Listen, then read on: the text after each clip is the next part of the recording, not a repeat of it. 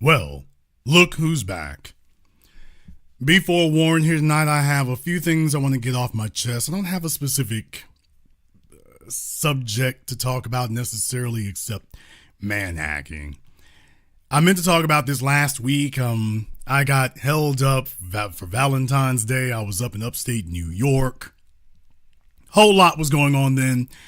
I'll have some details about that later. But some interesting things occurred. I'll just say some interesting things happened in New York. So I'm probably going to be making a return trip in the near future. Going to be probably making a return trip. So we'll see how that goes.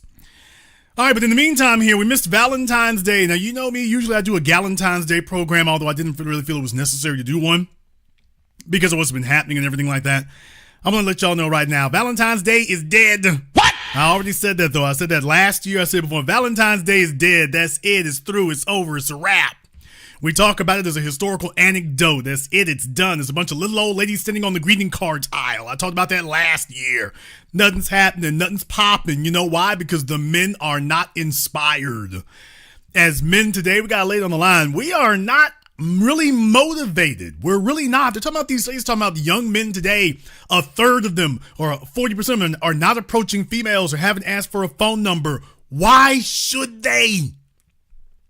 Why? What are they going to get? What are you going to get?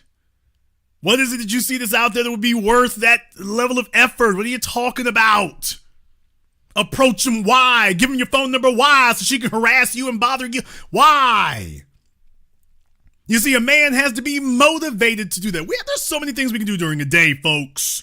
So many things we can do during a day. We can get on the Xbox. Yeah, I said it. You can watch sports. You can go fishing.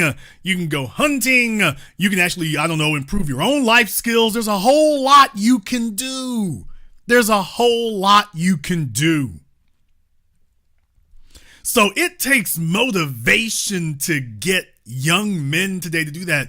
And the world is worried. Let me be very, very clear right now. There's a whole bunch of folk who are scared to death and worried right now. They try to do the headlines in a manner in which, because your media is run by a bunch of very stupid, and I meant that the way I said it, very stupid, very unenlightened, unintelligent, incapable, beta simp cucks run the media. And what they think they're doing is they think they're going to write articles that are going to shame males. Hey, don't you know you need to get out there? So they think they're going to shame young males into, quote, getting out there without addressing the reason why they stopped in the first place. That's the issue. But they don't want to address that one because everything's, as I already pointed out before, everything's about controlling you and dominating you. And what we're saying is that, the fellas are like, well, I'm not going to put in all that effort there for that. No, that's not worth the level of effort you're putting in there. It's not worth it. So you got young males who are saying, we're not interested. What the headlines should be saying. Now, this is what they don't want to say because this would put it in its proper context. What the headlines should be saying is females cannot get almost half the young male population to approach them. Damn!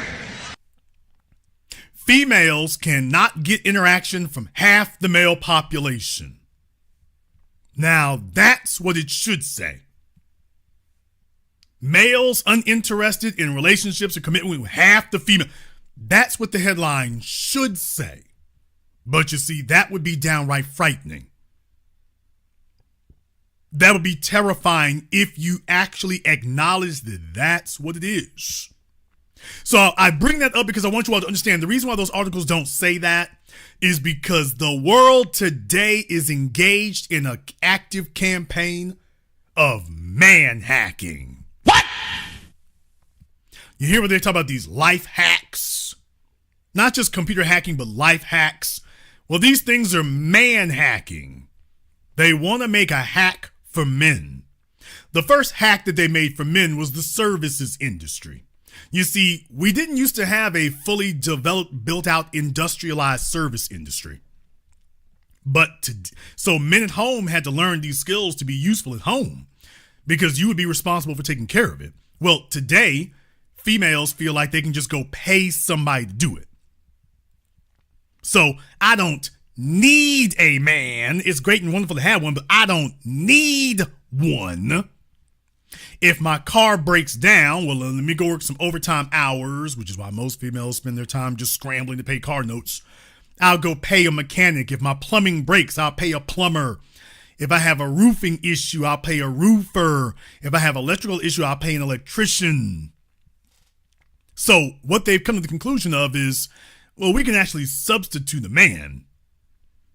So if you have a female society that is actively looking for ways to resist masculine leadership, then what you're finding is that as the generations get older, the younger the males get, the more savvy that they are about the situation as it is. That's what you're finding out, is that they're getting more savvy about it. They're getting more savvy about it. And that's frightening a lot of people. Governments, corporations. See, that matters. That matters.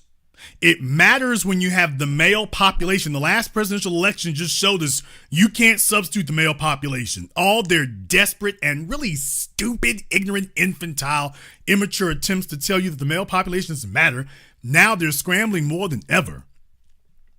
There's a bunch of things that men do that are specific to us. We're the only ones. We power the automotive industry. We power the automobiles are a big ticket item. We're the ones who power that, not the female population. Men are almost 100% of the buyers or leasors of your luxury cars. And remember, 75% of luxury vehicles are leased. Those are men who are picking up those notes. Those are men who are carrying that. Those are essentials. Automobiles in an industrialized society are essential. And the females are not going to really carry the big margin items. They're not. They're not. So everybody is interested in how you're going to hack us. They're interested in figuring out how do we man hack the male population to get them back where they were? How do we get the males to keep extending themselves and risking themselves and leveraging themselves and putting themselves at risk? How do we do that? Because we need them to do it at a high level. Otherwise, everything falls apart. Please understand, margins are margins. Do you realize that most of your businesses in America, particularly your corporations, those are margin businesses? Airlines are a margin business. The airplanes are leased or financed. They're margin businesses. So the stuff they're taking today as profits is basically based on the idea that they're financing the vehicles or the aircraft that they have. These are margin businesses. And without men, you don't have the business at all. The women are the flight attendants. The women ain't out there trying to wrestle with no damn aircraft wheel and fight with starting it up. The women are like, oh, hell no, we got men for that. So everybody is interested in how do you hack us? How do you brain hack us? So everything now is in figuring out how do we give men, listen to me now, follow me. Today, what you're witnessing is a strategy or a campaign of how do we give men the bare minimum? How do we isolate one element, one thing we can do that will nudge the males back in the direction they were going? See, there's 10 things that we've deprived them of. Can we find one that we can dispose of? One that's a pawn, one that's a gambit, if you will. Can we do that? And that's man hacking. That is man hacking. You see, they hear what the men have said. They've heard it. The issue isn't that they don't hear us. The issue is they are in an active campaign to defy us. How do we get you to continue doing what you've been doing and give you less than you've ever gotten? Let me explain something to you right now. Here's a man hack for you here. I'm not going to go into folks' personal business because I'm not going to give up confidences about things, but there are things I've learned, there are things I've seen here, and over the long breadth of history and stuff that I've witnessed and observed. You got to understand, everybody's trying to figure out how to get men to pay full price for a discount item. How do we get the men to extend life and limb for a discount item? How easily? Let me explain something to you. I talked to somebody about this before. I might talk about this brother Elijah. Do you all understand that the majority of the society, they understand this? They understand this. It is now sanctioned to lie to men. Please understand that. The society has adopted the attitude and the principle that lying to men is perfectly acceptable. That you as a man never have to be told the truth about anything. We don't have to tell you the truth about why she's going on a date. We don't have to tell you the truth about why she marries you. She doesn't have to tell you the truth about if the baby is yours. What? Oh no, and the state is behind that. The state is right behind them. Lying to men is completely permissible. Now you lying. No. Now men, you don't get to lie. You don't get to lie. You have to tell the truth at all times. Well, take a look at who's being dominated here. Take a look at who's being controlled here. You have to tell the truth at all times. You have to be forthcoming and truthful at all times. All times. Or we will punish you. See, as a man, you don't get to lie. We want to criminalize it, make it where you can't lie about why you're going on a date.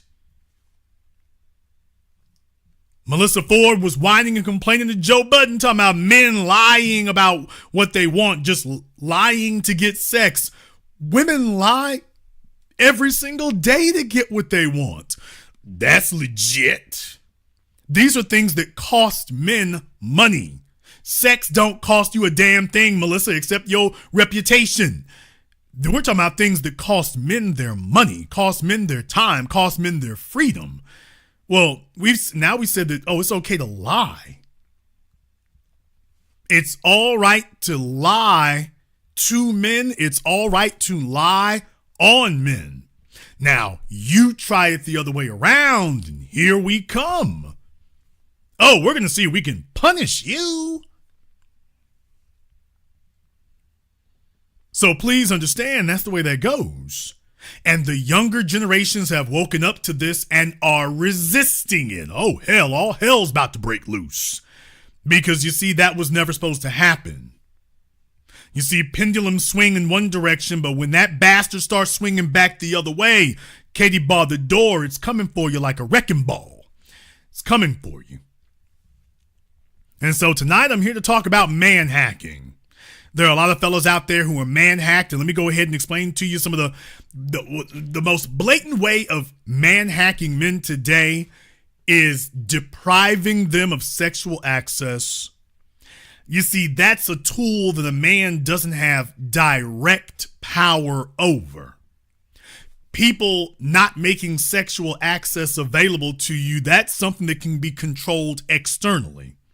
So you see, if we can deprive you of that, well, isn't that supposed to be the strongest biological urge? So that will force you to start making different decisions.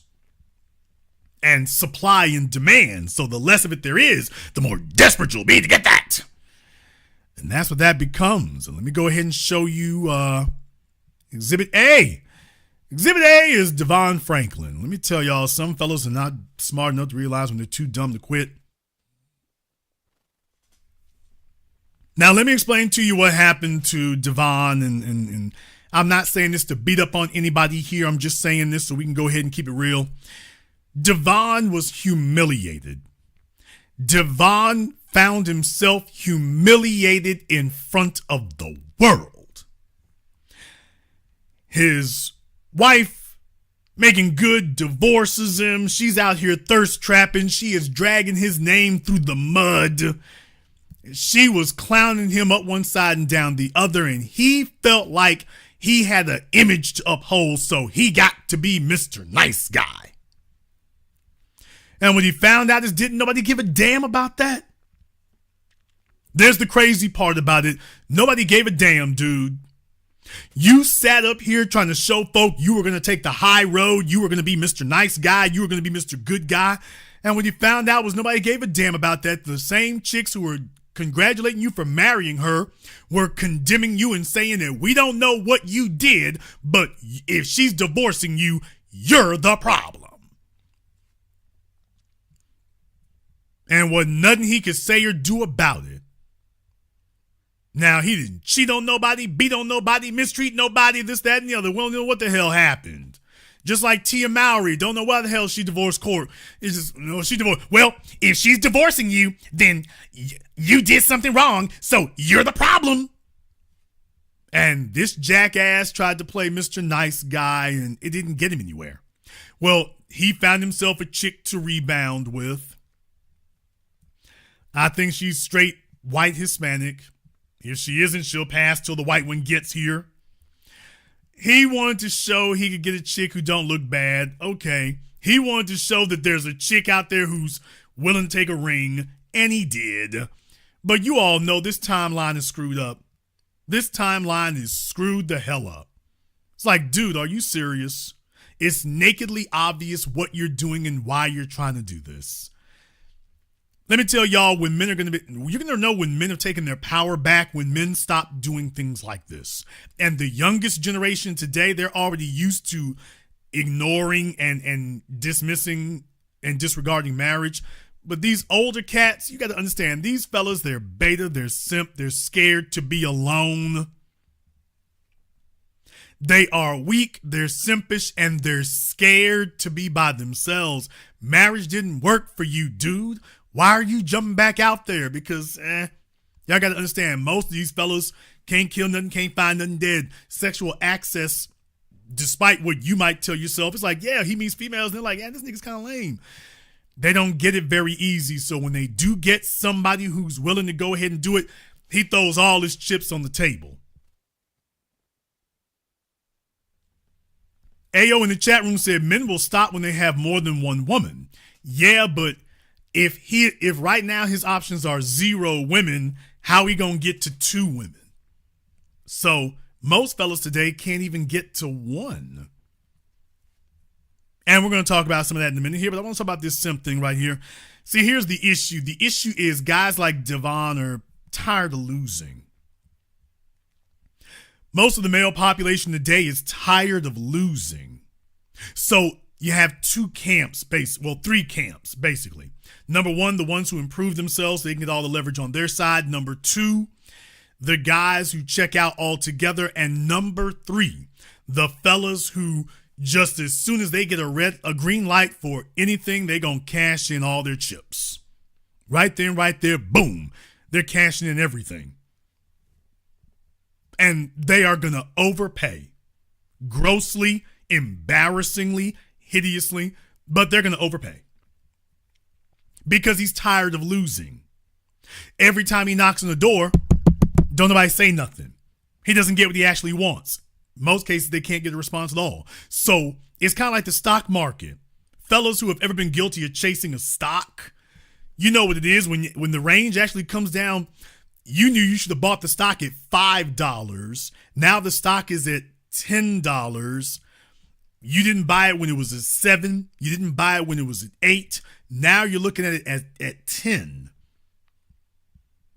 So before your price was $5. Well, the price ran up to $10, and now you're looking at it at 10. Now you're not mad that you didn't buy it at 5. You're like, damn, I could have bought it at 6 or 7 or 8. Look at the price of it now. So what happens if the price begins to come back down some?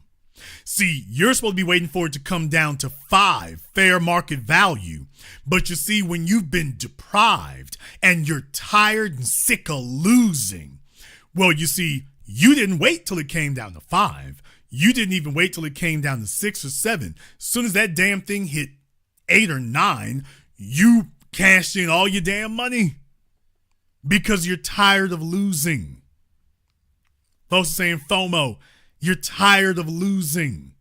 You're looking at everybody else, and as far as you're concerned, they're going home with something, and you keep going home empty-handed. You're sick of that happening. Most males today go home empty-handed, and they are sick of it. They feel like everybody else is getting over except them. Everybody else is getting good except them, and they are furious about it. That's where most males are today. Females are a stock that every time they come back is above the price he's willing to pay. So he sits there equivocating, trying to figure out, do I really want to do that? And then he gets convinced that the prices continue to run up.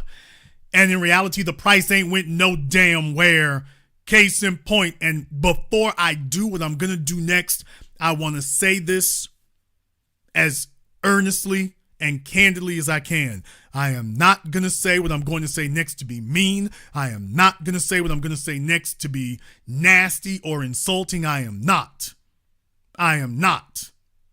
But in my duties as your host, and as a fellow who's been here and done this for you younger dudes, I have to call this for what it is. So we have to have a brutally honest assessment in what I'm about to show you. After all these years and all this time of trying to convince everybody that she was okay, Lizzo is out here. I don't know if it's the Ozempic, if it's the green tea, or if it's all the damn me above. But Lizzo is trying to drop as much weight as she possibly can, as quickly as she possibly can. This is a woman on a mission. This is a woman on a mission. And she is foot to the floor. She is foot to the floor, and she is doing everything she damn well can. She is trying to flex her options. After the last decade, let me be clear now. So she spent the last decade gleefully influencing the female population around the world to be as fat, nasty, obese, overweight, sloppy, and disgusting as they possibly could be. She has spent the last decade promoting that endlessly, shamelessly, telling your woman, your wife, your sister, your daughter that being a big, fat, obese donut, that was perfectly fine, and any man that didn't like it, the problem was with him. Not with your blood pressure, not with your cholesterol. The problem is him. And what do you know, just like Beyonce and all these other con artists out there, they're sitting up here selling you on something that's a damn lie. They're selling you on something that is a damn lie. She ain't living none of this. None of it. She's not living any of it. She doesn't like any of it. If you go to her Instagram, there's a video up on there. It's one of her posts. It's not a story. There's a posted video on there of her crying her damn eyes out. Talk about a basket case. And I called that out years ago. When I first saw her, I'm like, oh, mental issues obvious here.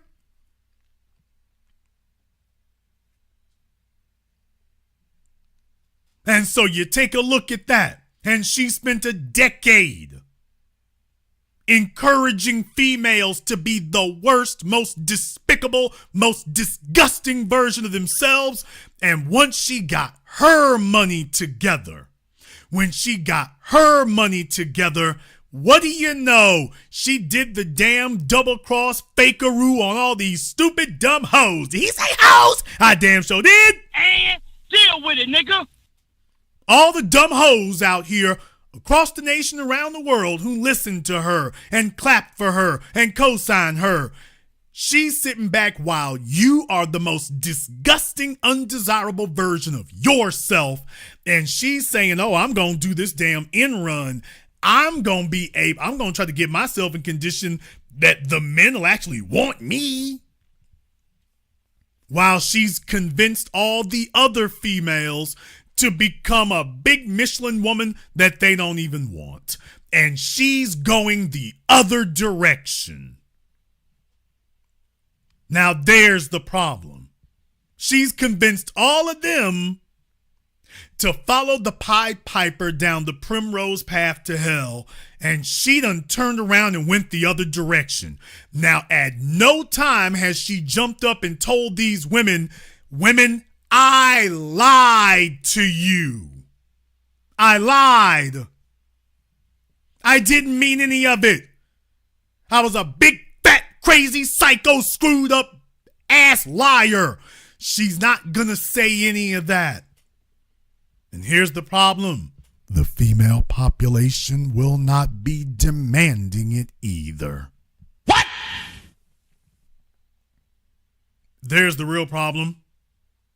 The female population is not going to take her to task. The female population is not going to hold her to account. The female population is not going to tell her, what do you mean? You're crying and bawling your eyes out and losing the weight. There was a video that she posted of herself spray painting over the big fat picture of her. She put by the B word. It's on her Instagram, a whole video of her. The big fat version of herself, the bigger, fatter version of herself. She's spray painting by B. Well, that's what you've been promoting for the last damn decade. You told everybody it was fine. You told everybody it was great. You told everybody if the men got a problem, it's their fault. And I'll be damned. She's out here today admitting, no, it was never okay. It was never all right. But she's not saying it. She is not coming back to all the women that she has victimized and saying, by the way, I lied to you all. What I was selling you, I wasn't even doing. I wasn't selling you on none of, I didn't like any of it.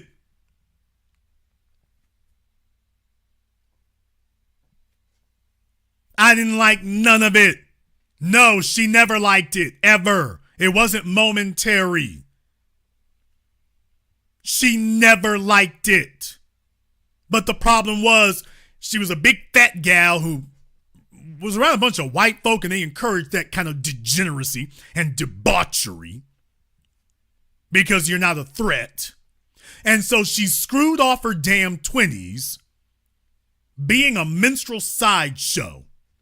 And what she found out is there's no man of any value or any worth whatsoever who is going to take you no matter what. So you can talk this garbage online. What you can't do is get offline and get somebody to take you in the real damn world. Not the kind of man you actually want. When you see a female doing this, let's be very, very clear to everybody out there. Every man in here knows damn well. Every man who's ever had a former fatty. Auntie, chill. Yeah, you got to watch out for the former fatties.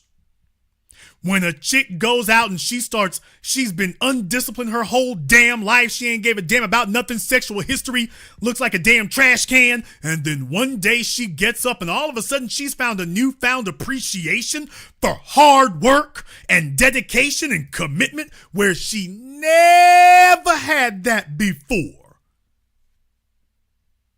Well, I'll be damned, dude. Don't you know she done pulled out the knife on you? She's not doing that because she's happy. She's doing that because she's vindictive. Every man in here who's had a former fatty, a chick who lost a bunch of weight, you done lived the same damn experience. You know what you're looking at. Yeah, she can lose the weight, but did she lose all of those mental and emotional issues that drove her to be like that in the first place? Or is she still the same whack job she was before? She's just in a smaller package. Every fella who has been with a former fatty or was there with her when she was dropping the weight, you witnessed it happen in full time. Yeah, she can lose the weight, but can she lose all the problems she had when she had the weight? Is she going to lose that too? That's what you end up finding out. She's just a smaller version of the problem she was all along. Is there anybody who thinks that the same chick who was sitting on stage wiggling her big moo-moo cow Elmer's glue built ass, do you think that's changed? And I'm not doing this to be insulting or demeaning. What I'm saying is, by the way, did she lose the other issues? Because I see a female right here on this screen. It is incumbent on me to warn you and advise you what I see. I see a female on this screen right now who can't wait to leverage some genuine female sexual energy. That's what I see. She doesn't want to be a better woman. She wants to be better at trapping and controlling men. And she realized that the great big UPS industrial built package that she was in before didn't have any sexual energy and wasn't going to get nothing done. So now she's showing you just how serious she is about getting it. So now she's pulled out all the stops, she's pulled out all the brakes, and she's going for it. And she's showing you she's only made it halfway to her goal. She's letting you know, I can't wait to get there so I can actually exercise some real manipulation and some real power and some real exploitation. She's showing you she's chomping at the bit. Let me ask you a question here. The big fat version of her, do you think that she's happy with men? Think about that for a few moments. The men that she really wanted, she has not been invisible to those men. She's been a damn laughing stock. She's been an international joke. Do you think that after she drops the weight, do you think she's suddenly gonna be happy? Or do you think it's gonna be Mean Girls revenge time? You already know this with somebody as outrageously immature as this. Do you think she's going to be happy? Do you think she's going to admit that the problem was always her? Or do you think she's going to be like, yeah, back then you didn't want me, now I'm hot y'all all on me? Do you think she's going to say to herself the problem was her? Or do you think she's going to say the problem was all you men? And now I get to get even. Do you think she's interested in anything resembling a healthy relationship? Or do you think that now she's saying, yeah, now I get to get even?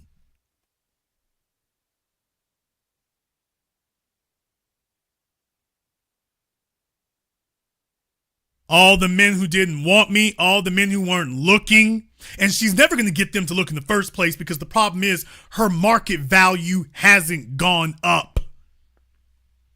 This is what I meant by man hacking. Lizzo's value hasn't changed. Well, it hasn't. That's just the truth. Her value hasn't changed.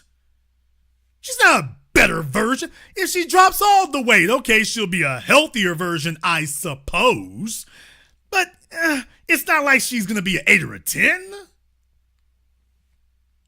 I mean, yeah, you've cleaned up this mess from where it was, but not an 8 or a 10.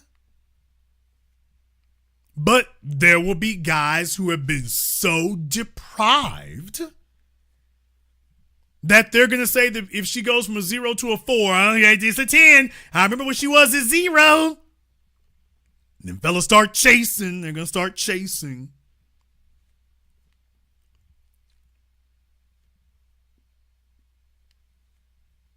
I'm not saying this to be mean. I'm not saying this to be demeaning. I'm not saying that she should give up on the weight loss journey, baby. If you want to survive, you better. What I am saying, though, is that I want you all to understand what this really means, not to just look at what it symbolizes or what it appears. I want you to see what it actually means.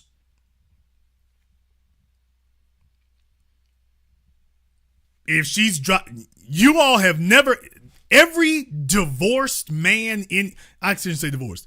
Every male in here who's been with a chick who cheated on you, who left you for another dude, and she wasn't all that, You know damn well the first damn clue this, oh hell, she getting ready to get back in that marketplace. She starts something that you could not sit up here and hold an anvil over her head and convince her to do previously. All of a sudden, she's going to the gym without anybody ragging her, harassing her, or any damn thing else. I'll be damned. Now, when she was with you, blowing up like the tires on a Freightliner, well, you tried to nicely do it, and you went and bought those Planet Fitness gift cards, and, okay, and didn't nobody bite. But when she's ready to get vindictive on you, all of a sudden she done found the damn gym and ain't nobody got to whoop her ass to get her up in there. All of a sudden, she drives past Krispy Kreme as opposed to her daily ritual of going there. Dude, don't you understand? What she's letting you know is, yeah, nigga, I only do this if I'm being vindictive. I'm only gonna do this if I'm here to teach you a lesson. I'm not gonna do it because it's the right healthy thing. It's a damn right and healthy. Nigga, I'm here to give you the business.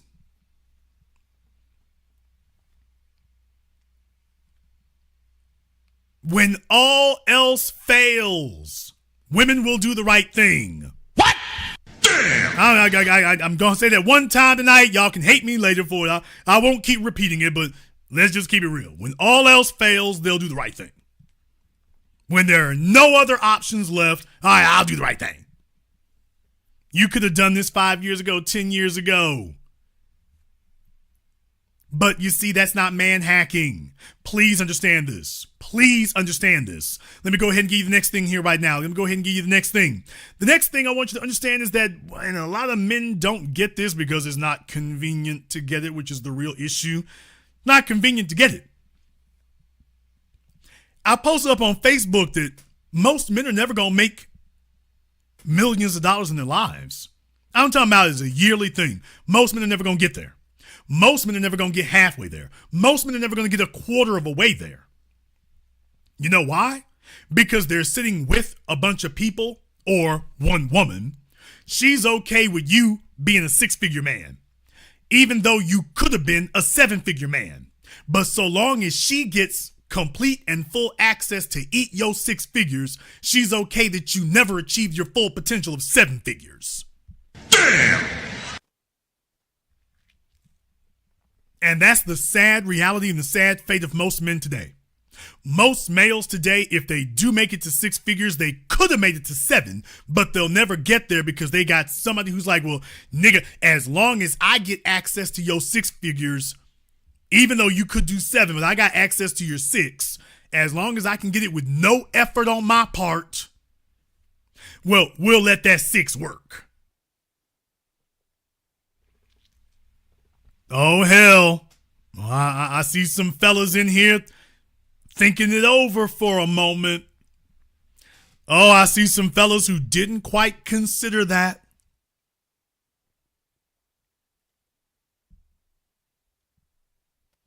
Yeah, there's some fellas who the light bulb is kind of flickering on for some of the dudes watching me right now. If I just struck a nerve with some of you fellas here and you're like, wow, Jason, I hadn't considered that before. Give me the light bulb emoji in the chat room and hit the likes button for me. There's over 1,700 people in here live right now. Started a little bit later than usual for you all, but if that kind of struck a nerve with you right quick and you maybe hadn't considered that before, give me the light bulb emoji. Or if you just agree with what I'm saying, give me the light bulb emoji in the chat room. You see, most of the fellas in here, listen, understand that's another form of of man hacking.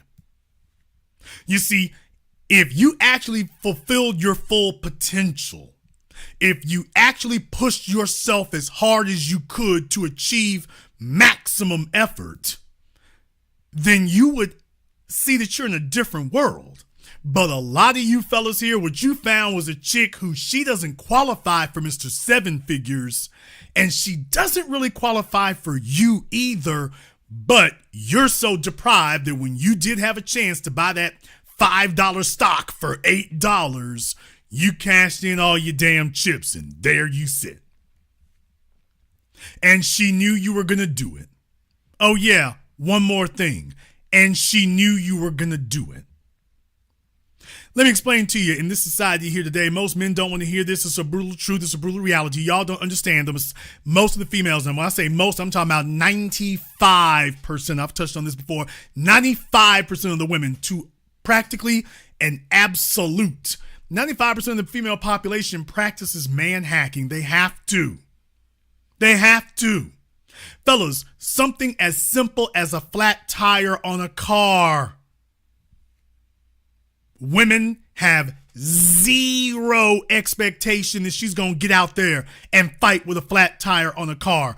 Zero. None. You could put all of the equipment in front of her. You could put a four-way lug wrench. You could put a piston jack. Hell, you could put an air jack. You can put the center lock, or if you have a locking lug nut. Brother, she ain't trying to figure out how to jack that damn thing up. Every female in here listening to me right now wants to have a vehicle that's goddamn me 22-inch wheels on it. You ain't never in your life seen a female fighting with a damn 22-inch wheel. You've never seen that. Looks like Captain America's shield if she tries to pick that damn thing up. She's not gonna fight with that. There's not a single female listening to me right now who's in any way trying to figure out how to pick up a 22-inch wheel. She's not trying to pick up a 20-inch. Hell, she ain't trying to pick up an 18-inch. She's not trying to do it. None. She's not practicing. You can talk to her all you damn well want to. She's not trying to do it. Ever. Ever. Men, stop lying to yourselves. Men keep telling themselves lies, and I gotta just come along. They get mad at me for telling the damn truth. Well, it's true. They're not trying to figure it out. They never are. You could put everything in front of her. To the men in here, y'all know, especially if you took it to a tire shop, they'd use an impact wrench. But no, a female is not trying to figure out how to get them damn lugs off of that wheel. She's going to try to put them triceps into it one time and be like, I'll be damned. This is like moving Mount Everest with a Dixie cup. A female ain't going to sit there and try to fight with no damn lugs. She going to try to yank on that damn thing one time when she feels her damn elbow snap. When she feels that elbow get out of whack. When that happens, that's it. When she pulls that damn back muscle, when she attempts to do that, she's going to wrench on it one time and feel that back muscle pull. That's the last damn time in life she going to try that. That's it right there. She's done. She's like, I done injured myself. She's done. Damn, chipping a nail. She like, I think I got carpal tunnel in my shoulder. Forget about, especially if she over the age of 30. Oh, forget about. There's not a single 40-year-old female in here who has seen a four-way lug wrench. Not a single female in here over the age of 40 who done seen one. Black Pearl 242. I'm so glad you said that. So glad you said that. Let me go ahead and get you up here on Zoom so we can go ahead and chop it up and discuss in depth. Black Pearl 242, go ahead and call me up here on Zoom. Let me go ahead and get that. Let me go ahead and get the link up here for you. I guess you can't do it without the link. Let me go ahead and get that going for you. So, Black Pearl 242 would like to go ahead and pontificate further. Let me go ahead and throw it up for you. Let me go ahead and throw it up there for you. Let me pin that to the top of the chat room for you. So, Black Pearl 242 is going to go ahead and give us a call on Zoom, so that we can parlay. Black Pearl 242, you got 2 minutes here. Let's go ahead and parlay.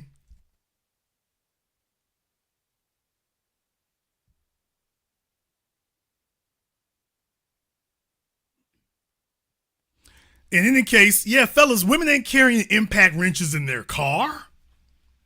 There's not a single creature with ovaries listening to me right now who is interested in listening to you even try to instruct her on how to do it. Fellas, females will listen to you tell them how to change the oil on a car. Take it from me. And they ain't fooling with them lugs. They're not doing it. They're not doing that. You can show them every damn step of the way. She's like, as soon as she tries that first jerk, she feels her spinal column realign. She gonna be mad as a son of a gun at you. She tried that one time to pull that damn thing, and she like, this nigga done gave me spina bifida. Yeah, that's the last time she's ever gonna try that. Ever. So fellas, man hacking is understanding the men gonna do the heavy work. That's what you stick around for. You're here to do the heavy work. And heavy work means purchasing the car and maintaining it. She's not trying to figure out how to do none of that. That's a matter of their survival. They learn how to co-opt men, how to employ men. And if she ain't got no money and she needs a man to do something for her, there's a whole bunch of fellas in here. The only reason you got some sex in the last 5 years is because you were willing to do something for her she wasn't willing to do for herself. And that's real talk. That's real talk. Let me go ahead and get over here on Zoom. I've got Royal Hunt Jr. here on Zoom. Okay, Royal Hunt, I need you to go ahead and make sure you have your camera and your microphone turned on for me. Nobody else is going to see you except me. I'm the only person who will see you. YouTube will not, but just make sure we don't have any trolling issues. All right, go ahead and unmute yourself. And unmute yourself. It's looks like a little microphone button. Try again. The touch screen on that iPhone 4 is not working quite so well. Try again.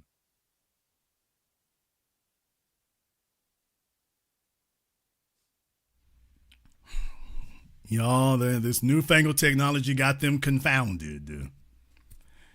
You don't have earphones in, do you? If you do, you need to take them out.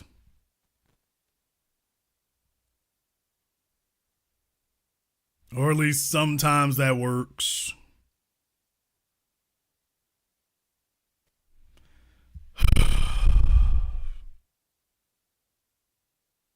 And got the nerve to be in my chat room trying to speak on me and what I'm supposed to be doing. And she literally can't find the microphone icon on Zoom to press the thing. But she's going to instruct us on what Jason's supposed to be doing. I can find my microphone icon on Zoom. I can do that.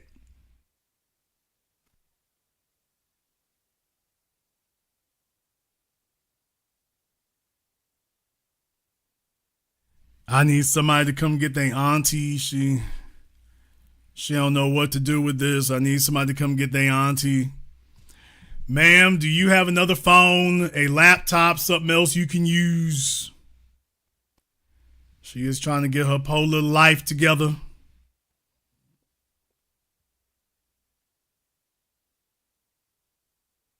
Passport princess. Oh boy, I don't know if I even want to get into that.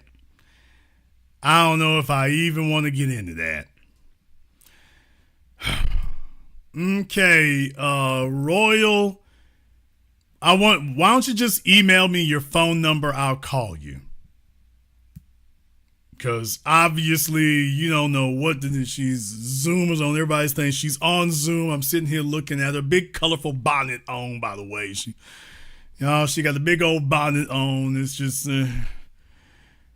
she know how to put the bonnet on. She don't know how to press a microphone thing. It's rough on me. It's rough on me. Let's try this one more time and see if she can get her life together.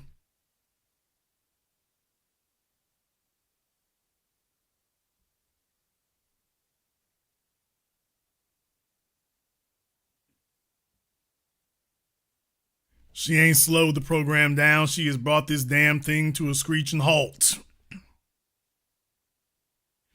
She has brought the program to a screeching halt.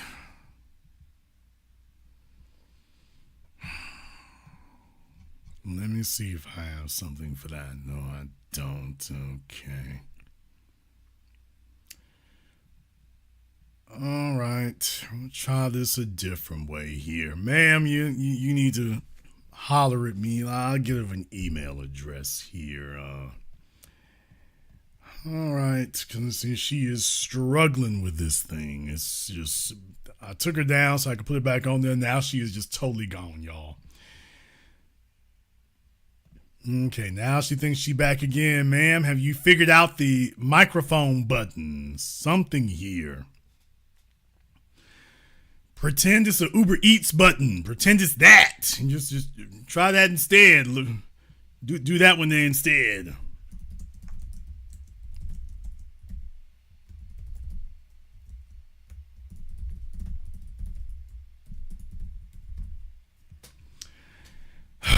All right, y'all.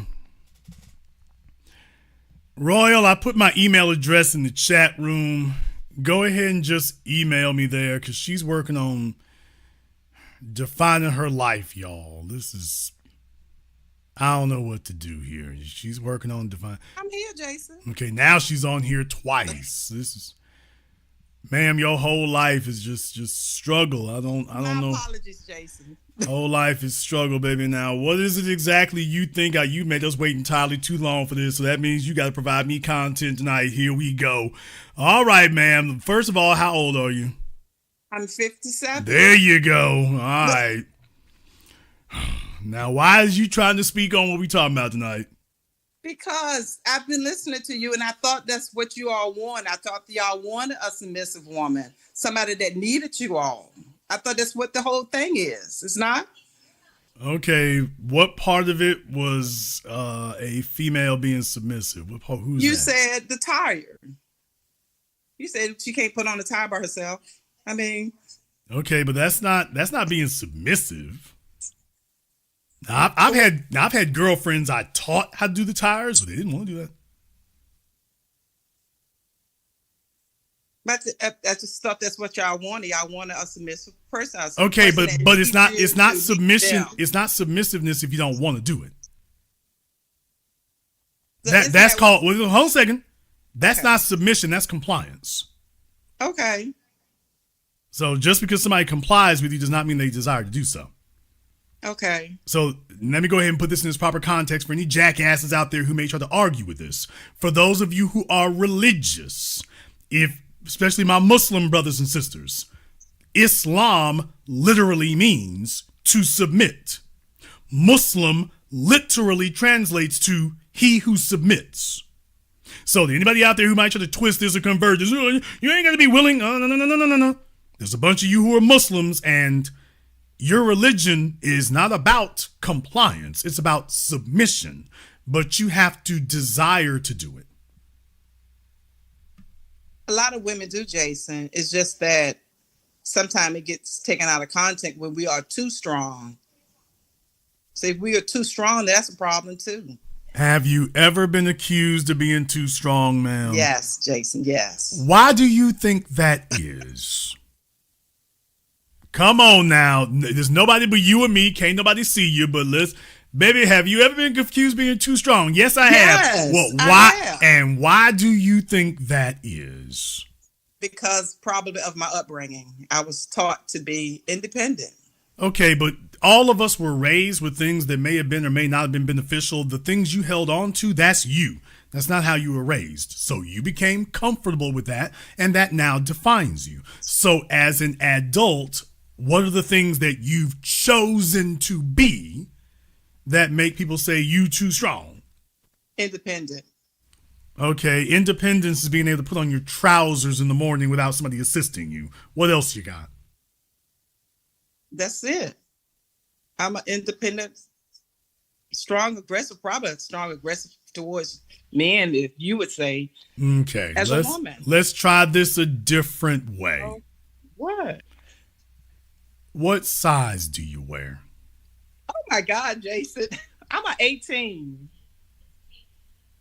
Okay, and what I'm saying is that when a size 18 comes rumbling down the aisle at Walmart at you, you're literally, no offense, you're literally twice the size of the average black male. What do you think a man thinks when you're twice his size? How is he That I can supposed change my to how is he tire. supposed to accept that? That I can change my own tire. Right. Right. Right.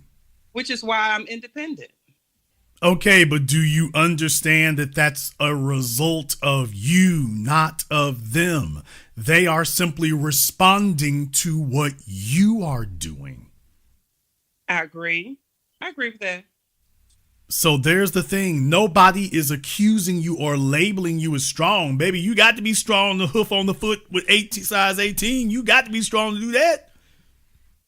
I'm not 18 and 5'1", Jason. I'm not a size 18 and 5'1". I'm almost 6 feet. You're 6 feet tall.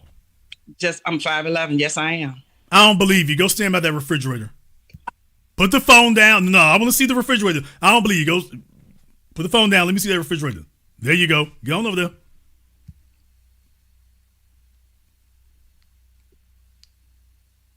I don't know if you can see me. I'm Okay, 5'11". there you are. Yeah, she sure is. I sure am.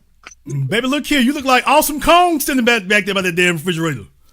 Hell yeah, nigga. Damn, yeah, you damn right a nigga gonna be worried about you. Yes, you are certainly strong. You damn sure are. Yes, ma'am. You like Bobby Lashley in the female division.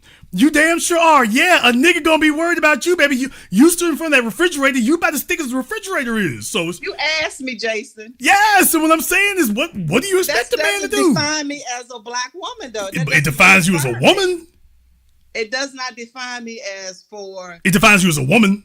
Okay, it doesn't say that I don't want to be taken care of or be helped. And I agree, but what? And I agree, but with the average height of an American male being approximately 5'9". That's not my fault, Jason. I'm 5'11". I can't help that. Okay, man, there's a whole bunch of things that aren't people's fault, but you got to deal with it. And what I'm saying is that when you come trucking through the door looking like the women's division of the WWE, just understand it's okay. That means something. So they want us to be strong, baby. A man can't look at you. He's like, he can obviously see you can change your own damn tires. He can obviously see that. Tell me you've never changed your own tires before. Tell me that lie. I will not, because I have. I know you have. I sure have. You look. Because I just told y'all I was raised to be an independent woman. What state were you raised in? Which southern state were you from? I'm from Virginia. There you go. There you go. Southern Virginia. Southern Virginia, was it Richmond? No, I'm from a county called Surrey County. Okay. Like I say, she corn-fed, and I'm not saying that's an issue there, but what I am saying is that you know, like I know, baby, it's like, yeah, you look like you could change the tires on the Peterbilt. And what I'm saying is that, but I'm not going to say that that's not what men want, because men want you to be capable. A man wants you to be capable. However, even with all that, that's not what you want.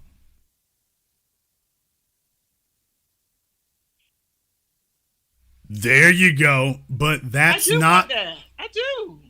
You do not want to be the chick that the men are telling she can change on. They say like, hey, don't worry about her. She going to change her own tires. You don't want to be that female. Right, that's correct. You're right. I'm sorry, misunderstood the question. You're correct. And there's the thing. But what am I supposed to do at this point? I mean, I'm in my 50s now. This is just what it is now, really, isn't it?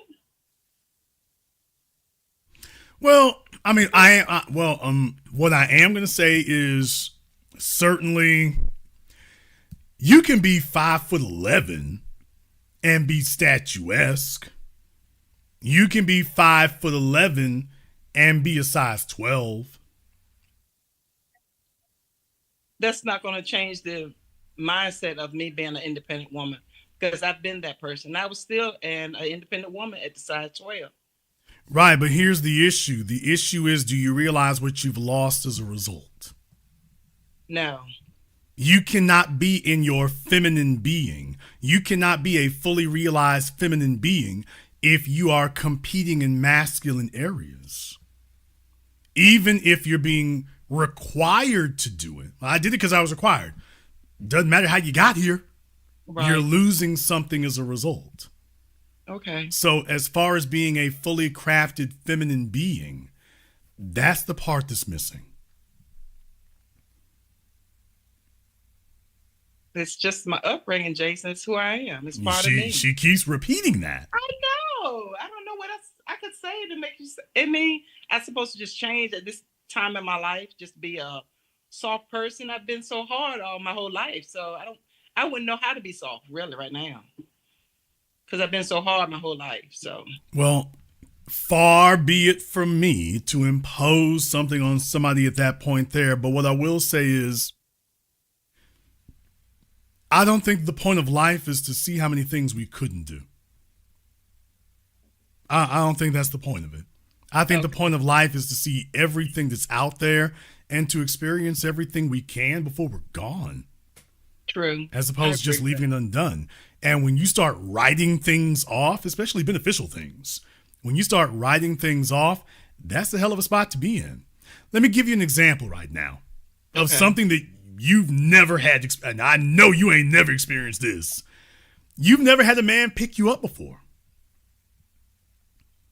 Yes, I have. I'm not talking about when you was 13 years old, man. I'm talking about in the last 30 years. Yes. Baby, who did you used to date? Ray Williams? For those of you who don't know, Ray Williams, he used to be the powerlifting world's strongest man after Mark Henry. Jason, I've not always been a size 18. I've been a size 12 before. When were you a size 12? I was a size 12 in my 30s. Well, she's stretching that 30-year mark. She's like, just right about then. Okay. Well, you say how long I've been a size when I was a size 12. That's when it was. Ma'am, you were 5'11" and a size 12. And you telling me a Negro was picking you up. How the hell did he pick you up? With a forklift? Yes. He picked you up how? What do you mean, Jason? Well, he picked you up? Who was he? He was a bodybuilder. That was his. I'm pretty sure he had to be. Was it Zeus Lister? Rest in peace, Zeus. By the way, he shut me out. I can't help my height, Jason. Had to be. I'm about to say that nigga had to be. But my point is, what he say, he didn't miss back day that day. So it's just, now I like to see that nigga try it now. But my point is, though, you miss that because that's a special place in a female. You are biologically more fragile than men.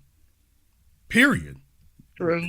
I agree with that. You are biologically more fragile. And when you take something that is intrinsically more fragile and you demand to treat it as if it is less fragile than it is, the only thing you can do with that is damage it. Women are not as rough and tumble as we are. And I'm not just talking about from a physical standpoint. I'm talking about from a psychological and emotional one. If you are a female who has never been handled in that manner, you notice that. Did you have your father in your life when you were growing up? Yes. Dad picked you up when you were a little child? Yes. Thank you. That has a special significance to girls. Yes. Doesn't mean quite as much to boys. That has a special significance to girls. You also recognize when it no longer happens. Now, when your hip goes out, that's a different matter. I'm just talking about when you're capable of it, that means something. And if that's missing, everything else might be in place, but intrinsically you're a lesser being for lacking that. You know, these are experiences that you don't have.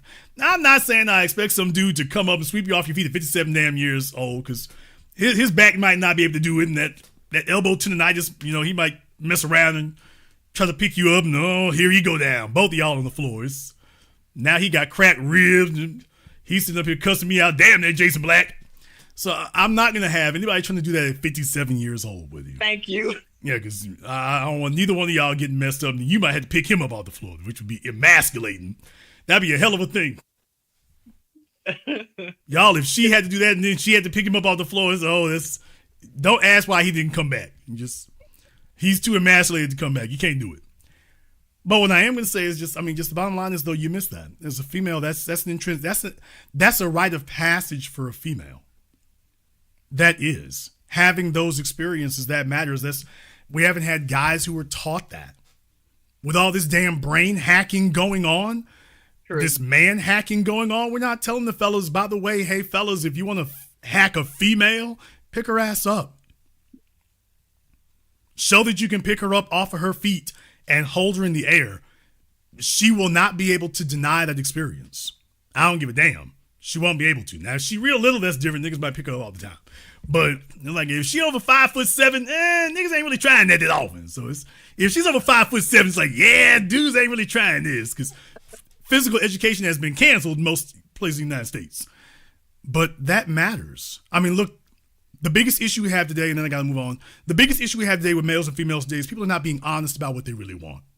Either because they don't know what they want or they're afraid that if they say exactly what it is, that they can't steal it from the person they're talking to.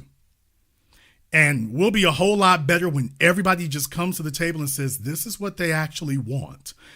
But you first got to admit that to yourself. Now, the fella might not be able to pick you up, but I'm damn sure he can go ahead and get that hair done under that bonnet. I'm sure he can do that. I was doing my hair, Jason. You got the damn dryer sitting right there too, y'all. I was doing. Oh, in the mirror? She got the dryer and the mirror right there. She's doing her self-care in the middle of the damn night. Are you in Virginia now, or where are you at now? Yeah, I'm in Virginia now. Okay, what she say? She gonna hit the strip at some point there. Have you been getting your eyebrows threaded? What you been doing? No, I don't do. I just get them waxed. Just wax? That's it? And you gotta pay for that yourself. I do. Baby, come on now. You know you missed that. You know you want to stun on them hoes at the damn salon, at the nail shop. You know you want to do it. You want to walk right in front of them little Asian women. No, I y'all, can't stand it. She would take a 7-foot nigga hostage to have him walk in there with her so she could stunt one time like that. She would take that big nigga hostage just to get that. And you know it. Don't even lie. You know it. Them bonnets ain't gonna pay for themselves. You know it. Baby, you are one massage away from throwing caution to the wind and jumping in that nigga's lap. And you know it. You are one trip to the spa away from that occurring. No. No. Really? When's the last time you been? I was at about 2 weeks ago. 2 weeks ago? To get my hair done. I said the spa, ma'am. Oh, no. Never. I've never been. You have never in your life been? I've never been in my life. No. Never, ever? Ever, ever. Never. Ever, ever? Never, ever. I'll tell you what I'll do. Email me. Shut up. Email me. Okay. I will pay for you a trip one time, just once. One. Not 5, heifer. One. I miss Valentine's Day, so I'm making up for it here now. I ain't trying to be your boo thing because I know, right? I don't need the rumble in the jungle. I don't really need it. But to prove to you, because you're talking as if that don't mean nothing. Okay. And because you've never been. And what I'm saying is, hell yeah. How do you miss something you've never been, that you've never experienced? True. That's why ain't nothing to it right there. I've been in the spa. Take a look at my hair there. Never been. So we're going to do that one. If you email me, I'll see about setting it up for you one time. And then I'm going to have you come back. Okay. Now, I don't know what big nigga they're going to have to bring in and wrangle them muscles on your back. So I'm not telling you. Baby, if he tells you to lay down on the floor so he can step all over your back, if he tells you that, don't get upset now. It's just he doing the best he can. Okay, I'll listen. Yeah, if he does that, if you see him coming in the room with a sledgehammer, he done did everything he could up to this point. He's did everything possible here. So if you see the man standing on top of the third rope in the WWE, he's coming off like Randy Savage. He tried everything else, so it's that worked there. But I want you to email me at handlethebusiness@yahoo.com. Email me. Oh, handlethebusiness@yahoo.com. Yes, I want you to email me, but you're going to have to come, if you go, you're going to have to come back and tell me how it went. And tell me if you still feel the same. Okay. That you're all right doing that for yourself, by yourself. Okay. Now, wait a minute. Before I go any further now. Okay. Are you okay doing that for yourself, by yourself? Oh, yes. And you don't think that would have changed your life if you had a man doing this all this time? I don't know yet. I have to let you know. Okay. We're going to see. Email me. I will. Thank you, Jason. Okay. I want y'all to understand. That don't mean that right there. I got time. I'm strong. I'm 57. What do you expect that to do? Okay. All right. We're going to see. I don't know. I might be kicking up a damn hornet's nest right now. Them niggas might see her walk up in there. Oh, they might see her walk up in there and be like, what the hell you expect us to do with this? What the hell you expect us to do with this? So I might have started trouble in Virginia. Oh, boy. The folks down there, Massage Envy, they gonna see her walk up in there and be like, what the hell? How many of y'all want to bet she gonna go in there with a bonnet on? How many of you want to bet she gonna walk in there with her bonnet on?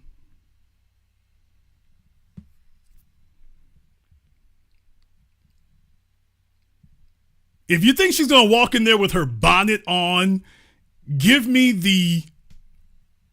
I'm trying to think of what goes with that. Because some of y'all might not have a comb emoji. But if you think she's going to walk in there with the bonnet on, give me the box emoji in the chat room. Give me the box emoji in the chat room. If you think she's going to walk in there with her bonnet on, I don't know why men think I'm not soft. I've been strong my whole life right now. If you think she's going to walk in there with a bonnet on, give me the box emoji.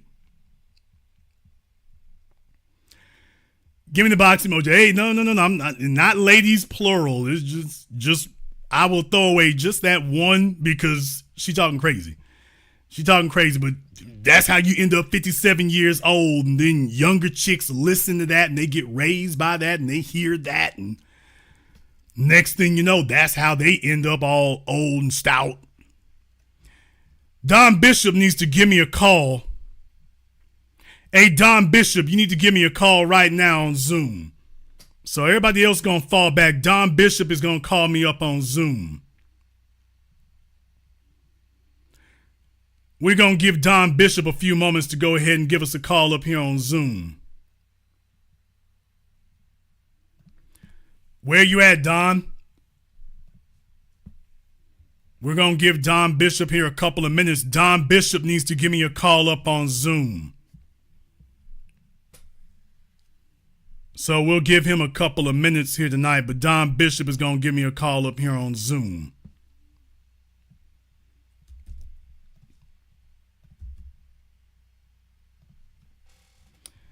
Let me go ahead and get that up here as well. So Don, you got a couple of minutes here. Otherwise, we're going to see about doing something different.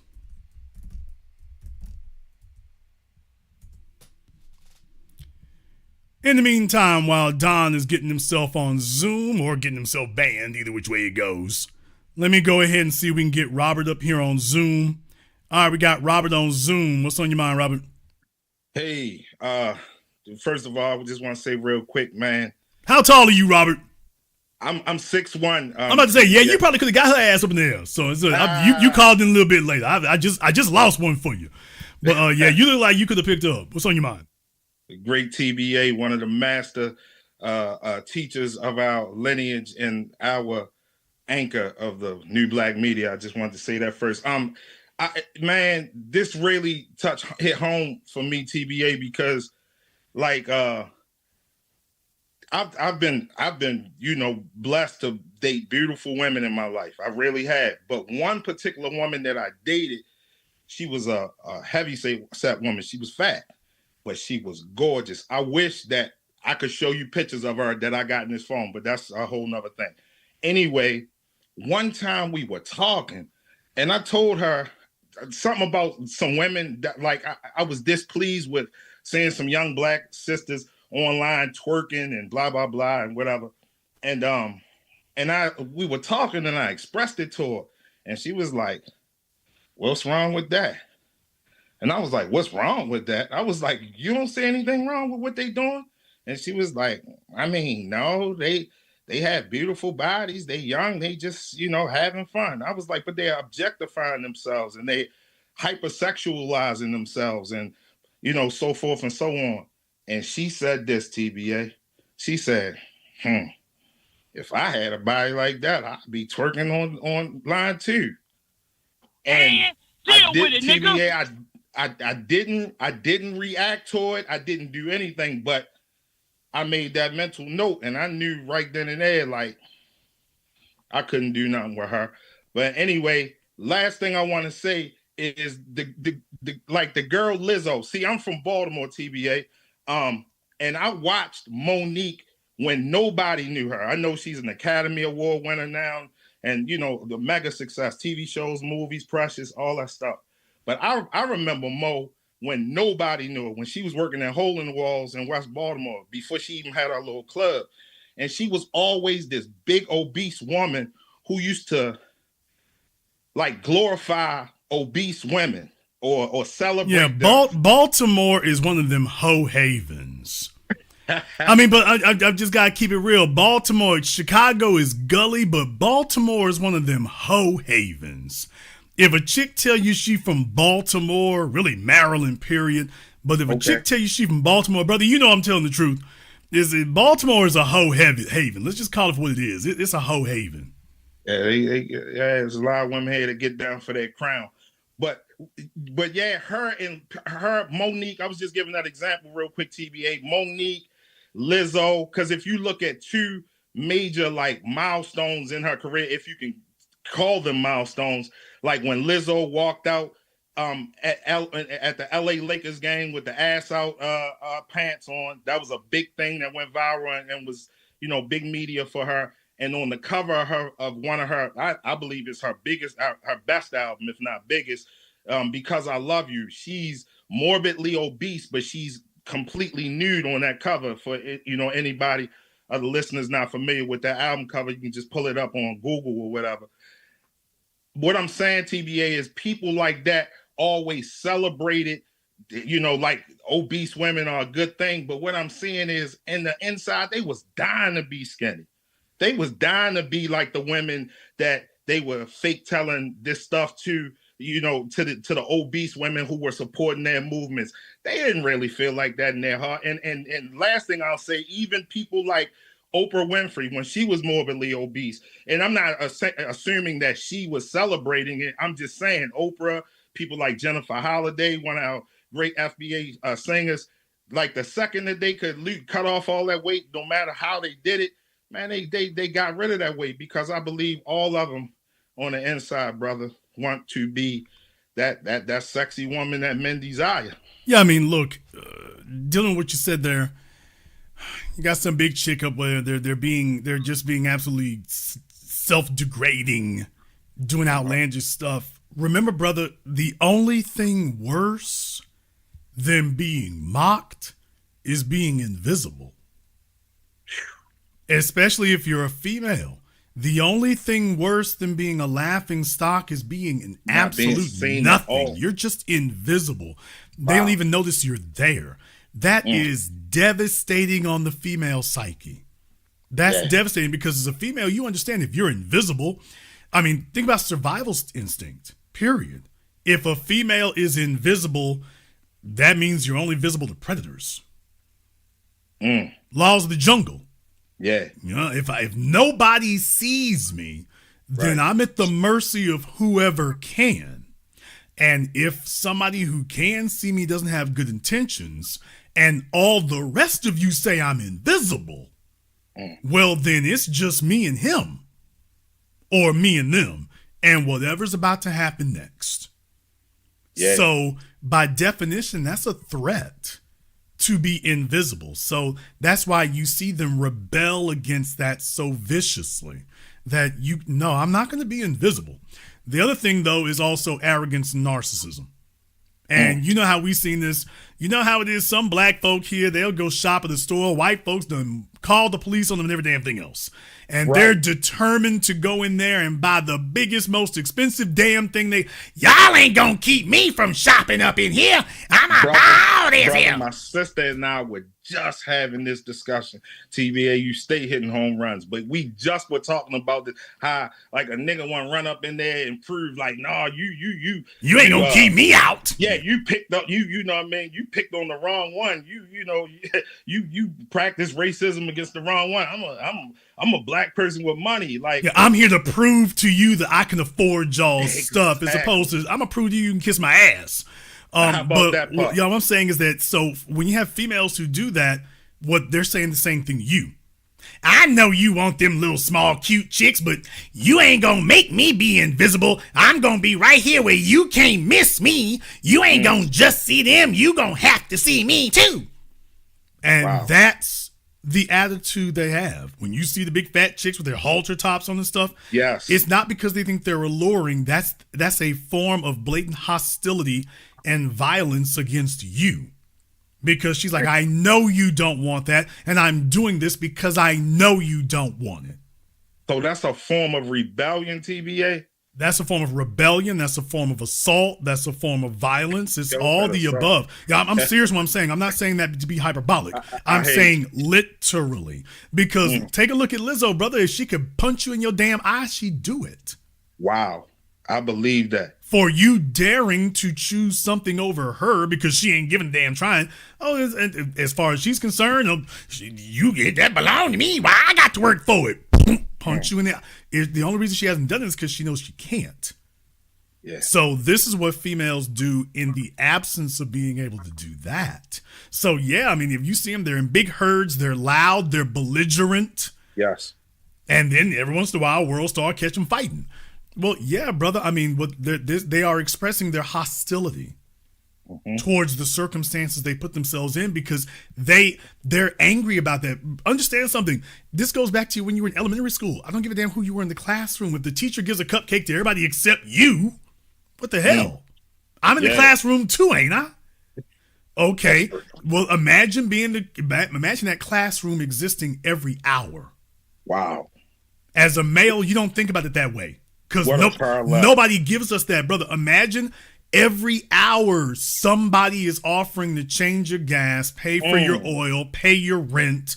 Yeah. She's seeing these other females who don't have the problems she does. She sees these other females with men offering to do things that fundamentally, tangibly change their lives, and she's not eligible. And she's like, I'll be damned. I hear all these men complaining about the women they can't get. My big ass sitting right here.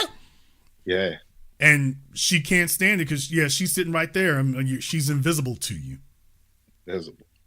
So she's angry and upset and hostile and resentful. And please remember that last one's important. Resentment is the gateway to bitterness. Yeah. Now she resents you because you are giving preferential treatment to somebody else. All she's thinking about now is how to hurt you back. I'm talking about random females you don't know. The big fat chick at the aisle, checkout register at Walmart, the GMV. Yeah. I can go down the list. These are females who are in jobs or professions or whatever where they don't get that kind of shine. They don't get that kind of attention. Nobody's doing that. And they resent you. Well, Jason, I'm a stranger. And you about to get this stranger ass whooping. Well, why me? Because you're available. Damn. You're here, you're available, and it's your turn. Collateral damage. You just, Yes, and to you and me now as men, it doesn't happen in male circles because something else will happen to you if you just try to randomly do that. But for females, that kind of disrespect and things like that, that's what you end up having that and seeing that. So the first chick you were talking about and whatnot, please understand there's a whole, that's the other side of the coin. There's a whole bunch of females who they didn't really get to do their sexual adventuring. Not that females are supposed to do that, by the way. But we've developed a culture that has degraded them so badly that you have a bunch of females who want to do sexual adventuring. So what she's really expressing to you is, I wish I could get out there and do a bunch of sexual adventuring. That's exactly how I took it, TVA. Like I said, when she said that, and I mean, listen, man, she is gorgeous. Maybe one day I'll show it to you some kind of way. But anyway, I was seriously dating her, and that's the only fat woman I ever dated. But she was fat but shapely. She would drop dead gorgeous face, long hair, but past her shoulder, she was tough, feet, all that. But when she said that, you stay hitting home runs, TBA. But that's what she was saying. You just translated perfectly what she was saying, because it stopped me in my tracks. I ain't let her. I had my poker face on, but she was like, because if I had a body like that, I'd be on the internet twerking every day like that too. And then keep that part in mind, because she's telling you what she would do if she actually had power. By the way, hey, Robert, entrust me with your children and your well-being. And if I ever had the power, this is what I would do with it. Not I would do something honorable, not I would represent you well, not I'd be the classiest thing. If I could, I'd be throwing these butt cheeks with the rest of them. So I'm just saying, Michael Jai White said that's what happens when you have a person who's not ready for power. Sexual energy is power. And she's letting you know, if I had it, that's what I would do with it. Now, that's something a man better keep in mind, because that's not going to go away. I posted a story on Instagram, and fellas, you can ignore this all you want to. It doesn't change the reality. The female you met didn't just pop out of a Cracker Jack box when you showed up. She's lived a whole life before she met you, which means that she has expectations and she has things that she's wanted way before she ever met you. Brother, if she been lusting for Idris Elba or Morris Chestnut and they ain't never had it and that's their childhood crush, she is looking to get laid on top of. Now, you can tell yourself that she's let that go or whatever in the hell you want to tell yourself. You can feed yourself that delusion if you want to. She hasn't let that go. Now, I'll add the next element to it.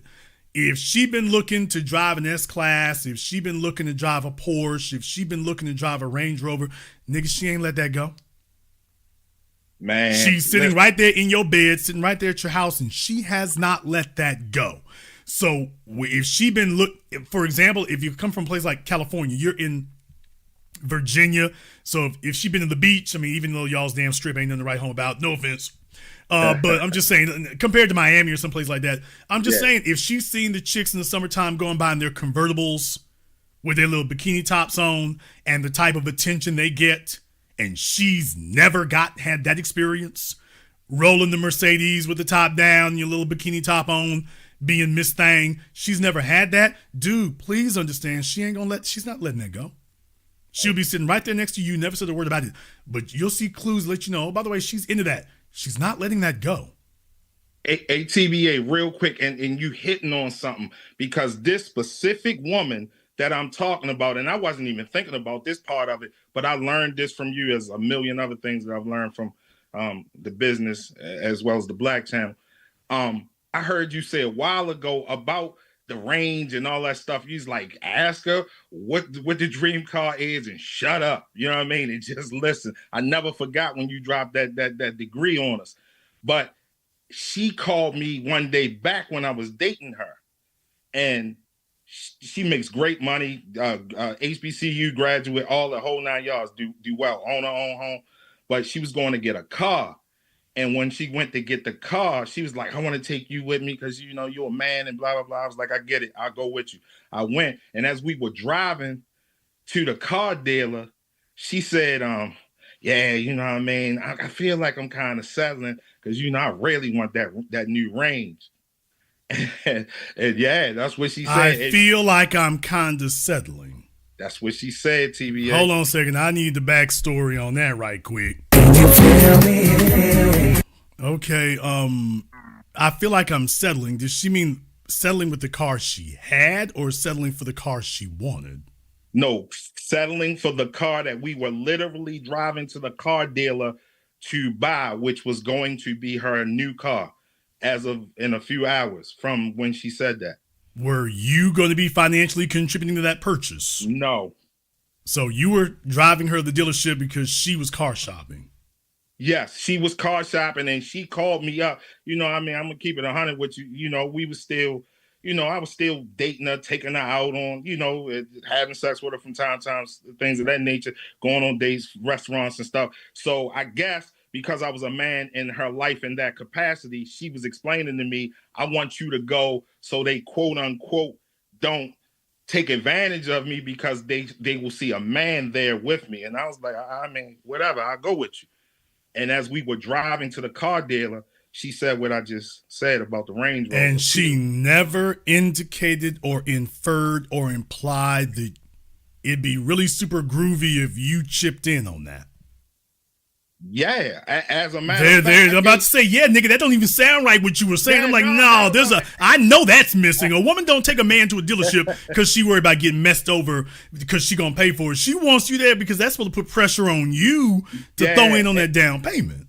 Yeah. I think I think she had was something like, because TBA, you drop these jewels as well and past broadcasts about, you know what I mean?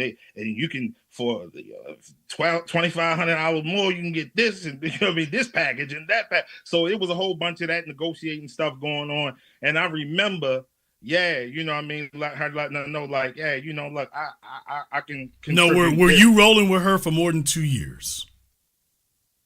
I was. Okay, yeah. Fellas, when y'all hit that 2-year mark, she like, okay, you done got 2 years worth of sex. That's $150,000 car. That's one. Right. Well, she feels like you owe her for that. So, Yeah. as far as she's concerned, if it's been 2 years later and she got nothing to show for it, but you sweating on top of her, she's like, oh, nigga, you owe me a Range Rover. No, that's real talk, TBA. But just for the record, just to show that, as always, you right on point. Now she might not have got no bread out of me for the purchase of that car, but trust and believe over the years. Oh, they're nickel and diming. They're nickel and diming you all over the damn place. Yeah, I've given her money. Something happened here, a stack here, 1,500 there, 500 there. Every time is anything going on in terms of her children. You know what I mean? Like, yeah, man. Yeah, she's gotten money out of me, no doubt about it. Well, like I say, at least you didn't get the Range Rover. At least you had a cap at that. At least you had the stop limit. But I'm pretty much figuring that y'all didn't last much longer past that. Nah, because I really couldn't get. Okay, am I guessing my way through this, everybody? No. Yeah.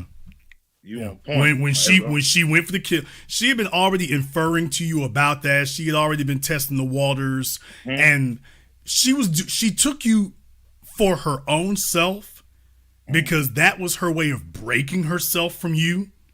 So that by taking you, she was forcing you to say no so that she would finally give up on it. So it's like, okay, if this don't move him, I'm done. So she put herself in the position where you would be forced to either comply or she was making a situation where she would be so offended. It's like, okay, forget about it. And like, it's like after that, yeah, you're on borrowed time. That's what she wanted. That's what she here for. That's what it was really all about the whole time. Making that happen. And if he ain't gonna do it, well, let me go see if I can find another dummy who will. We'll talk. Well, like I say, you'll have another one come through there. You'll have another one come through there. I'm pretty much figuring I don't know what it'll be next time. Maybe Aston Martin or something, but it'll be another one here. She'll be ready for some pinch and pimping, so you might get another shot at it. Hey, TVA, I'm gonna keep it 100, man. I ain't want to be on your program, on your broadcast stunting, man. Yeah, ain't no woman getting no Aston out of me. And I mean, even if I can afford to do that, sometime in the near future, I still have reservations about it. But yeah, man. Listen, man. Always an honor and a pleasure. You know what I mean? Just to talk to you whenever I get online with you, man. I used to hit your phone when it was the phone then, but now I learned how to work this Zoom link. I guess I'm one of them people, you know what I mean, who took a million years to figure this out. But yeah, man, just appreciate you. Thank you very much for giving us a call tonight. Like I say, man, he's fellas, I'm not guessing my way through it. Everything you've seen before. When a chick is going to a luxury car dealership, let me go ahead and let the fellas know. Take it from a dude who has been there, okay? I'm not telling you what somebody else told me. I'm telling you what I done lived. A female isn't, if I didn't volunteer for you to go there, fellas, a woman ain't taking you there because she's bored. If you can actually afford it, even if it strains you, even if it hurts you, she like, look at your damn pockets. Okay, nigga, you got an extra $1,500 a month. You've been laying on top of me for 24 months. She's like, that's damn near a lease term. Fellas don't think like this. Women count when they've been having sex with you, especially if she thinks that her sex is worth more than you are. So she's like, hey, nigga, you got to do more than just be a cool, nice dude. And she's like, I don't give a damn if I'm a size 18 or 20. I want to be in a Range Rover. Baby, you and the Range Rover don't match. You and the Range Rover don't match. I don't give a damn. Get it. So fellas, to the fellas out there that don't get it, Here's a hint. When a female volunteers to go to a luxury car dealership, she wants you to accompany her to a luxury car dealership. It wasn't your idea. She talking about she wants to go car shopping in a luxury car dealership. If you two have been sleeping together, that is a hint and is probably an ultimatum to you. See, here's the thing right here is that fellas are willfully ignorant. Ladies, I gotta read y'all's mail right quick because the men don't want to believe this next part. Fellas, women are angry. If you've been sleeping with her, she's angry. And if you are doing that, she knows what she's been doing. And she knows that you're trying to figure out how to get as much sex as you can and do nothing for it. So as far as the women are concerned, you're taking advantage of her on account of the fact that you getting sex from her and that's all she's getting. So as far as she's concerned, you're the one in the wrong because you're taking advantage. As far as she's concerned, you are getting over. You're getting over. You getting all this great big luscious sex and you ain't put nothing else in it. Nothing. So she's sitting around, she's looking at the dealership, she's done counted how much money you got, and she's like, by the way, I couldn't help but notice, fellas, listen, this is the female's mentality. Ladies, I got to read the mail. This is the female mentality. She's saying, hey, nigga, you are not investing in your chick. Don't you want me to look nice? Don't you want me to look fly? Don't you want me to look great? And she's saying, dude, you are not investing in me. We've been sleeping together for 6 months, a year, 2 damn years, and you ain't invested nothing yet? And Jason, how do you know this? Well, fellas, let's be very, very clear. Turn your eyes to the screen.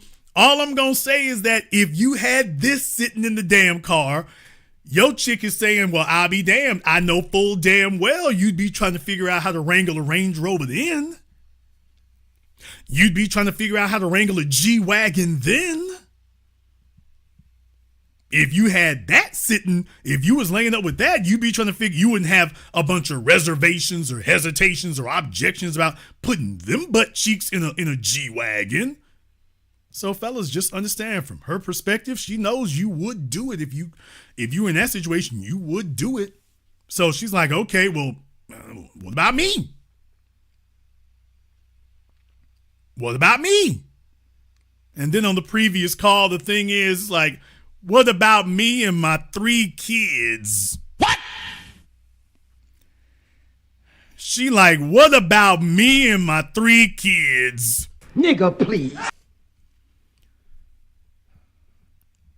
She said, what about me and my kids? So this dude's gonna go off and go get a Range Rover for her and another dude's children.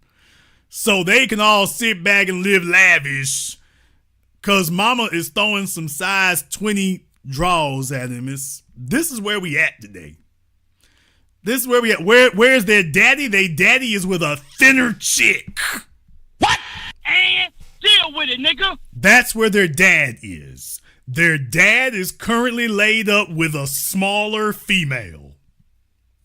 A smaller female, preferably with no children. But that's where daddy is tonight. Now she done moved on and she's trying to stick a new nigga with the bill. But yeah, daddy is with a smaller chick.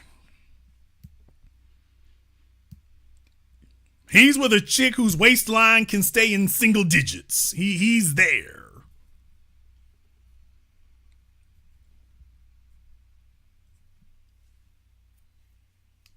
Think about that for a few moments. Her dress size is double digits, her weight is triple digits, and the car note is quadruple digits.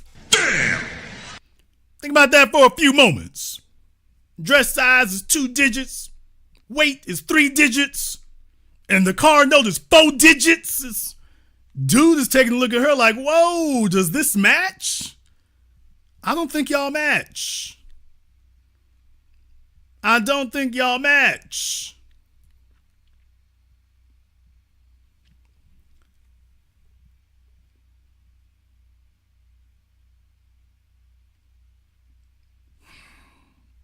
Why?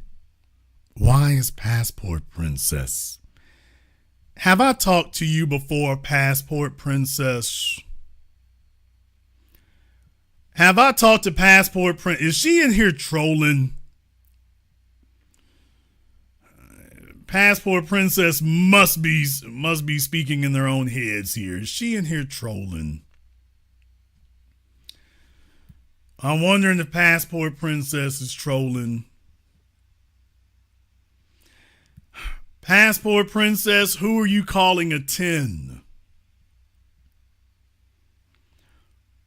Who is Passport Princess calling a 10?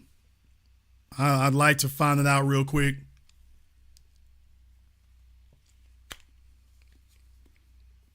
Okay, the Zoom link is at the top of the chat. There's nothing stopping you. Don't ask for a trip to the spa, Anita. Don't ask. Do not ask. Let's go ahead and shut that down right quick. I don't give a damn if you look like Tyra Banks circa 1996. Don't ask. So you can go ahead and get on Zoom. We can chop it up, but don't get on here thinking you next up. So don't even worry about that. To anybody out there who might even be thinking, I don't know what you look like. I don't give a damn. The answer is already no on that one. So you can call me up on Zoom and nothing else. But yeah. Yeah, before we even get some chicks out there who think that that's going to become a trend. Jason volunteered one. There's going to be a whole bunch of broads out there and whatnot. They ain't never set foot inside of a place that's got rugs in it. And, oh, good. Yeah. Jason will take care of this. Use a damn lie. Lie.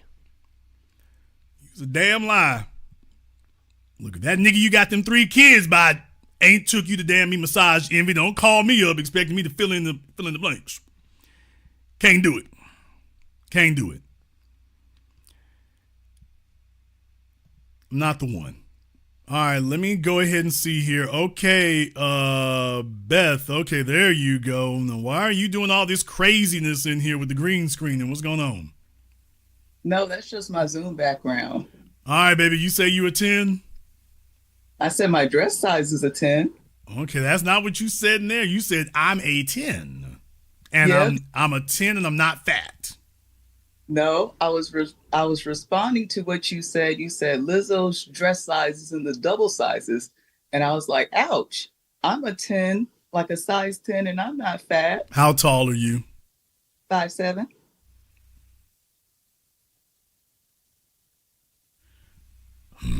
Jury is out on that one, ma'am. You want to see? Yes. Let's see. First of all, that green screen thing is doing crazy stuff there. So if you're in the garage, I don't know how. Now you've disappeared altogether. That's what I'm saying. The green screening thing there, that thing that erasing the background, is just going to make you keep disappearing. How about now? Okay. Lift your shirt up. Okay. I don't know what she's calling not fat, but all right. I mean, she's all right. She has a discernible waistline. Why are you... Okay, now she's doing hula dancing. Now she's doing belly dancing, y'all. She's doing that over there. So y'all can't see what I'm seeing, but she came to put her bid in tonight. She came to shoot her shot tonight. Okay. How old are you, Beth? 33. Okay. How many kids you got, Beth? I don't have any kids. None whatsoever? No, none that you're claiming? None whatsoever. I've never wanted any kids, and I've never had any kids. Okay. What state you live in? I live in Georgia. Of course you do. How far from Atlanta? Maybe 45. There 42. you go. Because the way she over here acting a fool on this thing right now, she ain't stopped shimmying them hips yet. So y'all don't see what I'm seeing. She ain't stopped throwing them hips yet. So, okay, baby, you've made it very clear. You came to shoot your shot like Kobe Bryant, like Steph Curry from the three-point line. You made it very clear. I understand. Okay, I get it. She came to put in her side chick application. I got it. Message received. You can stop campaigning. Message received. I get it. Main only. Say what? Main chick only. Main chick? Maybe you 30-something years old. And you 30-something years old and size 10. Main chick what? I'm working on the weight. Okay, but hold on. Did you notice the first thing I said? What, the 33 thing? Thank you. I said your age first, ma'am. She's like, I can lose pounds. Okay, you can't lose that age, though. You might be able to go from a size 10 to a size 8. You can't go from age 33 to age 23. We can be friends. What the hell do I need a female friend for? You're going to need some jollof rice. What the hell? I got Nigerians in New York if I really want that. And they do it for real, so. Are you Nigerian? No. Oh. I can follow a recipe. What do I need some bootleg jollof rice for? I got Nigerians in New York can do it for. Actually, I got some Nigerians in Atlanta can do it, actually. So I don't want to say too much because y'all all be lined up at the damn restaurant, but I got Nigerians in Atlanta to do that. Anyway, ma'am, how do you figure you can strong arm a main chick status at 33 years old? How do you figure you can do that? It depends on the guy. Yeah, if he's a fool. Well, you call it a fool, I call it a friend. Okay, that's what I mean right there. A fellow who will let you call him a friend, that's a dummy. What does a man need a female friend for? I'll tell you, the male friends I have, they're the ones who wanted to be friends. It was their idea. Did you sleep with them? No, I did not. Okay, why would a man desire to have a female friend? What is the benefit to a man having a female as simply a friend? Company, to be there if you need something. Okay, tell me what a female has to offer in friendship that a man doesn't offer far better. Like if they're in town, if they live away, they're in town and they need a place to stay and a meal, they've got it. So you give bed and breakfast to your male friends. I'm saying that's an example of a Okay, benefit. you gave me that example. I'm asking, is that something you actually do? Because you just named that as an example. Is that something you actually do? Yet, but I would. Okay, so you gave an example of something that you would never actually do. That you No. have not done, but there's a hypothetical, well, I would do it. According to you got plenty of opportunities. Well, no, nobody ever asked. Nobody said, hey, I'm in town or whatever. That hasn't come up. But if it does. Okay, how many male friends do you have? I have one right now. Baby, that's not even plural. That's one dude. Yeah, well, I've had in the past. I just, I'm not friends with them anymore. Okay, how many of them had sex with you? None of them. Okay, you do realize that's a bad thing, right? Maybe for how many of them have approached you or tried to have sex with you? all of them. Oh, it doesn't sound like they're interested in friendship then. Well, they agreed to it, and they're the ones who said, hey, let's... Okay, you said they agreed to it. Now you telling me there ain't none of them around. So very clearly, as soon as they found out there was no sex in the equation, they said, okay, damn this friendship. No, that's not true. I stopped talking to them. If I see that they're still trying to shoot their shot, I'm like, okay, well, they're not really over it, so I need to get my distance from Okay, but what did they lose? What is it you can do for them that their male friends can't do better? If he has a flat tire, you can't change it. You're not going to give him money. So what is it exactly you offer? What's the benefit of having the friendship with you? Why don't they go get a man who can actually do something for them? companionship. I told you. But you're not a companion. Friendships are companion. Females are not companions to males that they're not intimate with. What are you talking about? I went out with one of my male friends recently. We can still go out. You went out with one of your male friends recently. Out where? To do what? Out to a bar. Why would a man want to go to a bar with a female that he has no sexual interaction with? Why? Because, like, I'll tell you what they told me, because some of them actually care about maintaining a friendship with people they've talked to before. Men don't go to the bars with females they are not interested in. We don't go to bars with our female, quote, friends. A female who is a friend is a female who's too ugly to be sexable. Well, they're the ones who are interested in me, so that's not the situation. Baby, you went from saying you had several to just saying you just got one lame dude who is apparently his life is so pathetic he has to go to the bar with a female friend who would not have sex with him. That's a terrible indictment on him. That's outrageously embarrassing. Hey, dude, where you going this evening? Oh, I got a female friend who's going to go to the bar with me. Oh, y'all got anything going? No, she would never have sex with me. And by the way, when y'all went to the bar, who paid for it? Well, I split the tab. Well, actually, he did, and then I paid him the money back afterwards. There you go. So he's so pathetic that he went to the bar cosplaying like he got a girlfriend, and then he paid for it, at least according to you, because I don't have confirmation of this even existed, but I'll play along anyway. And even if this actually happened, do you realize what a damning indictment that is on him? That's pathetic. There's no man. Tell me how many men you think want to have that is in their life. That's something that damn, I wish I had a female who would take me to the bar and give me no sex. Tell me how many men you think desire that. Most of them don't, but some of them do. Most? Who? I said name anybody who does. Show me one place where there's a man saying, boy, I wish I could just have a cute female friend who has no sexual interest in me whatsoever.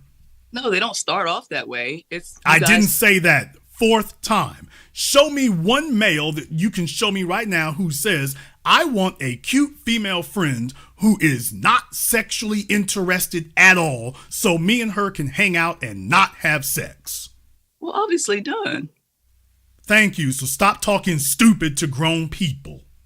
I'm not talking stupid. Yes, you are when you say there are men who want that. There's not a single man who wants a female around him who is not sexually interested, because that is an insult to a man, because he knows that there is a dude that you'll throw them thighs wide open for, and he's like, well, I'll be damned. Why come that guy and I'm over here in the damn friend zone? Now, unless this man is homosexual, that's the only excuse you would have, is that he doesn't like females all. And he is not attracted to females. He is. In fact, he told me recently, I think he's involved with somebody else now. So he has his own life. Okay, so in other words, he's letting you orbit and he's checking to see if the plane's ever going to land. And it doesn't hurt him unless he pays a bunch of money. But you're not that dense either, so you're just talking silly. You know full damn well men do not have female friends. There's no reason to. A female doesn't have a utility in a friendship environment. You can have female coworkers, but as far as a one-on-one, she's a female and we talk for hours on the phone just chatting it up, that doesn't happen. And you already get away. We're going to the bar together. Now, if you had a husband and you told him you were hanging out at the bar with one of your male friends after work, everything would be okay, no problems? No, of course not. But I thought you just said that these were your friends. So if these are genuinely friends and there's no sexual element to it, then why is it that when I introduce you have a husband, all of a sudden, oh no, can't do that? Because it's a respect thing. How would it be disrespectful if you already established that these are men who have absolutely no sexual interest in you whatsoever? Where's the disrespect? Because I know they want to be comfortable with that, and I'll respect that. No, it's because you know that a male who's nobody's stupid enough to think that a male just wants to hang out with you. Well, I know, of course, they're still attracted to me, but that doesn't mean they're going to act on it and I'm going to act on it. Okay, but therein lies the problem. You went to the bar to go get free drinks and go and because she lives a not exciting life. That's okay. You went to the bar to go have free drinks. So you say. But the bottom line is you went to the bar to go have free drinks and make it look like you got somebody. No. He didn't get anything for that. Where was the benefit to him taking you to the bar to hang out for the evening to not get no sex? How did that benefit him? He got to spend time with someone while he was on this side of town. Why would he desire to spend time with a female he's not having sex with? Because he enjoys my company. Why would he not enjoy a female's sexual company more? Well, of course he wants it, but I mean, it's already established that's not going to happen. So. Right, because he ain't got the looks and he doesn't qualify for it. So he's one of your little gay buddies or one of your little ugly buddies. That's But not- he was willing to pay to hang out with you. And so these are those female man hackings. I'm so glad you called me up tonight. This is another female man hack. Fellas who are so desperate that they're willing to make asses of themselves just hanging out with a chick at the bar, hoping that maybe she'll get liquored up enough to finally drop that thing. And she's like, little nigga, she's not attracted to him. That's the only reason. Females friend zone you when they're not attracted to you. If she's attracted to you, a female has no use for a man she's attracted to who isn't interested in pursuing her. A woman has no use for an attractive man who doesn't want to have relations with her. Y'all have no use for that. None. Otherwise, every single man you meet would have your phone number. That's not entirely true. It's absolutely true. Because every male you meet would be just saying, oh, I just want to be friends. Oh, okay, well, great. I got me another friend. I got a big phone full of friends. A female has no use for a man she's not attracted to. A woman knows it doesn't hang out with men she's not attracted to. You could have a good personality, though. Let's try this one last time. Women don't hang out with men they're not attracted to. I mean, I don't go out of my way to, no. I don't go out of my way to, no. Absolutely okay, not. Thank you. So you didn't go, so that guy you went to the bar with, you're not attracted to him. So you knew it was going to be him buying you some alcohol. It's going to be free drinks for you. You can get out the house. It costs you nothing. And you're going to leave the way you came. I paid him back. I did. Yes, I did. First of all, that's garbage. But second of all, even if that were a true statement, you didn't pay back his time. He enjoyed spending time with me. No, he doesn't. And you don't enjoy spending time with him because you just admitted that you only want to hang out with men. You really only want to hang out with men you're attracted to, and you're not attracted to him. So this was kind of just a sad weekend, and we're going to go out there. But yeah, this is not the business. A woman has no interest in spending time with a man she's not attracted to. She can hang out with ugly men all damn day who will pay a whole lot more than just drinks. A female is not going to spend an evening with a man that she's not attracted to. She's got too many better options. Let's go have some drinks and nothing else. That's a wasted trip. What are we doing? You could have had drinks at your damn house. Well, I'm not interested in him, but nobody else is calling. So that's the reason that happens. That's the reason that occurs. I go on dates with guys that aren't necessarily attracted to see if I can like them personality wise. So you go out with men that you are not attracted to. Yes.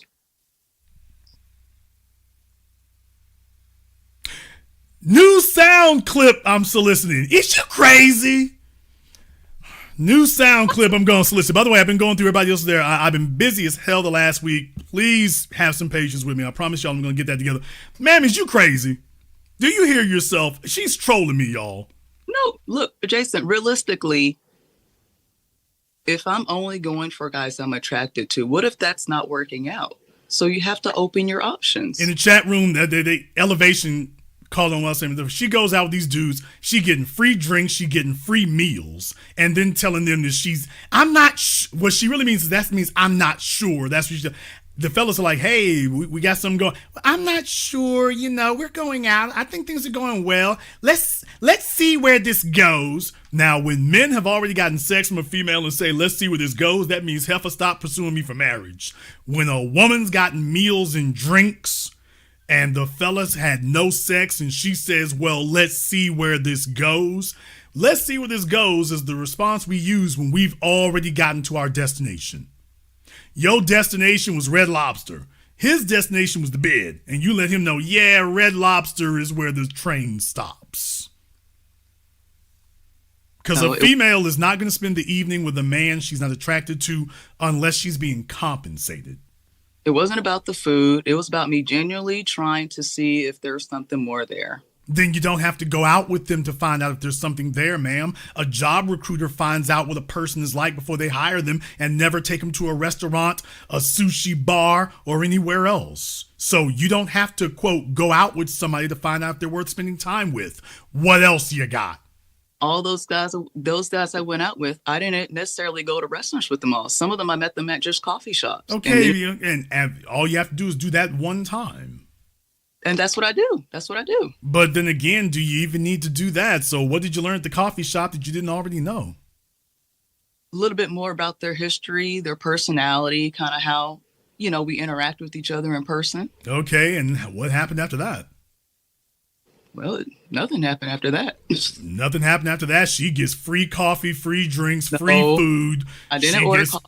Ma'am, you get free coffee, free drinks, free food, and everything else, and the fellas get to waste their time because they went out with you, and obviously, what did they get for their trouble? So she looks to keep herself entertained.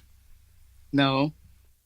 I always offer to split the check if we go out somewhere to dinner, and I usually meet at a coffee shop, so they don't have to feel like they're being used for anything. I'm genuinely am looking for someone. She's 33 years old and says she's looking for someone. Yes. While she's got men she claims are in the friend zone, but they're happy to be there. She's such a great person, and she's got a bunch of males who are lined up to be her friends. No, I didn't say a bunch. And I saw those options out, and we just weren't compatible. That's just how it is sometimes. Well, there's the other thing right there is that why would a female who is interested in a serious relationship be entertaining men for friendship, period? Isn't that a supreme waste of time? If you have, once again, she's proving me right, y'all. She claims she wants a serious relationship. Well, that means you don't have time for male friends. You have neither the time nor the interest. And yet she claims she does. No, if I was dating someone, I would not be talking to my male friends anymore. I wouldn't. If you were dating someone? Yes, if I was dating someone. How's that working out? Well, I'm not with anyone now, but if I was, I wouldn't still be talking to my male friends, even, just casually check it in. I would let them know, look, okay. I'm seeing somebody, so I don't think it's a good idea for us to keep in touch right now. Okay. Have you ever been married? No. Okay. Have you ever been pregnant? No. Even for a little while? No, not for a little while. Do you have a degree? Yes. What is your degree in? Teaching. Damn, I got that one. I thought it was something else, but okay. What did you think it was? I actually thought paralegal or something like that. I was actually going to go in that direction because you like to argue a lot. But teacher, okay, that's fine. Bachelor's or master's? Bachelor's. Okay. So she has trouble following through. All right, we got that. What do you mean trouble? All right, okay, ma'am. I'm reading the mail here. Just take your spanking. Just take it like it is. All right, there, ma'am. Have you ever had a man propose to you? No. Have you figured out why? Yes. Okay, tell us. Because I haven't been in a relationship. Nigga, please. You think that's the reason? Yes. I mean, you have to be in a serious relationship for that to happen. Have you ever been in a serious relationship? No. How the hell did you end up 33? I'm sorry, this whole phone call has been the explanation now. She's 33 years old without a serious relationship. I find that easy to believe. Yes, I find that very easy. Do you see the problem? I know it's a problem. I'm working on it. I didn't say I'm proud of it. Are you working on it with your friends? No, I'm not working on it with my friends. I'm working on it with myself. I've been on this journey where I've improved myself to where I'm the best person I think I can be. And I know exactly what it is I'm looking for and not looking for. And I'm going out of my shell to actually look for that instead of just assuming I'll just run into somebody like other people do, because that's not entirely realistic. So yeah, I have been doing that. I have been making a point, going to meetup groups, going out of my way to meet different guys that I seemingly at least have something in common with. And I think it's been working out better for me. You think it's working out better? Yeah, because at least we have something in common versus nothing at all. There's some pension pimp out there somewhere who's waiting for you to give him a call. There's some white dude who does swirling. You know, he's. Why did you say white He'll dude? be looking to take care of that. No, look. I mean, there's only a certain type of dude who is gonna make that move. So I'm just saying, I want to set you realistic expectations about which we know what you want. I'm like, that's not gonna happen. But there is what will occur. So you're thinking about, a tall, dark, handsome, 37-year-old attorney. No. Driving a Mercedes, a BMW 7 Series, and I'm like, no. In your case, it's gonna be more like she's 34 years old. So it's gonna be more like the 50-year-old dude. No. It's gonna be a little bit older than that, actually. He's gonna be 50-something years old. He's gonna be pension pimping. Somebody in the chat room said military simping. Yeah, it's gonna be something more like that. It's gonna be something like that. No.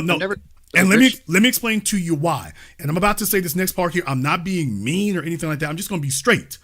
There's only a certain type of dude who's going to tolerate this kind of conversation. There's only a certain type. The kind you think you qualify for because of that degree or because of the way you think about yourself, that's not him. So there's only a certain type of dude who's going to deal with this kind of circular logic, talking, reasoning, the way you do things. There's only a certain type of guy who's got the emotional, that he operates at that emotional level to be able to do that for any real length of time, because there's 24 hours in the day. Having to deal with this for more than 60 minutes with no sex involved. And what I'm talking about is that even if y'all have already had sex, now he got to sit here and talk to you. That's going to be asking a lot at the current level you're doing things.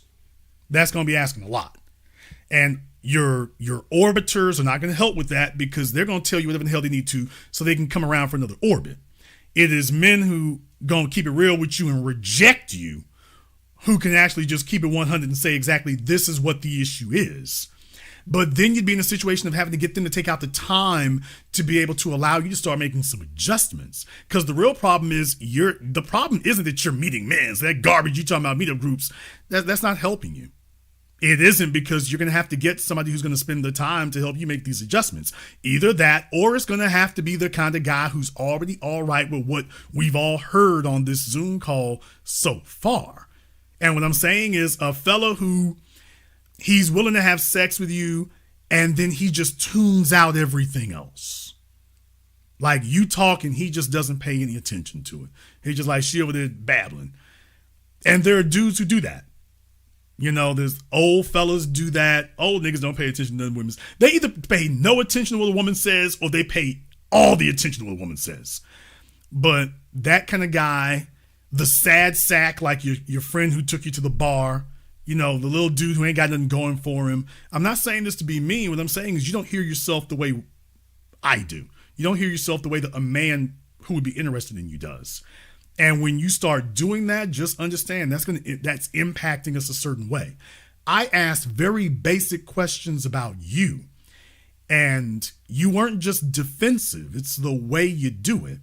Once again, if you actually spent real time around men who were not afraid to tell you to carry your ass so that he didn't have to tolerate you doing something you're not supposed to be doing so you can make adjustments. You can't make corrections by yourself. That's why your friends don't help. They're okay with you the way you are. Well, that's fine if those are the kind of men you want. You've already expressed, I don't want those guys. But those are the ones who are okay with you the way you are. The men you don't want. Now, the men you do want, damn it. Different thing. Now, if you've convinced yourself that you're already fine the way you are and it's all the men who need to change, well, you and Lizzo might end up on the same block. I mean, that certainly can happen. I'm just being real with you here. It's like from a guy who I have nothing to gain from it. She's already turned down her side chick application, so I have nothing to gain from it, nothing to lose. But just letting you know, I do this on YouTube, so this benefits me in that regard. But to a man who this isn't what he does and he just has to meet you out in Alfreda or wherever you are, you're asking him to make an investment in you. Time, effort, concentration, sacrificing other things. Notice I didn't say money yet. I didn't say money yet. What kind of man is going to do that? And this is going to be the reward. I got to take a look at that. There's a bunch of fellas out here. They're nice guys, but they're sad sacks.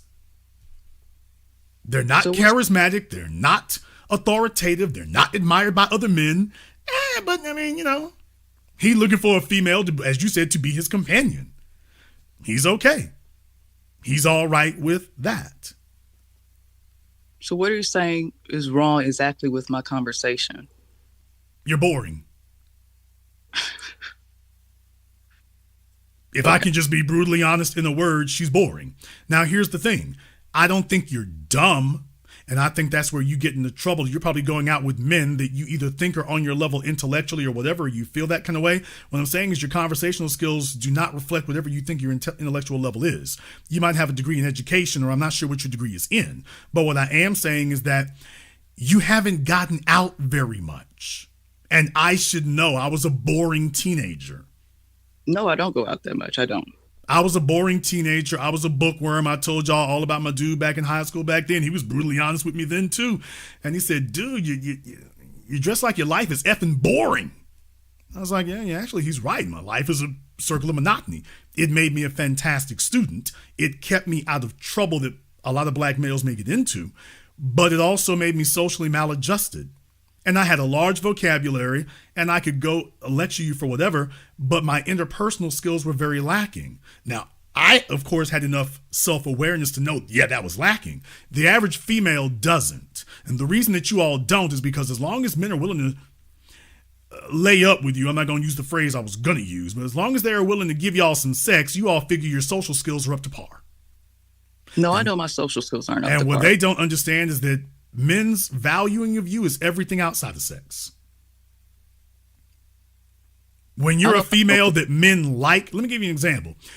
Women misunderstand, and they love it when they can get it, but they misunderstand what causes or triggers it. We love shopping for a female who emotionally pleases us. She's easy to talk to. She's engaging. She's fun to speak with. She's just fun to be with, and fun doesn't mean just laughing and giggling. She makes things better. She makes experiences richer. We love taking her shopping. We love buying body dresses. We love buying stiletto heels. We love buying handbags. You ain't got to fight us to get us no damn Range Rover. Hell, I owe you a damn Range Rover with as much enjoyment as I've had. That's not an issue. I'm sitting up here doing a little bit overtime. Let me get this 1,500 together here. Because she is a Range Rover. She is a Maserati. She ain't got to convince me. Damn it, nigga, I'm living with it every day. She ain't got to sell me on it. It sells itself. That's the element that's missing. And y'all take a look at other females who ain't got to do that. Yeah, but you ain't doing what she doing. That's why I tell you all about when my program, The Two Claires. Baby, he'll wind up making you his wife while he's sleeping with his assistant. You want to be the personal assistant, the female that can knock out everything. She does it well. She presents well.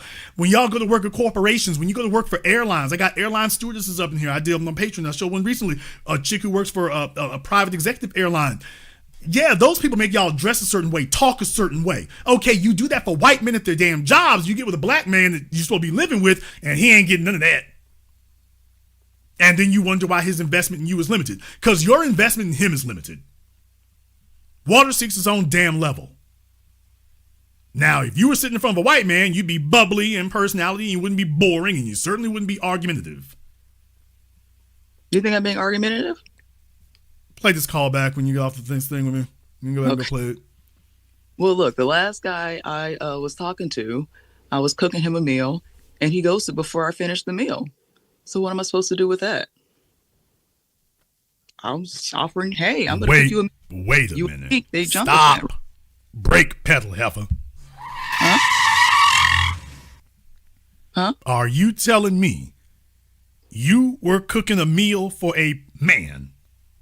Yes. A full-grown man? Yes. A full-grown black man? Yes. Well, in Georgia. Wait a minute, he what? He's mixed, but yeah. He mixed with what? Black and some kind of Middle Eastern something, black and something else. Okay, she was about to get flued out, y'all. Mostly black enough. Were you in Georgia at the time? Yes. No, did this meal cooking take place in Georgia? Yes.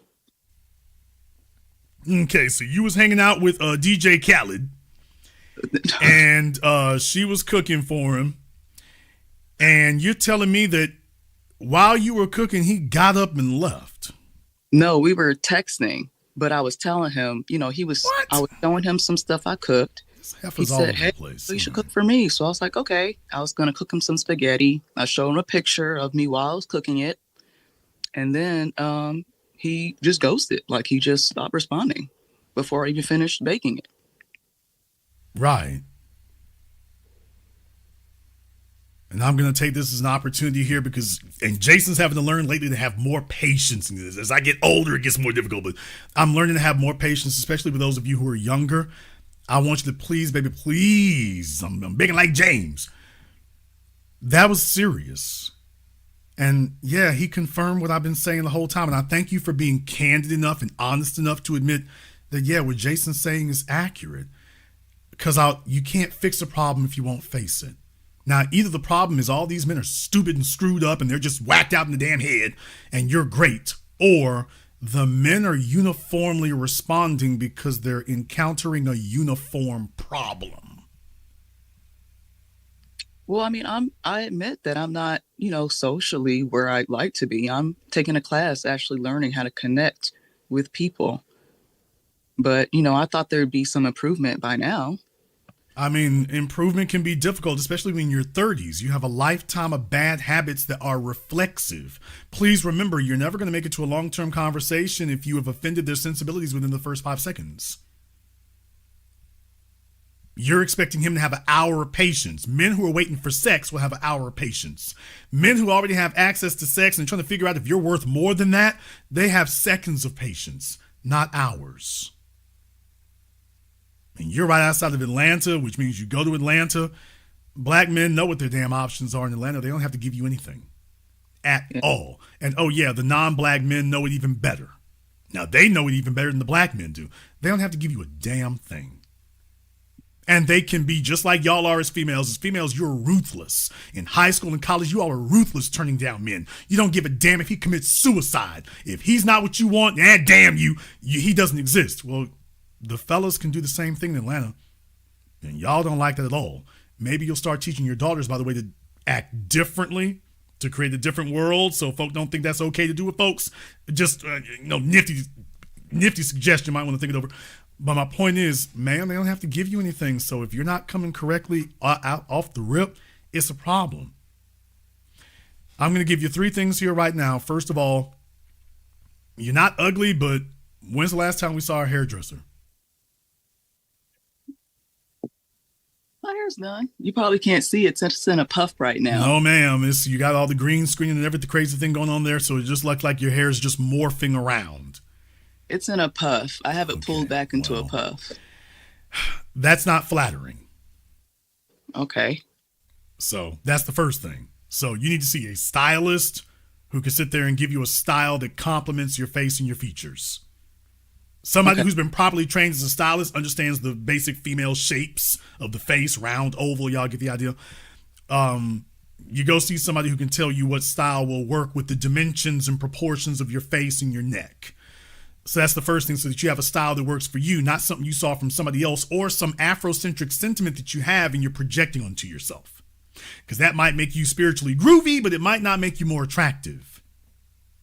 So there's the first problem.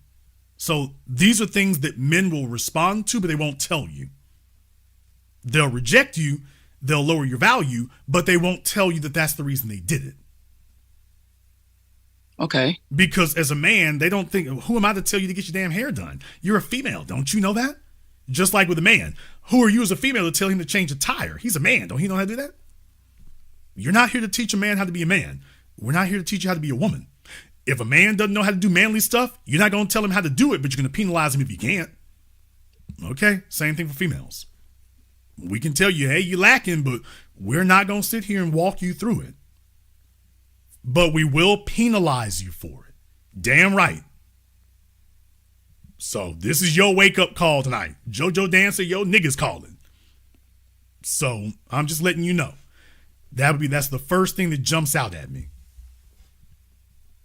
You have competition, ma'am. Your competition is hot things who work at Magic City and got Instagram accounts. That's your competition. Females who are 15 years younger than you. That's your competition. The men want to be with that, BBL or not. You need to ask yourself, how competitive am I with that? And it's not about being an Instagram model. It's about stopping them long enough to get a damn conversation. It's about showing them that you've already put in the work so that you're at least worthy of a conversation. So that when you do get these new advanced skills, you're not choosing from the damn bottom feeders.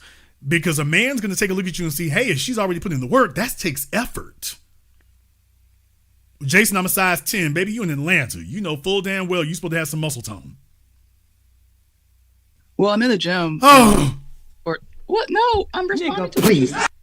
Nigga, please. Nigga, please. 4 days a week. Okay.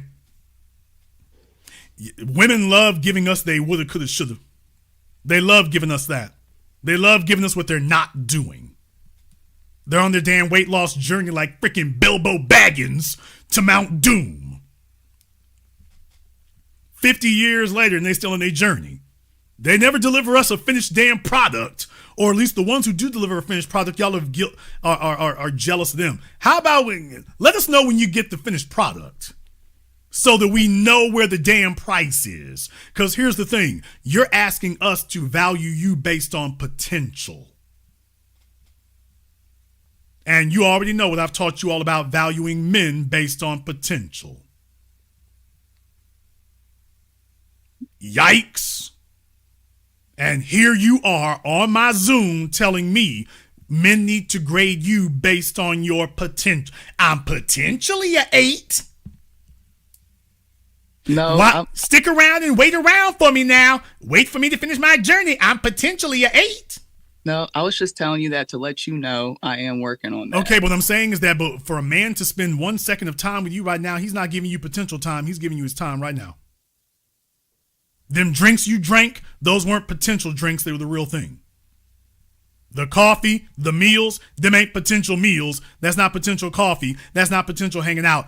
He brought tangibles, and you brought him potential.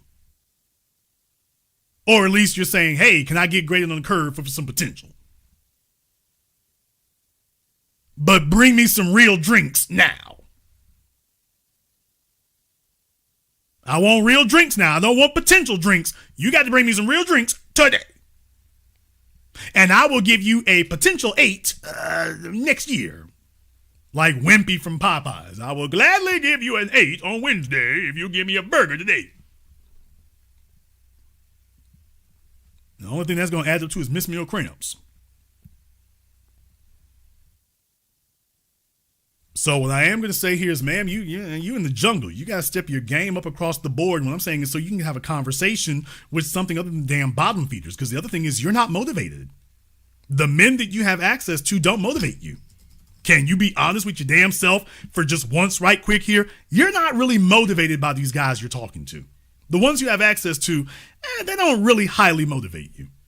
You're not really feeling like going out of your way to do anything. Because he's just the average dude. But baby, you're the average Beth. Or in this case, basic Beth. Well, I want to do better. And but first of all, before you can fix the problem, you have to understand your problem. So you have to be honest about all the dimensions of it. You're not happy with the men. You're not happy with the access. You go into classes, that's great, that's grand, that's wonderful. I'm not saying that will not help in some regards, but I want you to understand that, by the way, you're not, one of the reasons is you're not motivated. If you were with a hot guy who was really hitting on all cylinders, you'd be motivated. But you're not motivated by the options you have. So you have males around you, but they're not motivating you. Okay, association brings about assimilation. If you're hanging out with basic people, you're going to be basic. And you are. So even if you don't have a bunch of extraordinary people around you, it starts with you saying, okay, well, if there's going to be one extraordinary person in the room, it's going to be me. Even if I'm the only one there. Okay. As a black man, I don't know how many people have read Dostoevsky, but I might be the only one who's read Dostoevsky. But if I'm the only one in the room who's done it, I'll be him. Maybe I'll be the second one, but I'll be the one. But the fact that everybody else hasn't done it, that doesn't alleviate me from, hey, I'll be the one. So, ma'am, even if you don't have anybody else, that doesn't alleviate you from being the one. And that gives you nonverbal communication. You don't have to convince men you're serious when they can take a look at you and can see muscle tone in your calves. That speaks nonverbally. He doesn't have to go through that's already fast forwarded the vetting process. When he sees you took time on your hair and it actually complements your face and your features, you have a specific style that you wear. This is nonverbal communication. We don't have to do a bunch of damn fighting over the men who are going to talk to you when you can speak nonverbally. He can see what you are. Oh, well, that starts filtering men out right there. The riffraff gets filtered out right there. But you have to put in some effort. Okay, I'm willing to. No, you're not. I am. I really am. Okay, let me say this again. No, you're not. And let me explain to you why you're not. And by the way, the case is closed, so don't even ask. But by the way, I meant what the hell I just said. Folks, in places like Atlanta, Chicago, whatnot, I want y'all to understand, first of all, it's not like you hoes. These ain't hoes, I damn sure did. And deal with it, nigga. I like the chicks in these cities are not sitting up here side chicking right now. Y'all double up and triple up on the nigga that's right. And that's the correct thing to do. That's the way that natural selection is supposed to work. That's the way it's supposed to work. It's better to be the side chick to a nigga that's built than to be the main chick to a nigga that's going nowhere or one that's non-existent. All you're doing is sitting there and wasting away. So instead of you at least being in the company of competitive people who are producing, you're instead sitting there by yourself wasting away. Telling yourself that you're fulfilling some sort of virtue. And meanwhile, nothing's happening. You're not even in training. You're sitting there with basic dudes that you're not interested in and you're not motivated by.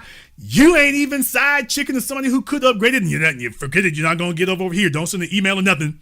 I'm not eligible, so don't even bother. I'm saying this in front of everybody. Yeah, don't even bother. But I just thought I would let you know that. Yeah, you'd be a hell of a whole lot better off rolling with a nigga in Atlanta who got a Maybach GLS that you can ride on the weekends so that you can start taking the role and the responsibilities of a female who's supposed to match that. You'd be a hell of a lot better with that. You'd be a hell of a lot better with a fellow who does want to go to the damn Sundial restaurant and is interested in you, and you can spend some time representing that man. As opposed to right now, you're spending no time doing nothing. You're supposed to be a damn teacher. You know full damn well that education, there's 3 elements of what we call intelligence. Retention, accumulation, and improvisation. You're not even doing the first one. The second one. You're not doing that one. You're not even spending time in an environment where you can imitate it. You have no role models whatsoever. None. And I'm not going to be a side chick. She's like, I got it so great, I'm going to be choosy. Plenty of options here. And what I'm saying is that, by the way, man, there are simply not enough men who are not basic that y'all get to do that. It's just not. And my whole thing is, okay, roll however you want to. But in the meantime, by the way, what are you doing? I'm not doing anything. I'm sitting over here being spiritually groovy with my principles. Okay. And you're not even learning. You have students, if they operated like this, you couldn't teach them a damn thing. They're not even giving themselves the ability to imitate something. It doesn't matter how the hell they end up mastering it. Master the damn thing. So you can get on to something that actually matters. But you have a dearth of intelligence about it, and I don't mean you're stupid. I'm saying that you don't have places to draw from the information and knowledge. You don't have environments where you can indulge yourself in it, like immersion. When you want to learn a new language, which is what you need to learn right now, is a new language called femininity. You need to learn a new language, and you're not putting yourself in places where you can immerse yourself in it. You're not even doing that. Your basic male options ain't giving you that. Well, I'm waiting for one of them so he can give me all his attention and all his time. Okay. And that's why I said, you need an old nigga. You need a dumb nigga. You need a wore out basic nigga. That's what you need. Well, I'm not motivated by them. Ma'am, I don't know what the hell to tell you. Because those are the guys who are going to give you unlimited time and effort at this level. Those are the guys who will accept either where you're at or they'll wait on potential, whether it gets there or not. Which really means he's happy with what he got. When females say they'll go for potential, she means that you got to do better. But when men say they'll go for potential, and he would like better, but he'll take you the way you are. And you don't want to hear that because you're like, oh, damn. But that's what it is. That's what it is. And you haven't even given yourself, you're not even open to giving yourself the ability to start doing that. You can laugh at all the strippers you want to. You can laugh at the chicks at the airport. You can laugh at the chicks at the hotel if you want to. They're learning. The only females who get older and are able to actually get a man who's halfway worth a damn are the chicks who went through their damn training. They can whine and pitch and moan about it all they want to, but they had to learn. And they learned up under a dude. And what happens is a certain percentage of them is usually about 20% at best. But yeah, they can complain about the guys they were with, but they were learning. If they were smart, they were learning. And maybe they'll get lucky and they'll take those skills that they picked up while they were training under these men that they really wanted and couldn't get, and then go grab one guy who's half that good. But you can't get the guy who's half that good if you never trained with the other ones. I don't want that. Okay. Baby, do what you do. Go right ahead. I just thought I would let you know from a basic education standpoint, you understand, by the way, you're not learning anything right now. You're learning nothing. And you're not even practicing. I'm learning from you. Baby, you ain't learning the damn thing. Well, you're learning theory. And theory is nice, but you work in the class. I don't know if you work in the classroom, but there's theory and then there's practice. 50 Cent said it best. He was asked, what's the difference between A students and C students? Why is the C students in the real world routinely do better than A students? And he said, because A students have been conditioned to think the world is a classroom, and C students understand that the real world is not a classroom. So I'm very glad you're hearing what I'm saying. We'll see. This is all theory. If you can't pick this up and take it into practice and get out there in the real world and start getting some bumps and bruises and use it, it doesn't do you any good. It's just theory. And that's called being a bookworm. And you got plenty of points in school for being a bookworm. You're a black female. You got plenty of points for being a bookworm and not getting pregnant and racking up a bunch of STDs. Congratulations. Thank you very much. Slow clap. I think she lost her signal.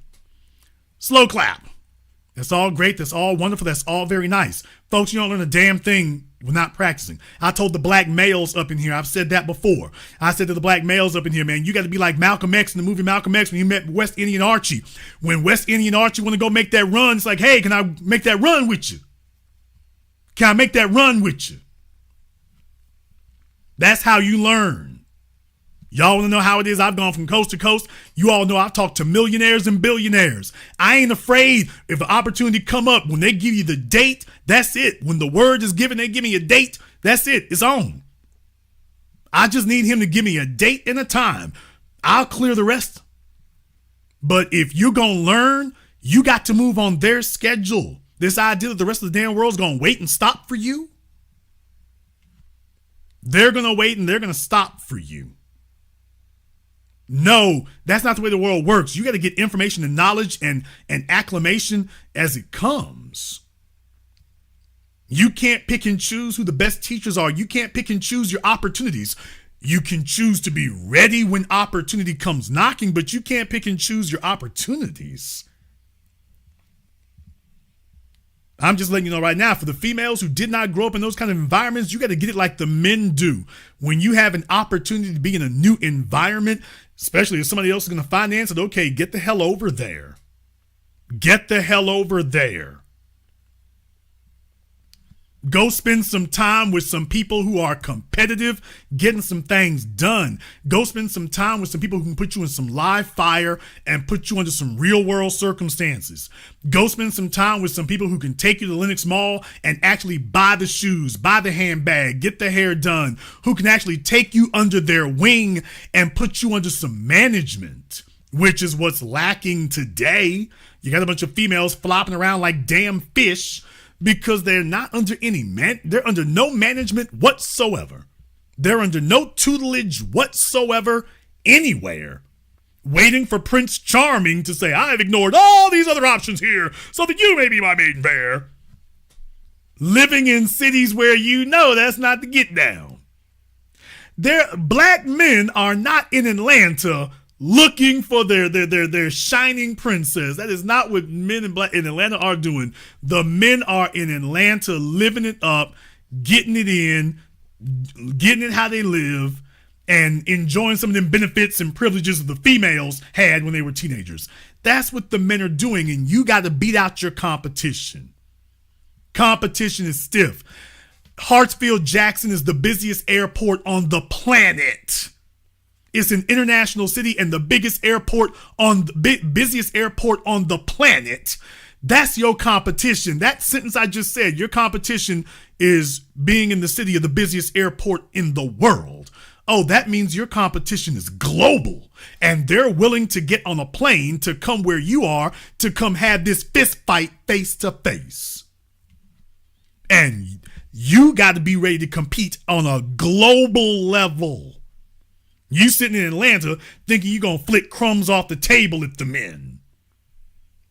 Meanwhile, there's a plane landing at Hartsfield-Jackson. Listen to me, people. There is a plane landing at Hartsfield-Jackson literally every, 45 or 55 seconds? Every 45 or 55 seconds. That's your competition. Right there. You got to be serious about that. That's who you're competing against. Well, I don't even know. While you dealing with Asian chicks who we know how they get taught. Latinas, we know how they get taught. Arab females, you know how they get taught. Okay, this is your competition, and you're studying under nobody. My mama didn't know, my daddy wasn't there. Okay. Who have you gotten to substitute that? I don't need that right there. Winging the prayer. Okay. Do what you do. I just want to let y'all know. You can keep having your damn Range Rover dreams if you want to. But if you haven't got anybody to take you under their wing and be like, okay, you are this man's woman, and you have the responsibility, and he's going to be on your ass to make sure you represent him well, and you're not studying anywhere. Let me hang out with the basic dude. Okay, well, get to the damn coffee shop. Get on over there and go do that. But just remember, it's going to be a sad sack. It's going to be a pension pimp. It's going to be a military simp. It's going to be some old dude. I mean, I'm not dissing nobody here. I'm just saying, hey, the old niggas, shout out to the old niggas out there. Y'all know how y'all do. Y'all go grab some young chick. She basic, she plain. Nobody's really fighting to compete with her. She used to be hot back in the damn gangster rap era. I mean, she's still out there hanging around. It's okay, well, sure. But for the fellow who's actually going to do something that the one the women are actually competing for, okay. It doesn't do people who don't know any good whatsoever to not have any tutelage or studying going on. It doesn't do you any good. You need to be somewhere you can study. If you a little square dude with glasses and a pocket protector, yeah, your little ass needs to be down there in Magic City. What? Yeah, let me go ahead and say it right. He need to go one time. Now, I hope he don't get sprung, but you need to go to a place where you can be around some real niggas, some real hustlers, some men who are like, hey, we play for keeps. You need to be in an environment where men who play for keeps operate. Might be some street dudes, might be some hustlers, might be some business folk who are more ruthless than the street dudes, by the way. Damn! Biggest, most ruthless people in the world are the white collar dudes, by the way. The white collar dudes, by the way. Yes, you can get back on there, ma'am. If you got she says she's looking for a damn charger. So I'll be damned. You know, if you was somebody's side chick, your phone would be fully charged. And deal with it, nigga. I ain't dissing them, but by the way, ma'am, my phone died, and that wouldn't happen if you was under some management. I'm just saying. Never met a side chick whose phone died during the conversation. At least that man would make sure you had one of the latest phones that would last through a conversation. At least you had that. At least you had that.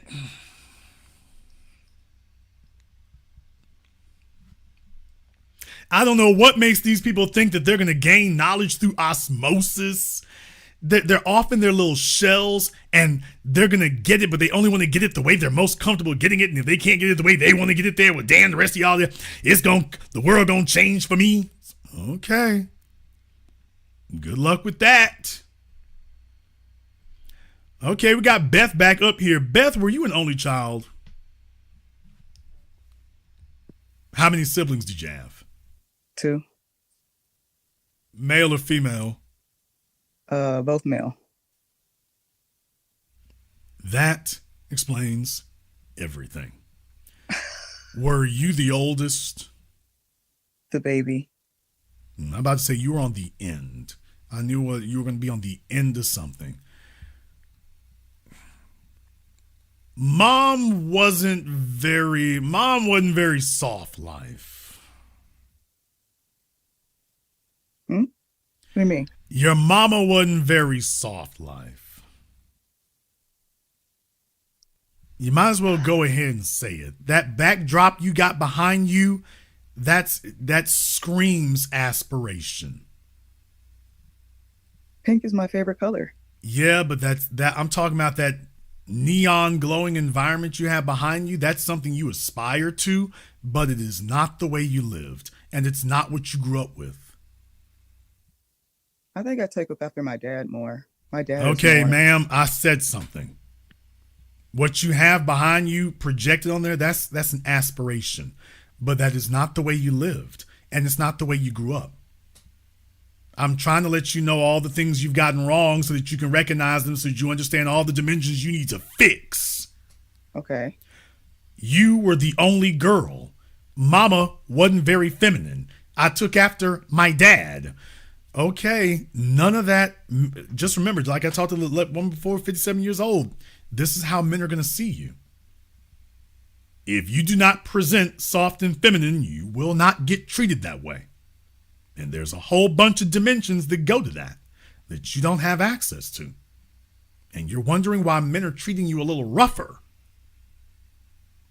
And I'm trying to get you to understand you're not even giving off the energy. This is what you're presenting us with. We ain't doing this to you. You're doing this to us. We're just responding to what you're giving us. And you're not thinking of it that way because you're telling yourself, well, I'm not malicious. I'm just being me. And we're like, yeah, you are. Yes, you are. So that's why I was like, yeah, she was raised on the end. She was either the first child or the last one. She wasn't neglected. She spent a bunch of time with her mom and her dad, but there was no real womanhood training going on. None. And what I'm saying is now you're a result of that. So she's trying to play a big game of catch up in her 30s with a bunch of females who've been trying to get after you and get it since they were 10. And you're in the city with the busiest airport on the planet with a bunch of new females from all over the world getting off at Hartsfield-Jackson to come compete against you.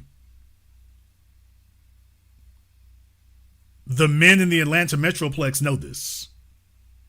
You are not even the 10th of their only options. Except for the sad sack, pension pimps. The reason why I talk about pension pimping, some of the fellas there, they take it on the chin. Pension pimps are not competitive. He's old, he's tired, he doesn't want to compete anymore. He just wants it thrown in his lap because he's lost that competitive edge. Okay, but that doesn't make a female feel sexy to know she's with an uncompetitive male. Don't matter how he got it. You're not very competitive. That doesn't activate your femininity. And you haven't had that example. So that's what I'm saying. Mom didn't give you that kind of tutelage. She didn't give you that kind of training. She raised a law-abiding citizen. That's great. But it doesn't make you competitive from a feminine standpoint. That's the problem. And you haven't been studying either. You've been working on your degree. You've been working on being a good law-abiding citizen. And in this capitalist system, yeah, that's great. That's wonderful. But a man has to live with you. And if you are going to be his only option, so all these chicks out here who are more exciting, more charismatic, better built, I got to ignore all of them, and this is going to be my only option. Okay, well, we have to find out if you and him are a match. Because if there are other females in a high percentile who outcompete you, well, then by definition, you're going to be with a man who's outcompeted by other men. Oh, you didn't like that. He's basic. Oh, hell. We're back there again. So I'm bringing this to light to you to understand all the things from going back to your childhood that you've accepted, and that served you well as your father's daughter. But they were not preparing you to be a producer's woman. Notice I didn't even say wife. I said woman. They were not preparing you for that.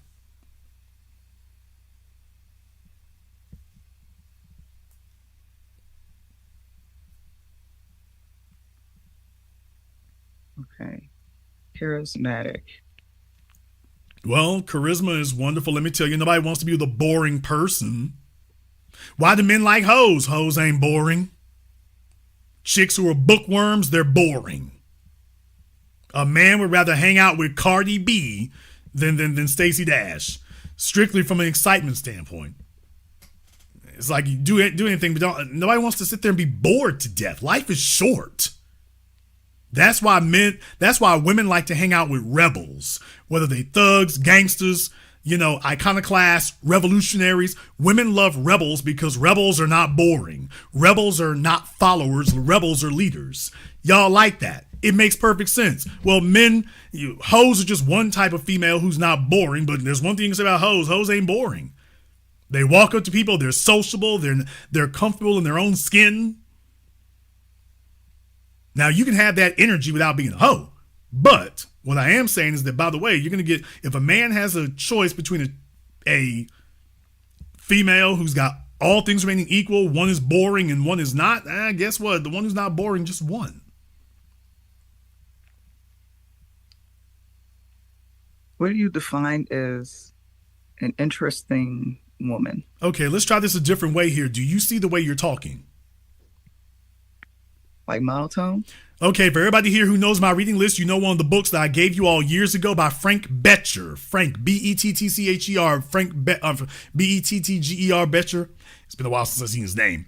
How I Raised Myself from Failure to Success at Selling by Frank Bettger. Frank Bettger, he was an old salesman. He knew Dale Carnegie. And he was Dale Carnegie. He was selling insurance, and Dale Carnegie had Black to Death. If you don't want to get removed from the night, don't do that. Not good. You know how I feel about sleepy emojis. Don't do that. Bad idea to test those waters. Frank Bettger, B-E-T-T-G-E-R. Frank Bettger, he studied under Dale Carnegie back when he was starting to do insurance. Frank Bettger became one of the most infamous and successful insurance salespeople in the country. This man bought a new car like every other year, back when it used to mean something. But when he studied under Dale Carnegie, he wasn't doing very good at sales. He was actually going to lose his job. And Dale Carnegie had the course he was doing that, became infamous for teaching people how to speak. And Dale had said, okay, give me your insurance pitch. And Frank starts giving it to him, and Frank stops him. And he says, well, Frank, do you like what you do, Frank? And he said, yes. I love what I do. And Dale told him, you don't sound like it.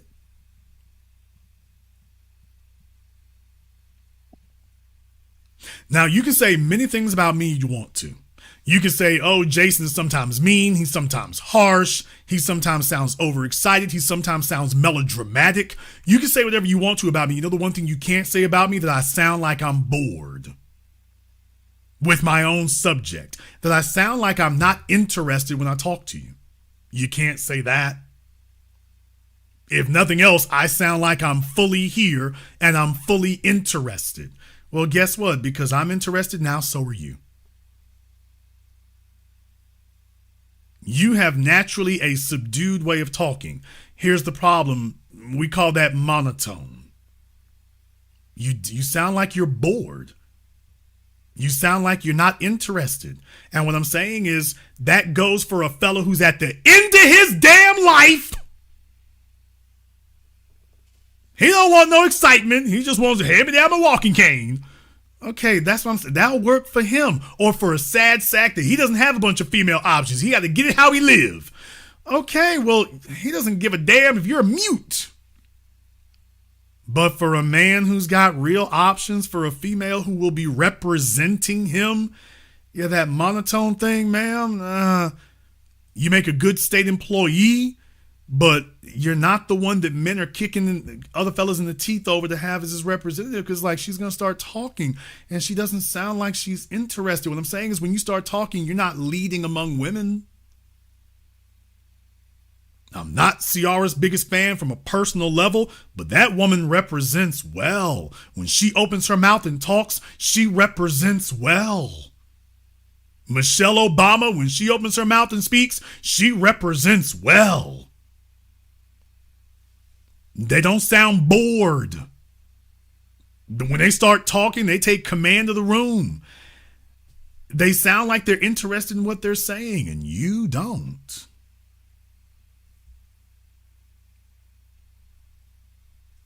And please understand, that is your representative. Hi, my name is Beth. I'm glad to meet you. Would you like me to make you some jollof? I'm a good law-abiding citizen. And what I'm saying is, what you're probably feeling right now, and there's some folks who are in the same boat with you are probably feeling the same thing. You're probably saying to yourself, well, Jason, charisma isn't everything. Sex appeal isn't everything. And you're right. It isn't. But then again, by that same token, food isn't everything either. And neither is water. Water's not everything either. And air. Air isn't everything either. So yeah, there's a lot of things that ain't everything. So yeah, there's more to life there's more to a woman than the things I just named. Yeah, but those things make you a lot more competitive. And if you want to do that and stop having to pick between the discount bin of the basic dudes, then you got to step that tool set up. But I just thought you should know that one of the reasons you haven't been able to do it is because you ain't studying under nobody. Association brings about assimilation. You're spending time with other boring people. Or the people who are more able, you saw he got up and walked off. Maybe he could. He was like, yeah, I don't even stick around with this. You're becoming an expert at running off your opportunities. And I don't know what it is you think you're preserving or saving or whatever. I'm like, okay, I hope it comforts you. But I just thought you should know you're not getting experience because you're not even having experiences. You're just going from one classroom to another, which is that little book club you call a improvement group you're with. That's another classroom. In case you didn't notice, you're retreating to another classroom because you feel safe there. And you're right, you are safe. Impossible for you to be rejected in that classroom. You're just another student. Problem is, you got to come up for air at some point and meet the real world. And then you're going to get your head knocked off. You'd be a whole lot better out here taking some chances. How do you suggest I do that in terms of other people, like environment wise, I guess, or people wise? You need to have some men who are interested in you and interested in some built men who are interested in letting you spend some time with them. Because you're not going to learn anything looking from 5 miles away. You need to be in the environment, the same way your students are. So that's why I'm going to give you these suggestions. I would suggest you start there. And you need to go to some places where those men are and where they are at. You got a golf course out there at Augusta. You've got Lenox Mall. You've got downtown Atlanta. You need to be able to start perfecting your ability to walk up to a man and start a conversation.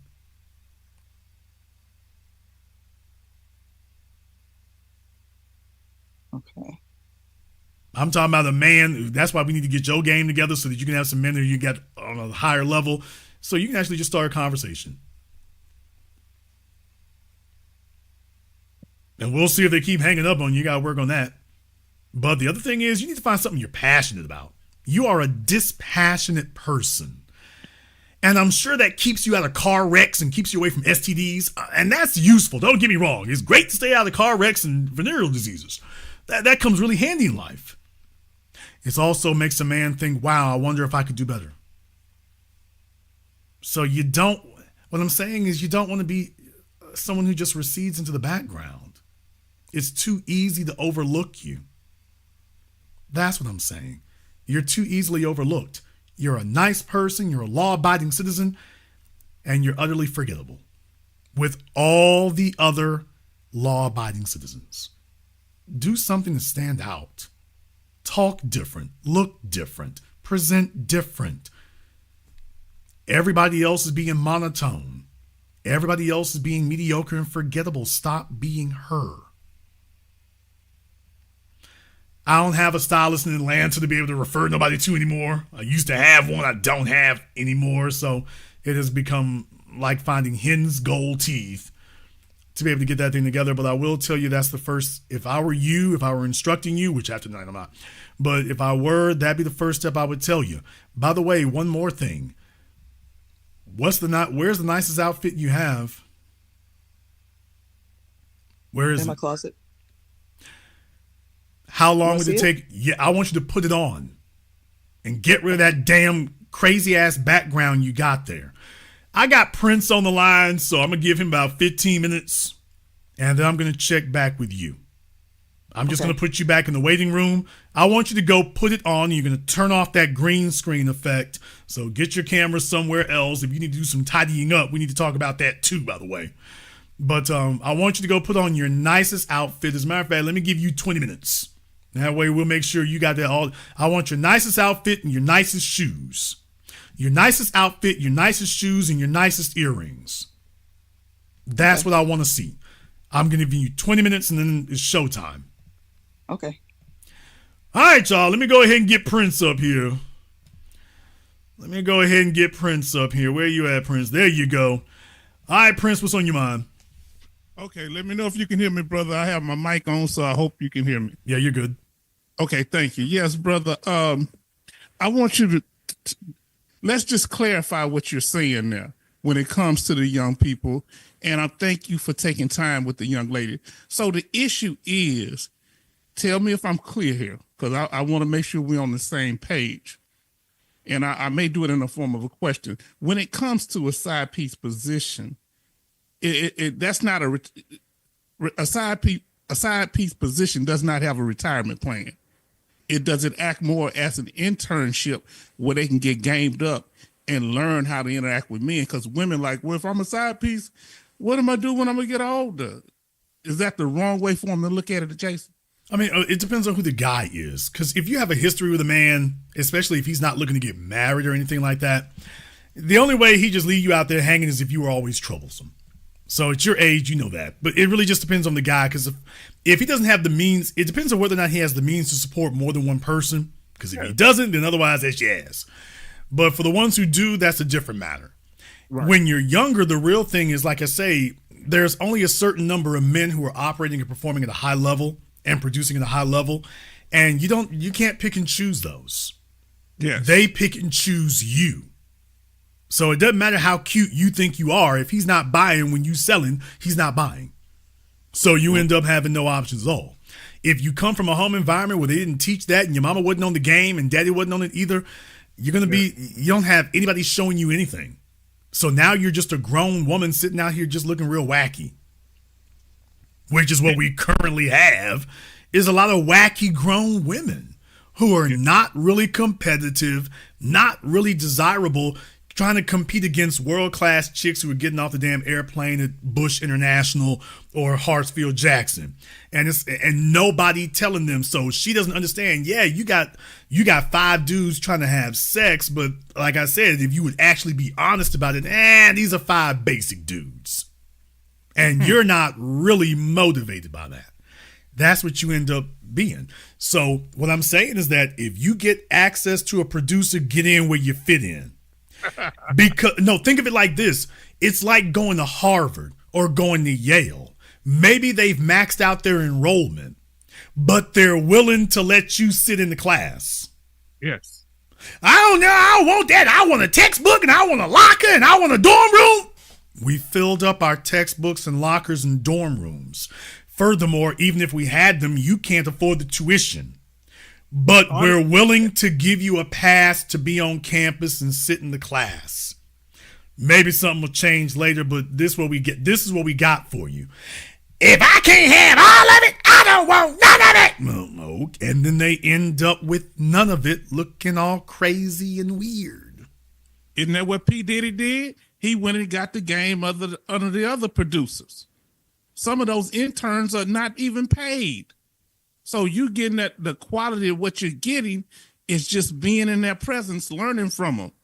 Yes. And that's the part that's lost because what they tell themselves is they're entitled. Okay. Oh, entitled to what? You heard what she said? I'm a main chick. And I'm just saying, it's like, baby, I'm looking at your main chick to who? She evolved so much, I didn't realize you was talking to the same person. Do you realize when you first started talking to her, her tone changed so much toward the end that it kind of got confusing for a minute. I said, now, hold on, was this? Well, I'm glad she was listening, or at least she's not arguing too much, so she got better about that. But here's the real thing. She's got 3 decades of bad habits that she's accumulated. I'm not going to fix that in one night.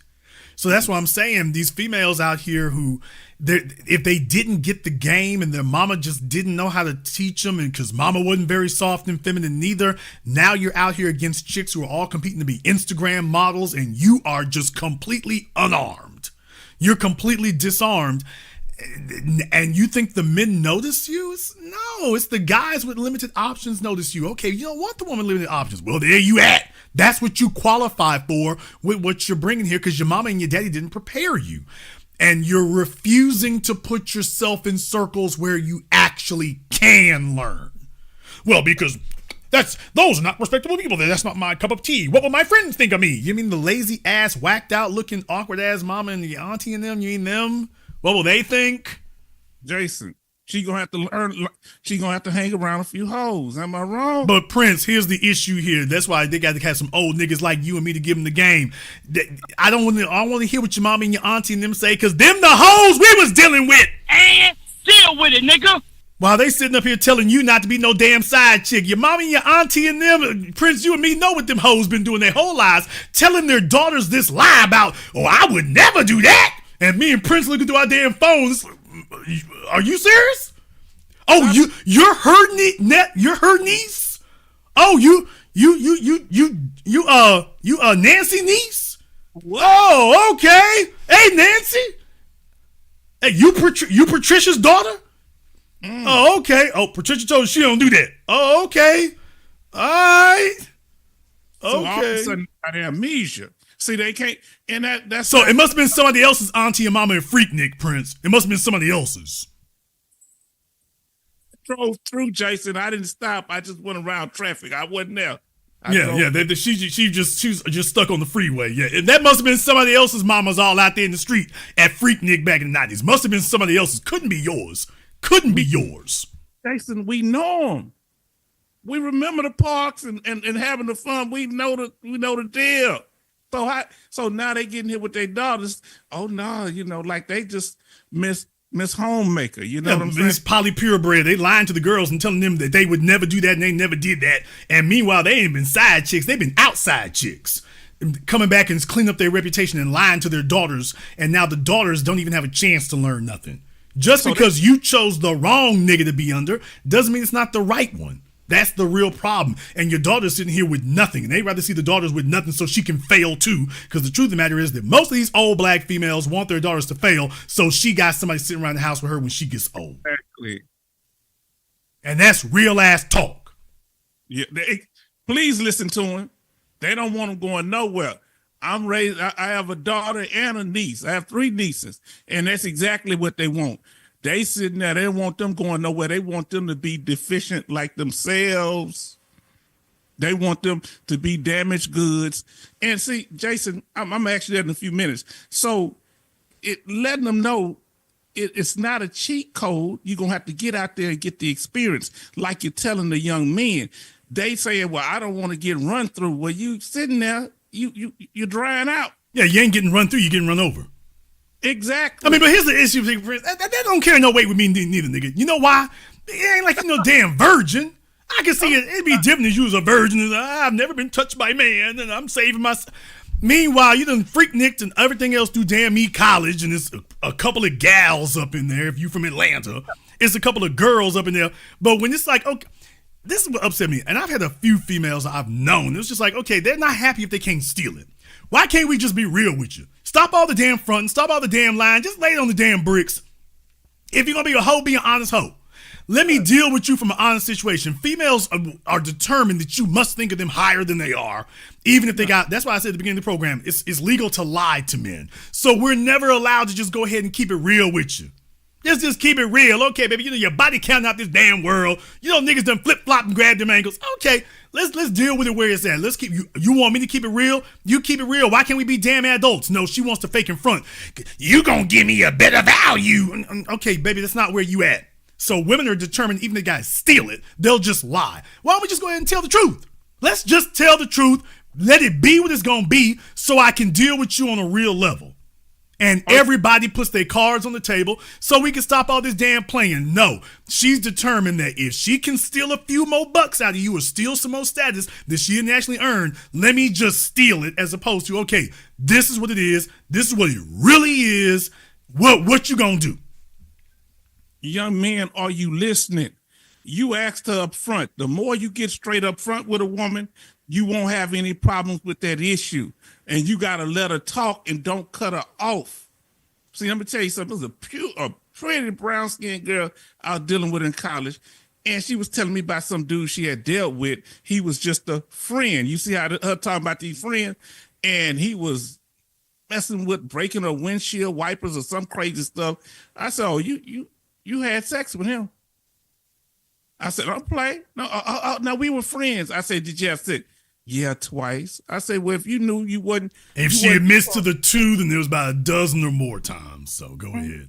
Yeah, so, pretty girl, and, I liked it. But I told her, don't be faking. Women like that you be honest. They're attracted to a man that's being straight up, or they just going to get the hell out the way. One or the other, like you say. What would you do? Would you triple it, Jason? What they say when a woman tell you what her body count is, you got to multiply it by 3. Yeah, that's what I'm saying. Everybody wants to have the ability to lie to you. Everybody wants to have the ability to freaking lie. Women want to have the ability to tell you what the price is, and it needs to be able to vary. So if she wants to jack it up, she can jack it up. If she's, he ain't buying, let me go ahead and lower it. As opposed to, hey, tell this man this is what the deal is. This is what we're going to do. And then you tell him, okay, what are we going to do? He's either going to say yes or he's going to say no.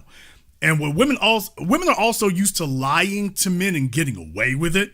This is where these sucker ass simps got every damn thing twisted. And with them old niggas, they the worst. They'll sit up here, a female will lie and they dismiss that. You're not supposed to dismiss a lying female. You're not supposed to ignore that. That's a damn security breach. You don't have a female. She's supposed to know, baby, don't never lie to me.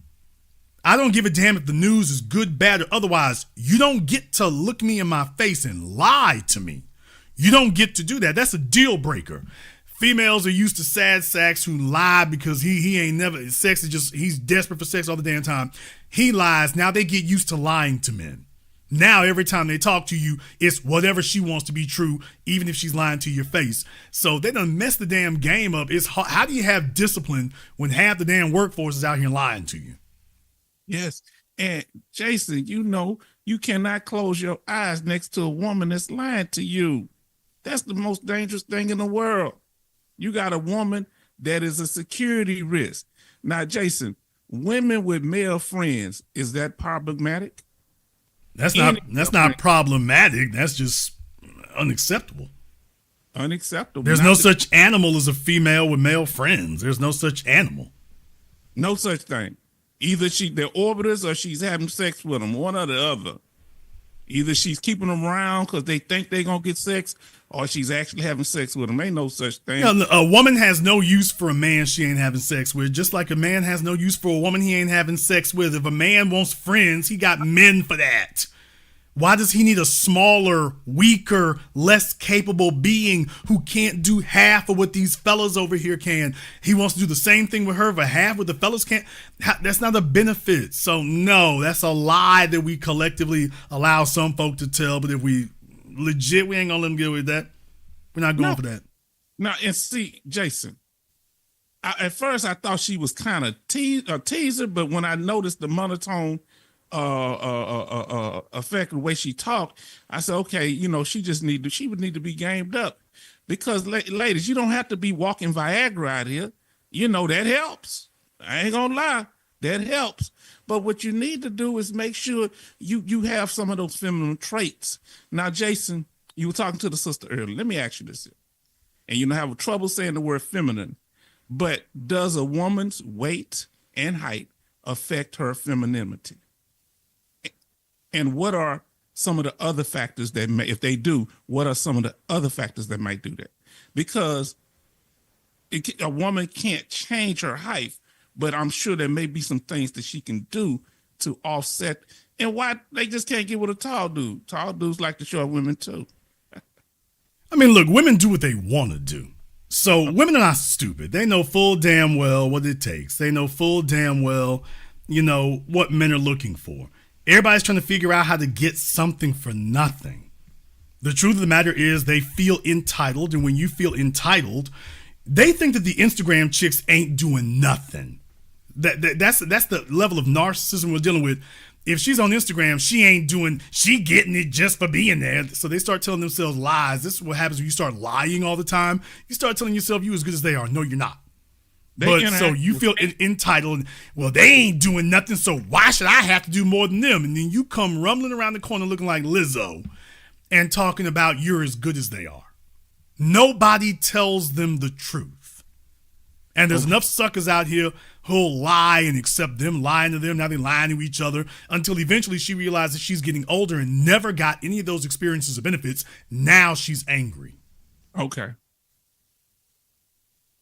Now, Jason, let me ask you this here. When it comes to certain professions and women, if a man is looking for a woman for marriage, if she's a travel nurse, is that a deal breaker, you think? Please, a travel nurse is only one step below military. I'm about to say military. Can a woman be obligated to the military and be obligated to a marriage at the same time? I mean, you've been in the military. Is it possible? Well, according to Einstein's theory of special relativity, I'm sure it is possible. The odds are against you. The odds are against you because she's submitting to men in the leadership and rank. And a lot of times they had a big old issue with them sergeants, especially when they started integrating things, having sex with those female soldiers. And then other soldiers especially, it was real dangerous. We had to tell some of them young brothers, hey, because they had took one white girl, you know, she, I guess, had never really been around black dudes, had about four or five of them, took her to Pound Town out at the hotel. We had to tell them, hey, listen here, you don't do that. Yeah, y'all doing too much. Y'all doing too much. And you know, we had to put some threats and some whatchamacallit on them. And she wanted it now, but when she holler, when they asked her, did he violate you? Yeah, when they meet a white dude who she thinks she got a shot with, and then he's like, "Oh, by the way, I heard you did XYZ." Now she gonna have to change the story up. She gonna have to change it up. And see, Jason, when it comes to the topic for tonight, and your topic, let me get the terminology right, man hacking. See, one of the first place they started hacking men, in my opinion, is the military. It's the first place because the military, when you join the military, you're not married to the state government, because usually you're married to the state, you get married. You married to the federal government. So they got control of you and your spouse. Do you know there's laws on the books that you can't be in certain sexual positions even during your marriage? I don't think they took them off the books yet. Yeah. I mean, nobody enforces them, but yeah, I mean, definitely there are still technically, legally, probably still out there, not enforced, but you make a good point is that if you don't understand the real gravity of what you're doing, you've entered a different world. A lot of folks make assumptions, and like I say, they're telling themselves they're entitled. If anybody ever enforces it, we'll see how entitled you are. Now, Jason, when you talked about the medical field, would a woman that's a surgeon be a problem? Because that is a very focused job. Can a woman be a surgeon and be a submissive wife? Look, here's the bottom line. If you are a man with a female who is a professional, you better be at a higher level than she is. If you are both in the same field, that's going to be problematic. If you and her in the same field, because that's going to be competition, she's going to be constantly comparing herself to you, constantly. So you've just got to really the only way that will work is if you have some other area where you just outstrip her, that she's really concerned about, another area she's really interested in and really concerned about, that you just outstrip her and you just outdo her. So no matter of financial or professional achievement outdoes this other ability you have. So it has to be something that you do as a man that will attract her, that she's not sufficient in, that'll keep her occupied. Right. Like I say, I mean, like, for example, I mentioned Cardi B and Offset. Cardi B sold more albums, but Offset is Offset. Offset got the street respect, and that's never going to go away. Jay-Z and Beyonce. I don't give a damn. Beyonce is still out there performing. Jay-Z is Jay-Z. Yes. Period. They ain't never going to change. He was hot before her, and that's always going to be the same. So if you have a pedigree that just outstrips any professional achievement she has, I suppose that could happen. I suppose it could. But other than that or outside of that, you're going to have to be better than her. A woman is always comparing herself, especially if she's still active in the field. If she's active in the field, she does not want to be sitting up here telling everybody, with people congratulating her and talking about how much better than you she is. That's not what she came for. So can you do it? Well, yeah, you can do it, but you're taking chances. Especially if she's in a specialized field. She wants to be able to shine. And if you can't do that, it's not going to work. I'll let you have the last word. Okay, Jason, do you believe that most women, they don't have a desire to bring a clean slate to a man? That, in other words, they prefer to come with a damaged product themselves because they, like you said, they want to go through their whole phase, their slut phase. Or even if they get with a man young and he catch them before they do that, they still want to go out there and try it out. I mean, no, we live in a society here that's told females it doesn't matter how you show up. They're being taught this by their mamas. They're being taught this by their grandmamas. It don't matter how you show up. A man, he just need to take you the way you are. It's only when they get out here and it actually doesn't work that then they start taking it seriously. But remember, women don't take anything seriously until the phone stops ringing. Up until then, they don't take it seriously. So no, we have taught them and conditioned them. You got everything from the media to their mama to the church telling them that you are not your past and you are not what you have done, and you're saying all this garbage to them. So that's the world we live in right now, is that they're doing stupid stuff first and learning later, as opposed to accepting reality first and not at all. But the other thing is that, yeah, I mean, women as a group today, females don't really think we deserve anything better. They think that we all should just be happy for what we get. Enjoy your youth. That's what they Yeah, want. you just take whatever the hell I slop off this plate, that's what you take. Thank you very much for giving us a call tonight. Let me go see if I can check on Beth right quick. This will be fun. Let me see if she's ready. Beth, just let me know if you're ready. If you're not ready yet, I got another person I can talk to here real quick. So if you're not yet ready, let me know. Let me know if you're ready. Now, if you're not yet ready, let me know. I'm ready. I don't know if you can see me in this lighting, but Okay, I see you. All right. Now, let me ask you a couple of questions here.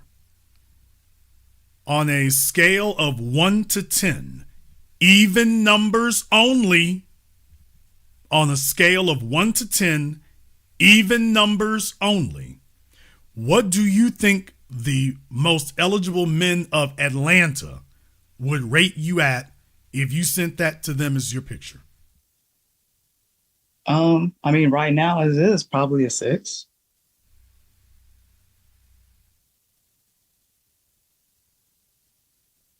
You say right now. Yeah, right now at my weight, with my hair not done how I would want it perfect. Okay. That man who's in Atlanta, who's most eligible, who's rating you at a 6, what does he do for a living? Are you asking like the specific kind of guy I'm looking for? No. I'm asking you the type of guy in Atlanta that you just gave me that answer for. You're speaking for him. Okay. What type of profession are you thinking of that man who would rate you with that? What does he do for a living? What do you think his profession would be? Doctor or something. Doctor, lawyer, somewhere around that range. Okay. So you're telling me that, in your opinion, the chief of cardiology at Grady or Emory, I shouldn't say Emory, y'all get the idea. But you're telling me that the chief of cardiology would rate you as a 6. As of, right now with me not being all done up. Yeah. Yes, I'm talking about what I see on my screen right now. You're telling me that he would rate you with that. You're telling me that a Atlanta lawyer who makes $500,000 a year or $1 million a year, he would say, yes, this is a 6. Yes.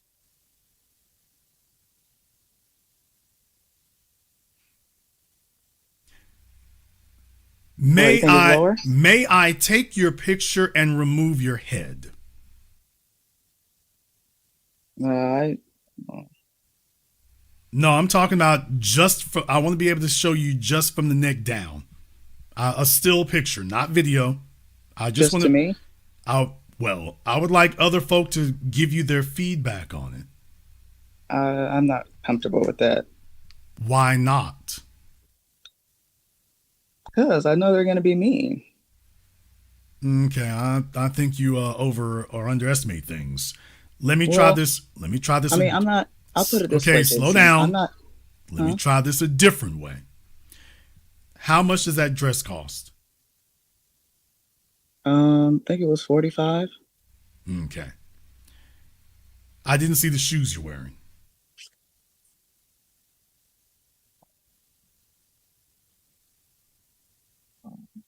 Looks like you're ready for the club.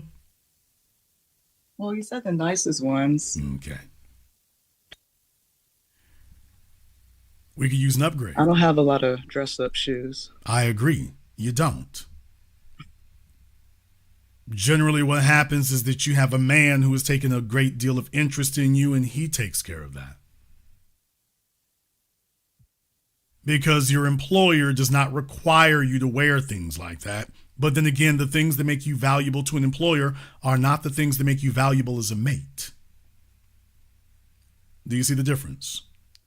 Yes. No, I understand that completely. I mean, I'm not looking for the cardiologist. I'm not expecting to get that guy. I was never looking for that guy. And you think that's a good thing you just said? I think it's realistic. I mean, okay, let me try this one more time. You think that's a good thing you just said? Well, I mean, I know what kind of options that guy has. I know what Jason, I don't want the best men out there. Now, do you think that's what your dad went to work every day for, to raise his daughter to be with? You think that's what he did that for? I think. Do you think that's what he was aiming for and that's what he aspired to? No. I mean, I would think that you would have thought that that was realistic. That's what I figured you would say to that. You know what is realistic, young woman? What's realistic is what you work for and what you aimed for. That is what becomes real. And if it's not what you want and you don't ever aspire or aim for it, well, guess what? That becomes real too. I will give Lizzo credit. At least that heifer is putting in some work. I've done a lot of criticizing of her tonight, but I'll tell you one thing, at least she's going for it. She is not willing to accept that she's going to leave this world, and she never even had a shot at the best that was out there. So what you're telling all of us right now is that everything above a 4, you're just taking it off the table altogether, and you're just going to preclude that you'll never experience that. And I just want you to know what that means, and you can do this, but what that means is that you will be with a man who is your match. That there will be a whole world that 60% of it you will just never be eligible for to touch, experience, or anything else. And that's going to be the guy you'll be with. And every day you get up will look like the previous day.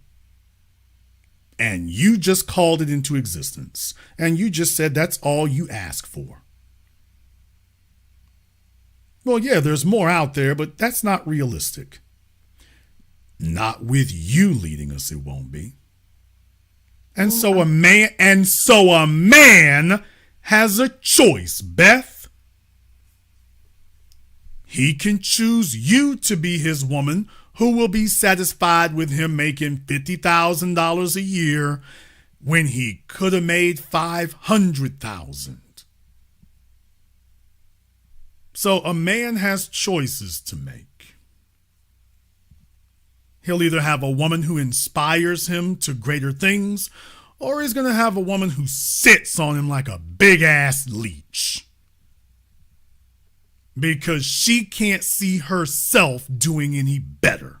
And since she can't see herself doing any better, she's not here to inspire him either. And on and down we go. And wait till she has some kids.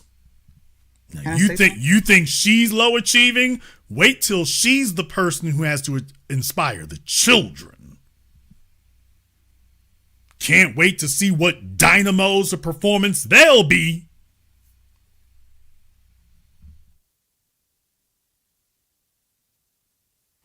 Yeah, you thought this just stops with you. How can you raise your children to be better than you are? How are you going to raise your daughter to be better than you?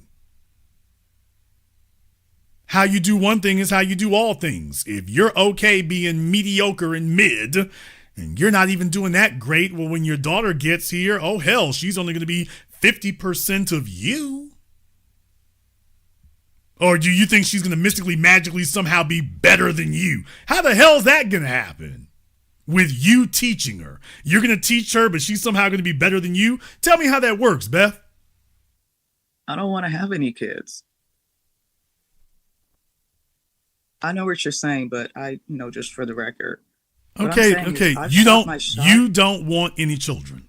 I didn't say you can't have any. You're saying, Jason, I don't want any children. Yes, that's correct. Okay, then why do you need a man? I want the companionship. I want love. Okay, but why does a man need a companion he's not going to have children with? Well, I mean, I know there's some guys. I know that makes my options very limited. I understand that. No, you said that I don't want a side chick position. I want to be a main chick. But if you're not going to be a mother, why do you need a main anything? What the hell are you talking about? Why do you need a main anything if you're not going to be a mother? You want main status for what? There's men who don't want children. Not a lot, but there's some. Okay, that's what I say. You need to go find. You're gonna go. What you're telling us, you're gonna go look for some old dude who, I mean, he taking it how he getting it how he live. No, I mean, I ideally, mean, I want but that's the only guys my who do. age. That's the only guys who do that. Uncompetitive males who have already exhausted everything else, and he's just looking for a peaceful death. That's what you just described. He has no legacy, and he doesn't. He wants to bring a woman in his life that he's obligated to, but he does not want any children with her.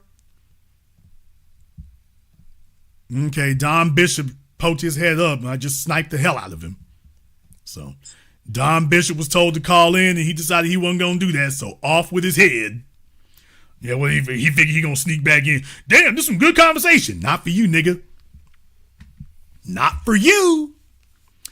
In any case, ma'am, yeah, why a man doesn't need to, why would a man want to mate with you if there's going to be no children?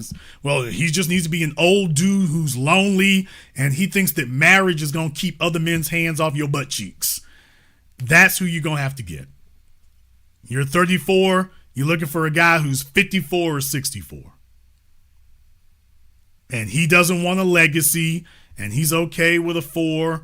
And he doesn't want to do any better in life. What he's doing, y'all can just cruise, and you want him to make 80,000 so you can just kind of eat off his 80, and you don't have to do a whole lot. And he doesn't aspire to more, so he's never going to want you to do better.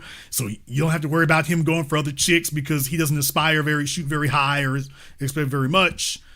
So you don't have to do a whole lot of effort, which is what she's really getting at. Is wait, Jason, I ain't really trying to do more. So okay, well. Uncompetitive female gets uncompetitive male. But I will tell you one thing. You know you're lying. And I know you're lying. And everyone here listening knows you're lying. And as the years go on, you are going to get more upset and more bitter when you realize just how much of life you didn't get to live. Are you talking about the children part? How you do one thing is how you do all things. You keep lowering your expectations and lowering your standards. You keep doing that in order to spare yourself. And just understand, you're not doing this in just one area of life. You think you are, but you're not. You're doing this in every area.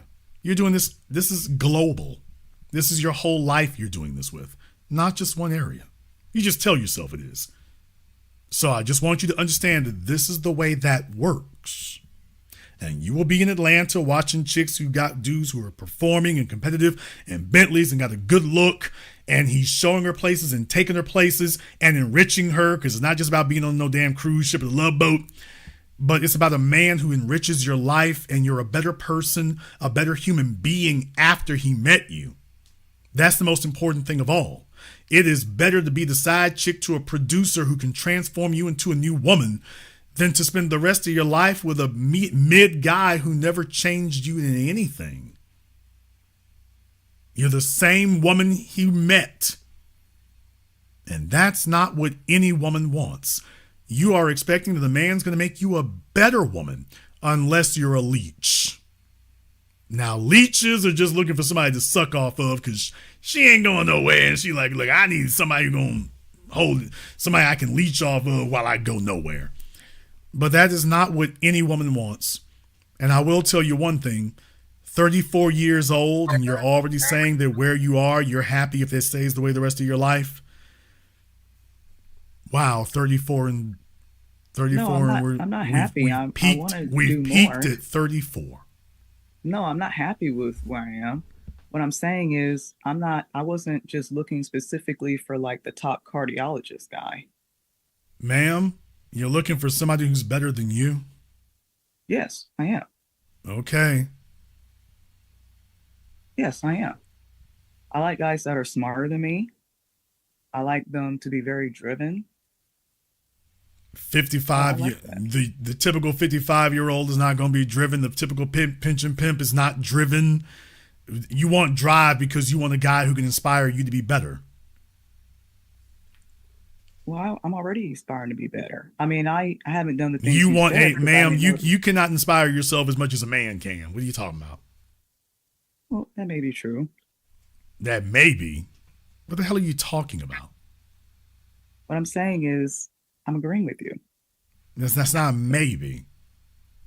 You can't compete with a man who is driven. There's no competition. You are not willing to die to make $1 million.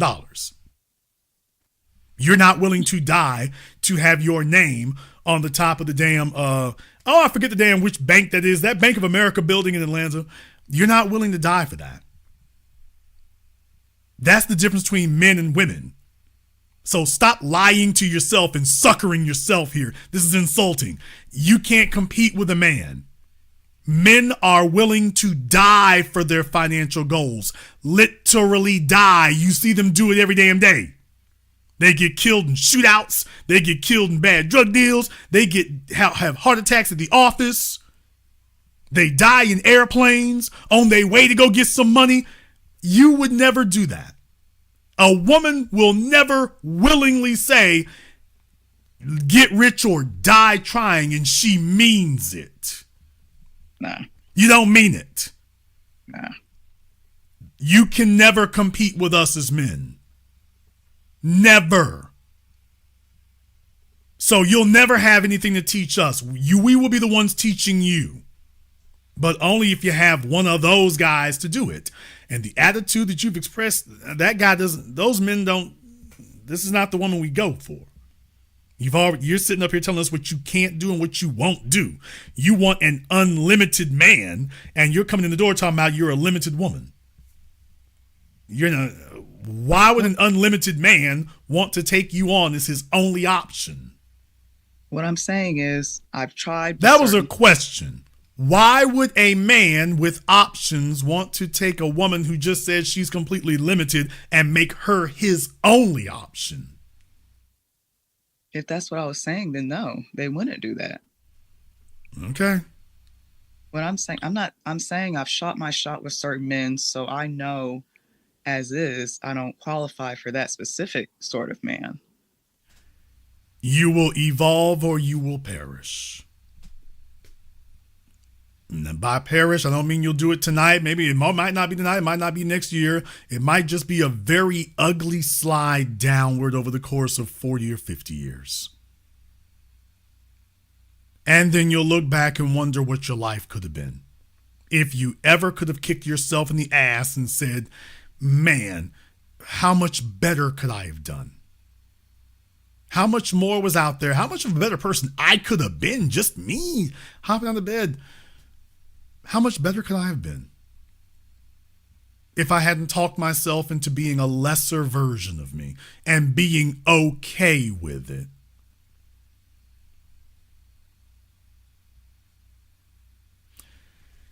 In any case.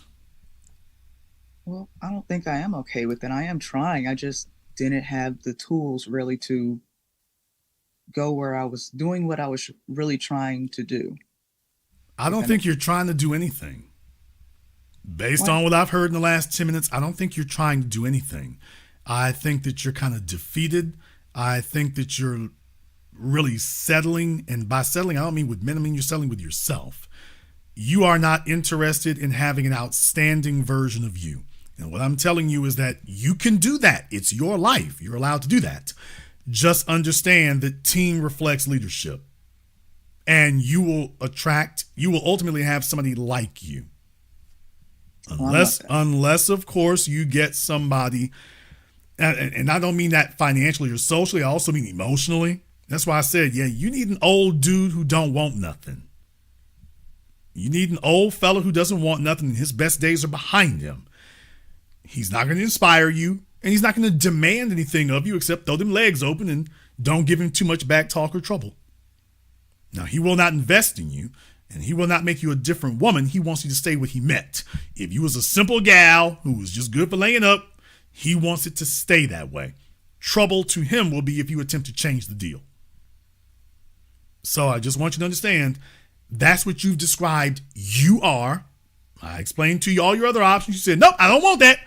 And what I'm saying is, okay, you're going to have somebody who you are going to ultimately be with somebody who meets you at your level.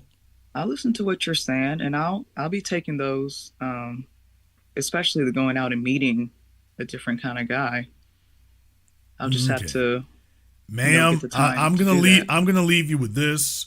Before you go out trying to meet anybody, you need to start with yourself, and you need to take a long look in the mirror and say, "What is the ultimate version of me I want to have? What is the best version of me I want to have?" And that's going to dictate everything else. That right there. You need to stop worrying about men and start with you. And once you've clearly defined what you will or will not be, and it's up to you, you don't have to adhere to anything I've said. But once you define that for yourself, then that's what will determine everything else. But you got to answer that one. And stop fantasizing that the men are going to transform into something else. I'm just letting you know, you're making an offer. There's only a certain type of man who's going to accept that offer. You don't get to say, okay, I want all of them over there to want it too. It doesn't work that way. So this is what you're offering. I'm just letting you know, hey, these are the kind of men who will accept that offer. From there, you can choose among those. If you want something else, you got to be something else. If you haven't checked out my Patreon, by the way, I would be remiss if I did not extend that to you in the in the description of the video. It's got a link to my Patreon for that. So if we need to talk more at length, you definitely have the option of doing that. I think that'll do you good, if you so want to take advantage of that. Thank you very much for giving us a call tonight. Yeah, some folks here thinking that it's like, well, Jason, why'd you say that right there? It's like, okay. At first, I'm going to be honest. At first, it was, you all know me. I'm always talking about, oh, you put in a side chick application. You all know me. It's always fun and games about that. But when she comes back with the, oh, no, I'm a main chick only. I'm like, okay, but I'm just saying, folks are not seeing what I'm seeing on this screen. And I'm not belittling her for that or demeaning her for that. I know what it's like to be simple and basic and boring. I understand that. What I'm saying is that, wait a minute now, you talking like we got some real big leverage here and we dealing with some big chips. I'm like, when you start talking like that, wait a minute, what you bringing it justifies you talking that way. And it's like, oh, hold on a second. Let me hear what that is. And it's like, okay, oh, you ain't seeing what we seeing. This is what happens when grown women get older and they haven't been under any sort of tutelage or management. Nobody's level with them. The parents don't know. Nobody can really be straight with them because they ain't got a damn clue. And that's what ends up happening. And when they finally do get out here, it's like, yeah, niggas is getting up. They logging off of Zoom. She's sitting over here steady in the kitchen cooking and niggas is logging off of Zoom. They're hanging up the FaceTime. I dare to say there's very few females in here who've had that kind of situation happen. She's sitting there with the dude. He knows there's possible sex in the equation. He was like, yeah, you know what? Nah, I'm underachieving. Click. Think about that for a few moments. He didn't even stick around to find out if there was some sex in the equation. If she was willing to cook, she was willing to serve dessert. And dude was like, yeah, you know what? On the other hand, you just hold on to that. Yeah, you just hold on to that. And what I'm saying is, oh, they ain't never supposed to have. And she's never had a serious relationship before. I'm saying she's socially maladjusted. She hadn't had a serious relationship. She hasn't bonded to a man, but she hasn't had a man who wanted to bond to her. That's the part right there I was talking about. That right there.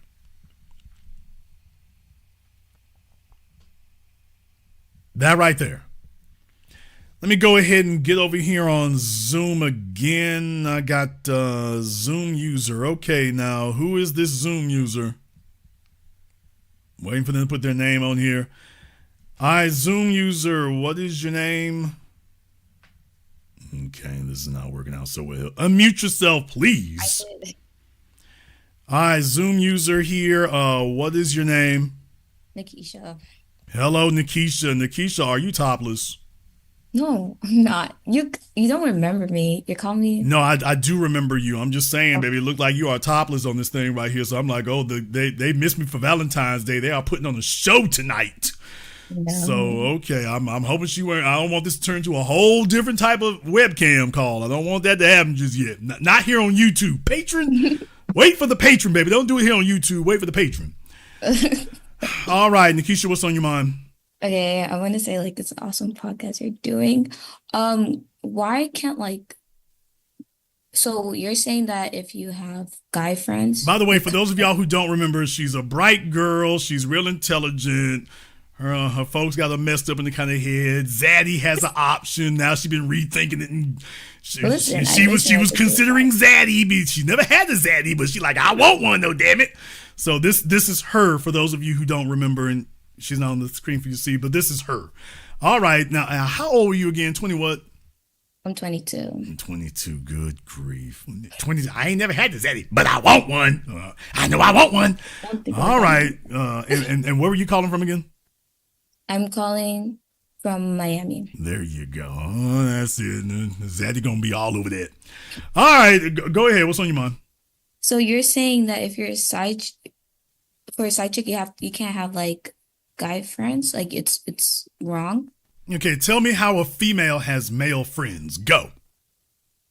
Well, like I don't believe that like they're having sex. Yeah, with that's them. all. That's all you mean. This is a mind game, and this is a game that females play with men. You're not stupid. None of you are. This is a game you all play because it's a manipulation tactic. What you're gonna keep saying is, well, these are males I'm not having sex with. But that does not explain their presence in your life. So why is this male here and you're not having sex with him and you're not interested in sex? Well, what is he here for then? A friendship? Please tell me the friendship component that a female has for a man that she is not attracted to. Like gossiping, like I don't know, like it's like having another girl, one of the girls. Thank you. Do you hear what you just said? Yeah, thank you. Yeah, like I said, this is a game that females play with males as a manipulation tactic, but it ain't because they don't understand it. She just said it. He's one of the girls. Ma'am, if I told you that you were one of the guys, would you consider that a compliment? No, because you're calling me masculine. Oh, but you just said he's one of the girls, but that's a compliment. Okay, I see. Yeah, there y'all go. Yeah, no other YouTuber explains logical fallacies like we do here at the Definitive School of Power Dynamics. We take these things and demystify them and simplify them. So now you all just figured out why it is that's not a compliment. It's never a good thing. What women mean by it isn't complimentary. It's degrading. What it means is that he's emotionally available at your whim when you ain't got nobody you really want to talk to available. Then you'll talk to him about he's available to gossip or to emotionally vent on because he's available. But outside of that, you have no interest or concern for him. So he serves a utility, you know, like an electric light switch or water in your house. But you're not emotionally attached to the electrical company or the water company. Yeah, they're there to be used, and when they're not, you turn the damn faucet off, you turn the light switch off. But that's like a red flag when girls have too many guy friends. When a female says she has any male friends, period. Women don't have male friends because men do not have female friends. You can have male co-workers, but you don't have... I mean, the only way that would be possible is if it's somebody you find completely physically and completely unattractive. Well, that's possible. But even then, you don't consider him a friend. You consider him a pet. Yeah, it's true. That's why you giggling. That's right. Yeah, he's a pet. The terms you all use, he's one of the girls. You do realize that you've completely emasculated him.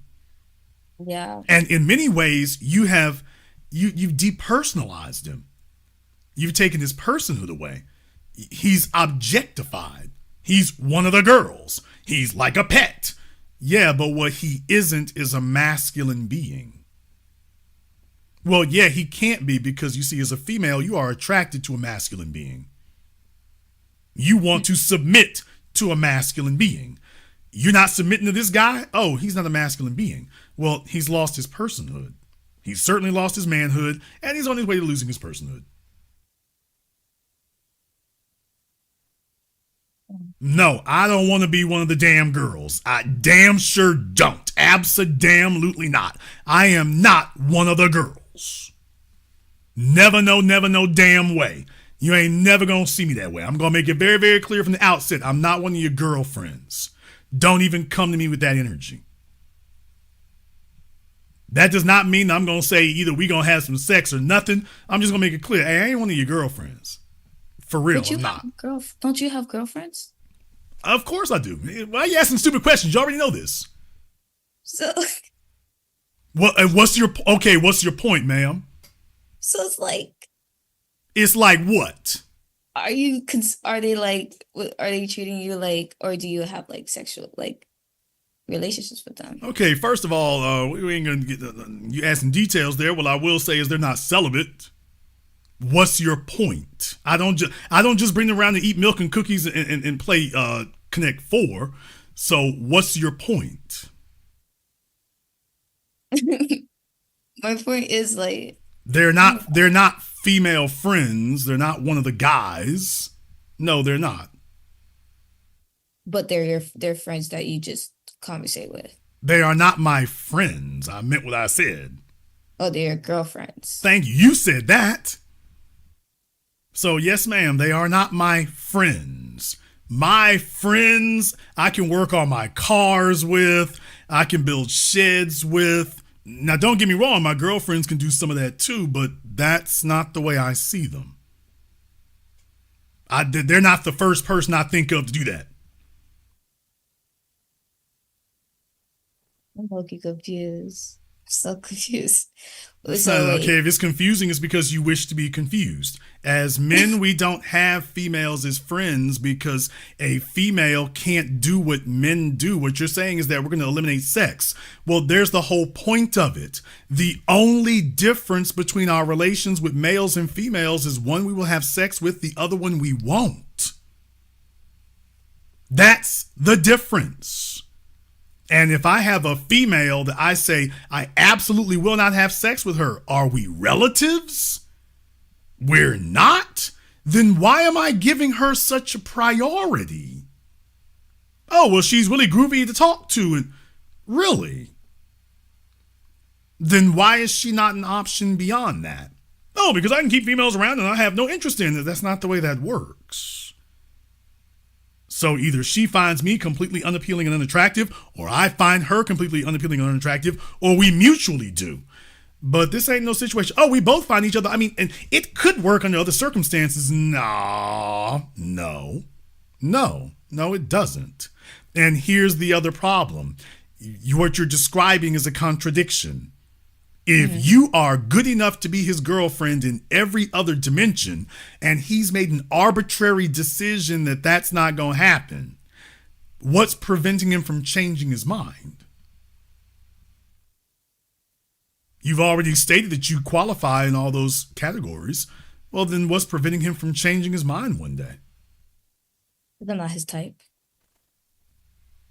But, okay, let's try this again. If you've already made it clear that you actually are his type in every other category, but he's just not interested, which is what you're saying. But then I'm not friends with Okay, people. then what's preventing him from getting up one day and changing his mind? Nothing. This is why women don't say stupid stuff. When y'all go out on dates, you don't leave your girlfriend at the table with your man. Well, your little goofy ass actually would. I haven't got there yet. Actually, your little goofy ass would. You actually would do it. But to all the sensible females out here got some life experiences. Yeah, women know if you have a man who's about something, you don't leave your girlfriend at the table with that nigga. Y'all went somewhere. You don't leave your man alone with none of your female friends if he's desirable. You know damn well if you got a man and she doesn't. Oh, it's going down. And you're not trusting him to keep his principles about him neither, unless you just know he like that. No, ma'am, we don't have, what do we need a female friend? Because here's the thing, what do men and women have, what does a heterosexual man have in common with a heterosexual female that he's not sexually interested in? Hell, tell me what a heterosexual man has in common with a heterosexual female that would keep those two talking to each other on a regular basis with no intimate interest in each other. Tell me. Tell me the conversations that you have with your girlfriends that you have with a male that is equally in depth and equally engaging. He can be like my wingman, like help me get dudes. He can help you get dudes. Mm-hmm. He let me know if he likes me or not instead of just like getting rejected. Like he slides it, like he puts a little like. Nigga, what? Do y'all hear this little goofy ass gal on my Zoom? She just said that she has men that she will call up and tell them, hey, would you like to tell me how I can get in bed with this other guy over here? There's another guy. No, not you. I would never sleep with you. But there's another guy that I am interested in. So I just wanted to talk to you if you can give me some pointers on how I can wrap these silky thighs around this other fella. Not you. I would never. You're just my friend. You're like a girlfriend. You're like a dog. You're like a pet. I like you so much, I could never see myself ever sleeping with you. So I would like your assistance in helping me sleep with another man. Now, will you please tell me in what parallel ass dimension you in where that conversation lasts more than 2 seconds where I felt, well, I would be glad to tell you about that, girl. What's his name? Where he live at? Oh, he looks nice there. Y'all two make a good couple. Really? Now, you would never let a man do that with you. Hey, Nikisha, there's this. Hi, Nikisha. I'm 6'2" and I make $500,000 a year. I know you and me have been friends for a while, but I would really love to see if you and I can, if you can give me some pointers on this other, your friend at work, your friend Ashley. Yeah.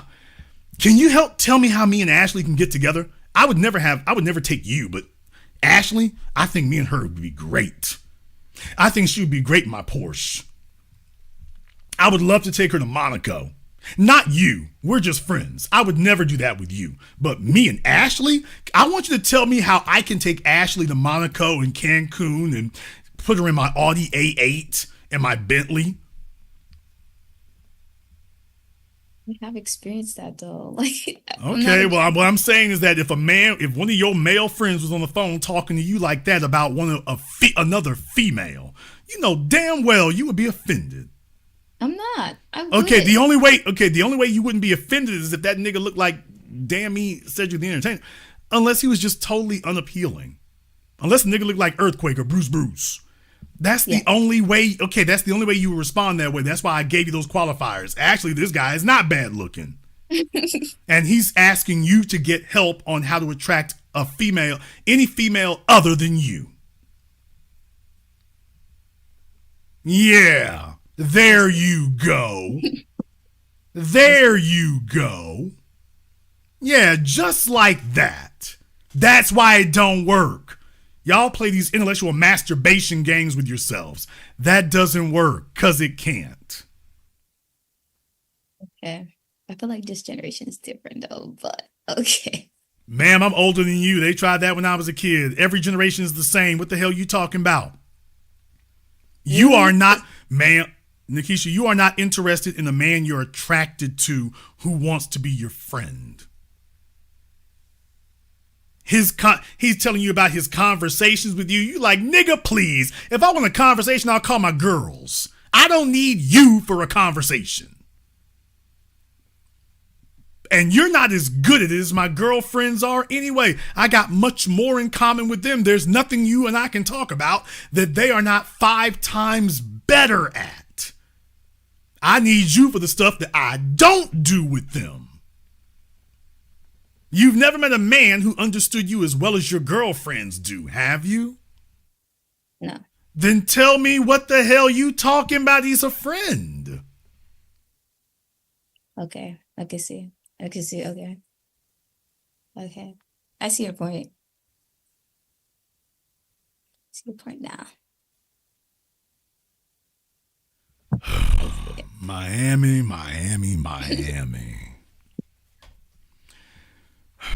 Ma'am, has Zaddy got a taste yet?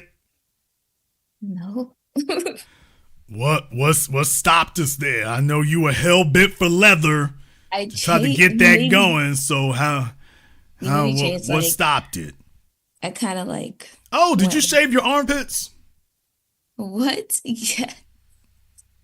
Are they totally shaved or are they halfway shaved? Yes, they are. Yeah, look at her. Her armpits are totally shaved. What she say? Zaddy, come and get it. Oh boy, what she say? She is on the prowl. What she say? The Nair people got a hold of her. Zaddy, come and get it. She shaved her armpits and everything. So,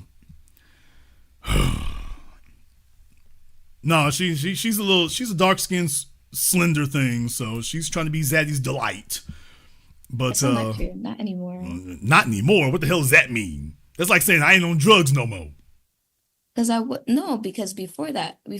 you explained it to me, now it makes sense. So now it's like, not anymore. You're saying you've had a conversion? A conversion. Yeah. Like I don't think like that anymore. Intervention! All right. Well, y'all, I'm changing lives one chick at a time. Changing them one chick at a time. It's hard being me. Don't y'all see some of the aggravation I got to go through? They come back months later. Well, Jason, I talked to you and I don't want to be Zaddy. I don't want to be Zaddy no more. So y'all realize what I go through? It is hard being me. It is hard. All this misinformation and disinformation and false prophets and everything else. She's saying this today. As soon as a black man don't do what she want him to do, she going straight down there to Oceanside, straight down the Bayside, straight down to Brick Hill. She going She going straight there. The first time a brother don't do what she wants. That's so not true. She gonna be right down there auditioning. She gonna go stand next to somebody's McLaren. So you also mentioned to the girl how like a guy can see how masculine you are. Well, yeah. By like your personality. Well, yes, ma'am. We have male personalities and female personalities. Being masculine isn't something you do; it's something you are. It expresses itself verbally, it expresses itself non-verbally, it expresses itself physically, it expresses itself emotionally. Being feminine and masculine, that's why you can't have a sex change operation. Mm-hmm. You're claiming you're changing species. Get the hell out of here. A hummingbird can't become an elephant. Not because a hummingbird or an elephant can fly or cannot fly. Either you are or you aren't. Being a masculine being is something you are. It's not just something you do. It is what you are. So our conversations are not the same. Our thought processes are not the same. Our reactions to situations are not the same. Mm-hmm. At a basic level. How you respond to stimuli, how you respond to situations, how you non-verbally communicate, totally different. How you stand as a female is different than the way I stand as a man. Just us standing there. We can just have shadows on the ground. People can see which one of us is the female and which one of us is the male. Just by our shadows. Does that simplify it for you? Yeah. So what personality would you say I have? What personality you have? Young. Young, naive. She's young and naive, which is understandable. You're only 22 years old and you haven't had a lot of experiences. So, the problem with this era, you're 22 years old. I want y'all to understand something. She's 22 years old. Think about that for just a few moments. 22 years old. She spent her entire literate life with a cell phone. Please remember that. She's never known a time that you didn't have the internet. She's never known a time that everybody didn't have cell phones. I don't talk about smartphones, not just cell phones. We had the flip phones. She's always had a smartphone her whole life. She's never known a time you didn't have that. She's always had YouTube, always had Facebook her whole life. She meets people in the DMs. She's never known a time that you didn't do that or couldn't do that. That she's grown up with that. So realize all the things she's never had. Think about that for a few moments. All the things she's never had, all the things she didn't have to do with or without, that's exactly where she's at. So when you consider that for a few moments, that's been her life. Think about how much she doesn't know. That's when I say she's young and unknowing and naive. She doesn't know these things. And that matters. That matters. Because she hasn't, these are skill sets she hasn't had to develop. And that puts you at a disadvantage also. Wait, but can I compete with with someone who's trying to become a doctor? That is a skill set. So technically speaking, you can learn that. The real question is, can you compete with a woman who wants to be the best woman she can be? I can teach you how to be a doctor. Can I teach you to want to be the best doctor? I can teach you how to walk in a pair of heels. Can I teach you to want to walk in a pair of heels? Okay. Do you see the difference? One is something you do, the other is something you are. Okay. Now, are you asking what kind of personality trait you need to be a doctor? Yeah, because I'm friends with one, but I'm not trying to be his You're friend. friends with one, a male or female doctor? No. Do you wish to be his friend? No. Then why are you talking stupid? Because it's like playing the long game.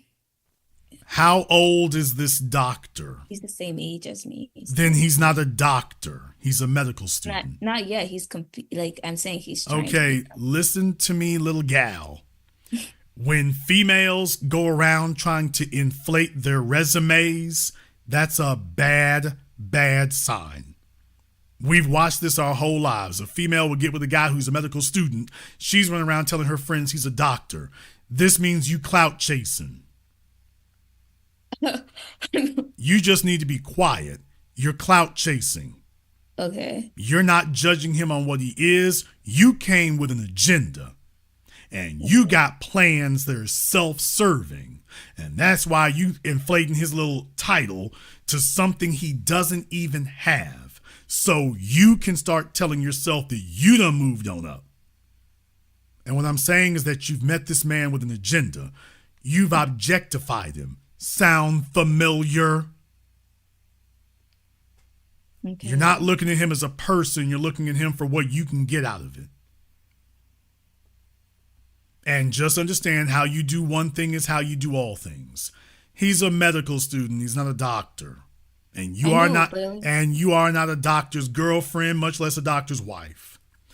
Nor are you in line to be.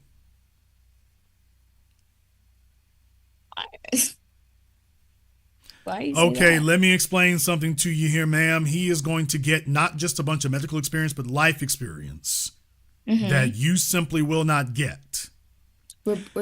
Okay, you need to shut your trap. Because what you're doing right now, just understand, he's going to meet a chick who knows what she's doing, and that'll be the last time you ever talk to him. Not because you're bad people, but because what you just did is not a feminine trait. Yeah.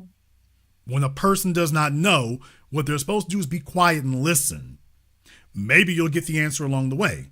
Only when the person who knows more than you is done talking, if they didn't address it, then you ask. Here's the tricky part about it. If they did address it already and you're asking about something they already talked about, now you're telling them you're not listening. And men don't repeat themselves to females like we used to. We done with that. Y'all heard us the first time, unless you just weren't listening.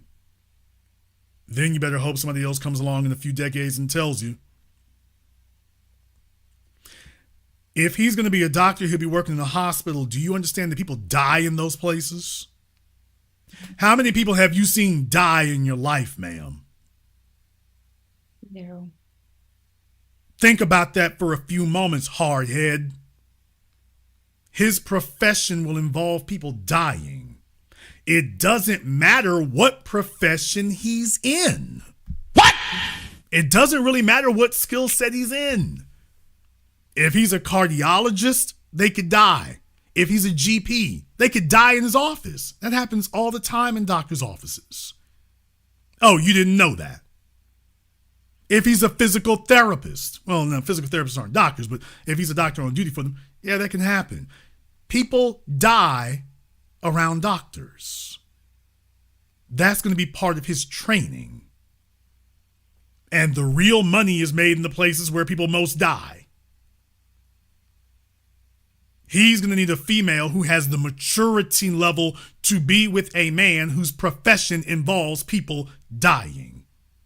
And also, he will be blamed for it, whether it's true or not, which is why every doctor has to carry his own malpractice insurance, because somebody is eventually going to blame him for something bad happening to them. And there will be a nonstop stream of lawyers willing to sue him for free. And that's going to be weighing on him all the damn time, while he's carrying $500,000 in medical school debt and got some goofy bug-eyed chick giggling all the damn time. And his life ain't no giggle fest. He needs a chick who built for that. So maturity better come standard, because in 10 years when he finishes, because it'll be 10 years, and he's racked up $500,000 in debt, he needs a chick who ready for that. Not one who's emotionally clout chasing and masturbating herself, pretending that she's going to get clout by the age of 23 for screaming that she's with a doctor when he's a medical student. This ain't no game. He needs somebody built for the real world, not some chick cosplaying and fantasizing. He needs a chick who built for that $500,000 in debt. Not her fantasizing that she gonna style and profile and tell her friends at the nail salon about how her husband, Trapper John MD, was at the hospital last week, as if they give a damn about your husband. By the way, nobody gives a damn about your husband, what he doing for you. They want to know what your husband gonna do for them. But in any case, yes, you need to ask yourself if you're built for that man. You're not. Spoiler alert, you aren't. But by the way, if you want to be with him, that's what you need to be. Now, how many medical professionals do you have in your family? Zero. How many medical professionals have you been associated with in your almost 2.5 decades of living? Zero. What makes you think you're qualified for this guy? Because I still have a chance. Like, I'm still learning. Like, what makes you think you have a chance? he's a part of my church. What? Bro. Nigga, please. Oh my goodness. I don't want to talk no more. These are real answers, y'all. These are real. I know y'all think this is a script or this is a skit. These are real answers. These are real answers. By the way, did you tell them about the church? What's that crazy denomination you're part of again? What was that again? It's called the ICC. There you go. International Church of Christ. Yeah, this is them folk down there. All right. Congratulations. I'm not even, thank you. It just killed my confidence. Ma'am, somebody needs to level with your little goofy ass. I'm just letting you know. Okay, let's try this a different way. Why do you think he went to medical school, ma'am? I have no idea. What? I don't know. I don't talk to him like that. Like, what? So you're telling me that you're interested in having a relationship with this guy and you can't even tell this thing that he's about to dedicate his entire life to, you can't tell me anything about it. I do remember. Oh, now all of a sudden, now that I pointed out that, by the way, you just X'd yourself out. Now, wait, I remember. Oh, baby, you're not going to make it. You're not going to make it. I just literally forgot. You're not even giving me a chance. I remember it was for the money. He wanted a high paying job. Why? Because he wanted money. Like that's what he said. It was like Yep. no particular Yeah, reason. you ain't gonna make it. Just don't worry about it. You're not gonna make it. Just let him get him a little Cuban broad down there and be done with it. You're not gonna make it. Okay. Ma'am, a man doesn't want money to have money. Money is useless. What are you going to do with money? Money is power for men. What do men use power for? They use it for respect. They use it to stack up females. They use it to outcompete other men. He wants money because it will increase his female options and his options in life.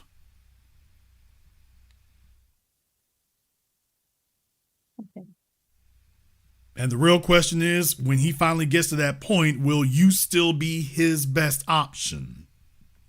Maybe not. Maybe not. It depends. You're 22 years old now. If you two have a deep bonding relationship, he may decide that you've been there with him the whole time and that you are his best option because you were there before and he doesn't have to question your motives. The problem with pinch and pimping is you always have to question the woman's motives. It doesn't matter how much she tries to convince you she's there for you. The problem is you had everything stacked up and she just had to walk in and take possession or whatever you throw off the table. In your case, you've got this guy before he got there, so you actually have a good opportunity if you don't fumble the ball. The problem is if you strike him as unconcerned, immature, because the real problem isn't where you all are today. The real problem is where you're going to be in 8 years or 10 years from now when he finally finishes. Mm-hmm. And are you still his best option when you get there? That's the question. You don't have doctors in the family. You don't have professionals in the family. You haven't had a lot of experience in doing that, so you're running strictly off of personality. Yep. Okay, let's try this a different way. How well do you think you are competing for him against, for example, the females in his class? You know, the females who he's in medical school with right now? Mm-hmm. Do you think that you're proving to be a better option for him, an aspiring doctor, than they are? Yeah. Oh, good. Tell me more. Can you feel me? You want to say no, so I could be like less confident in myself. Ma'am, if you say that again, I'm going to hang up on you. And the reason I'm going to do that is because I don't play games. I don't play games at all. Why would I bring you here just to tell you that the answer is no? I'm not here to, that's not a correct or wrong answer. I'm asking you what you think. So please don't try to subscribe my motives. I don't tell people that they're wrong about something because I want to, quote, be right. That's an insecurity trait. 2 + 2 is 4. It doesn't matter whether I wish it was something. You don't learn anything by me wagging my finger. I just got off the phone with a chick there. She wasn't wrong. I asked her questions about what she thought about. You're not wrong about your opinion. I didn't tell her that she was wrong for her opinion. I simply said, okay, great. These are going to be your options. But no, ma'am, I am not here to ego stroke myself. I got a couple other folk do that. Okay. So your question is how you have a man who is in medical school. He's in medical school with females who are going in the same profession he is. What makes you more competitive for him than they are? Because he's not talking to them. Why do you say that? Because. Are you in class with them? No. Then why are you so certain that he isn't? Because they don't align with his belief.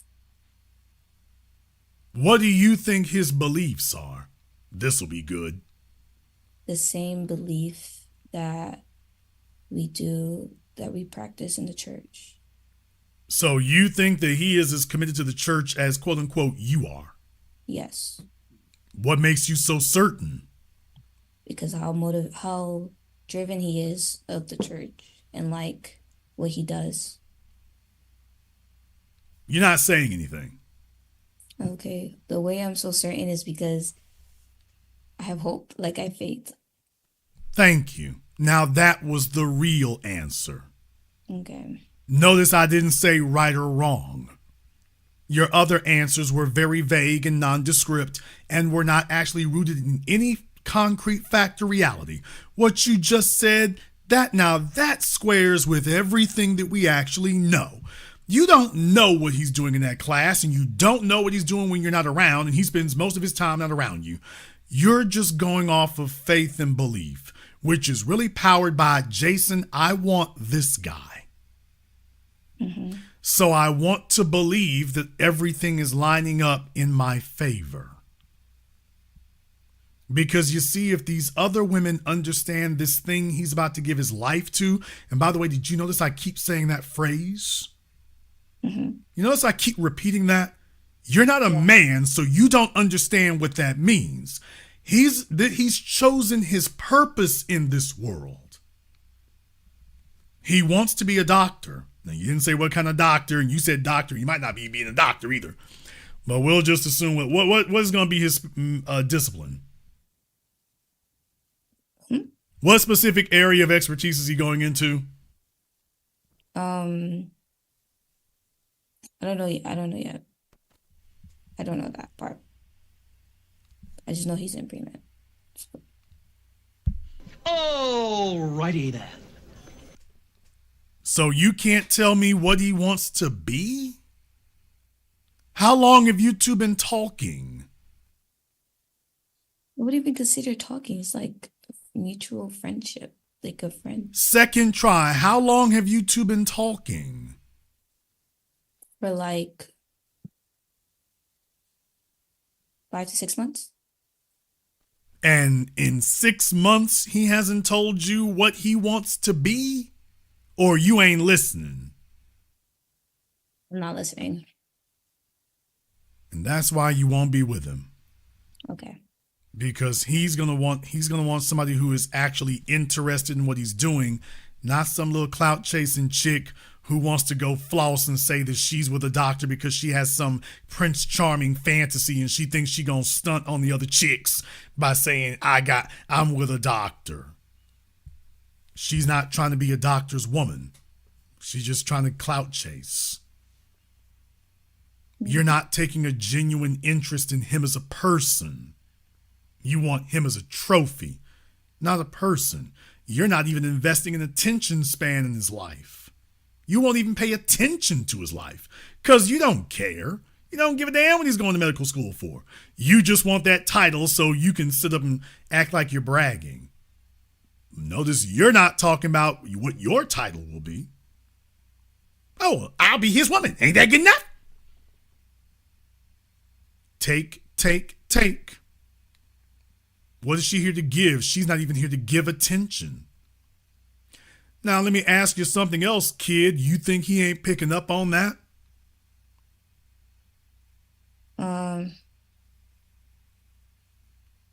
Yes.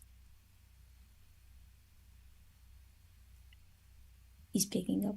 I think he is picking it up.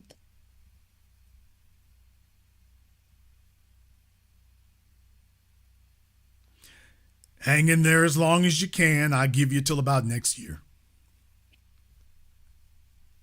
He's going to get, if he's still in medical school, he'll get more serious about his studies.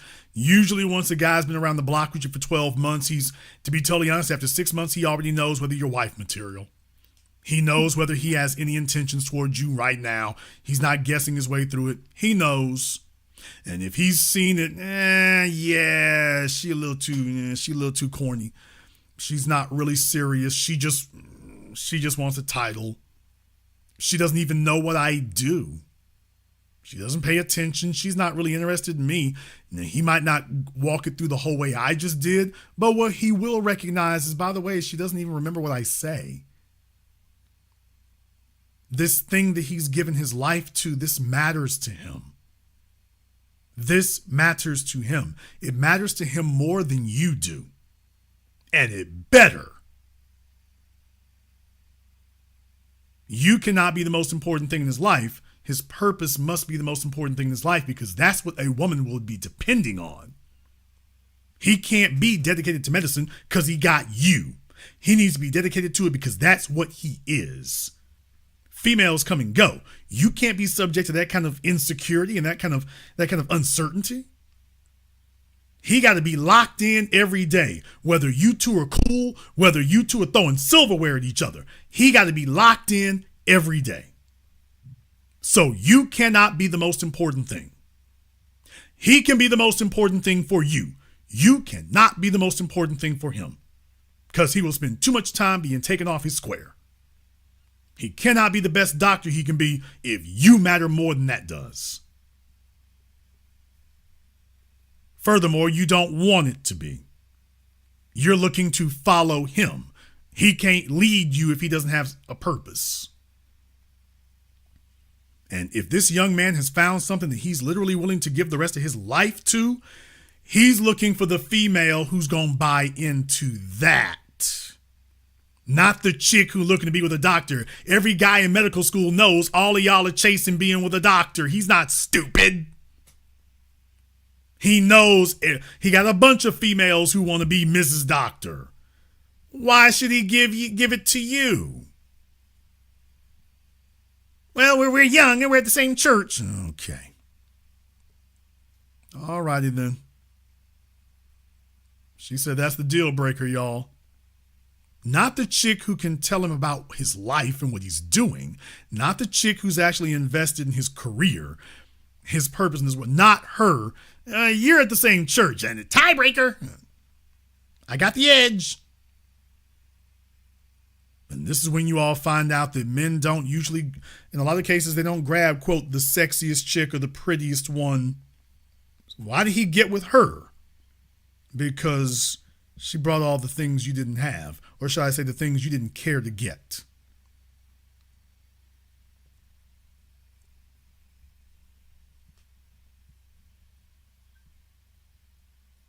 Okay.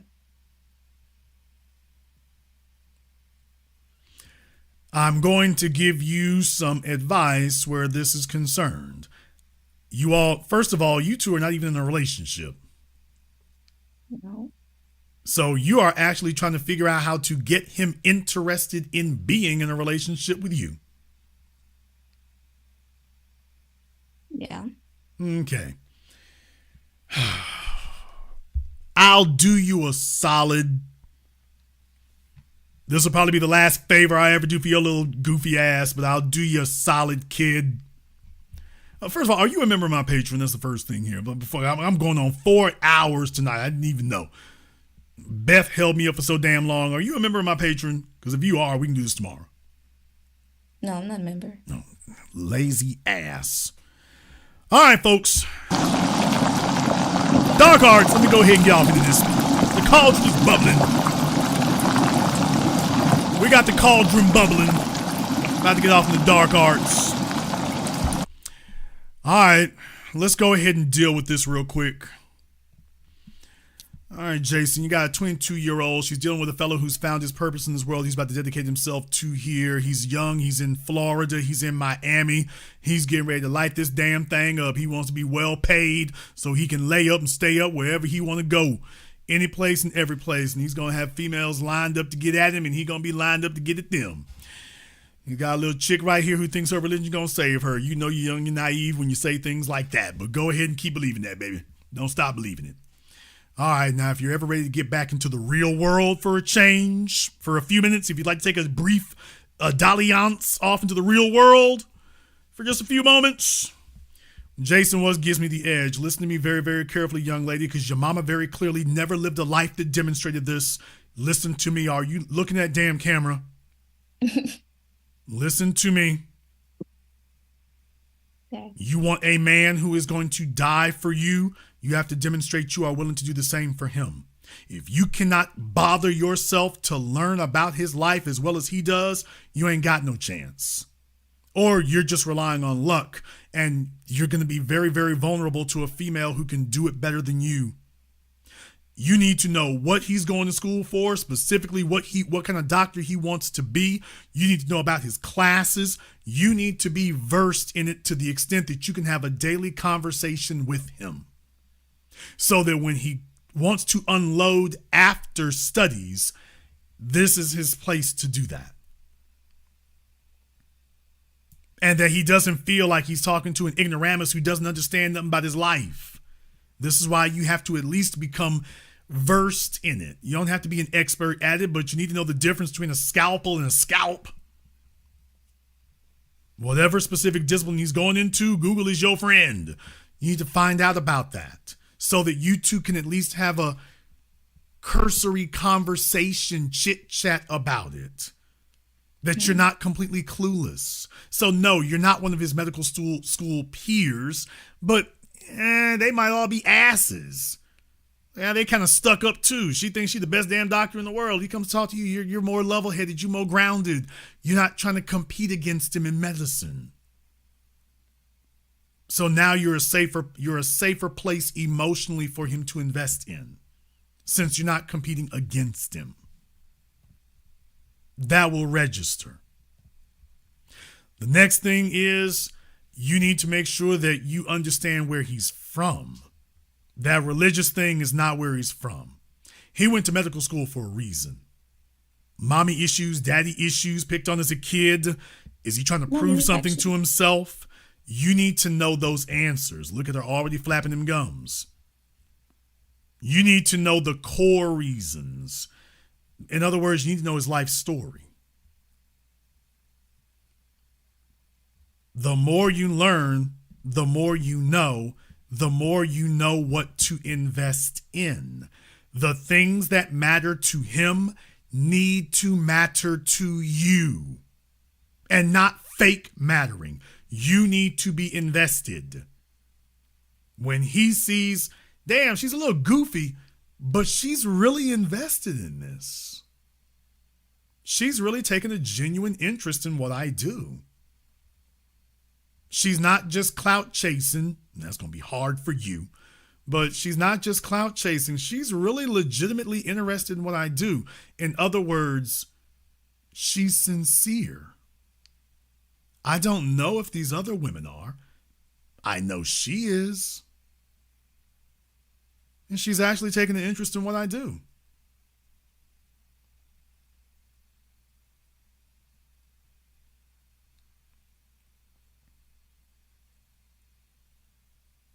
Okay. If you can be bothered to do that, he's a student of medicine, you need to become a student of him. And take a real, genuine interest in what he does.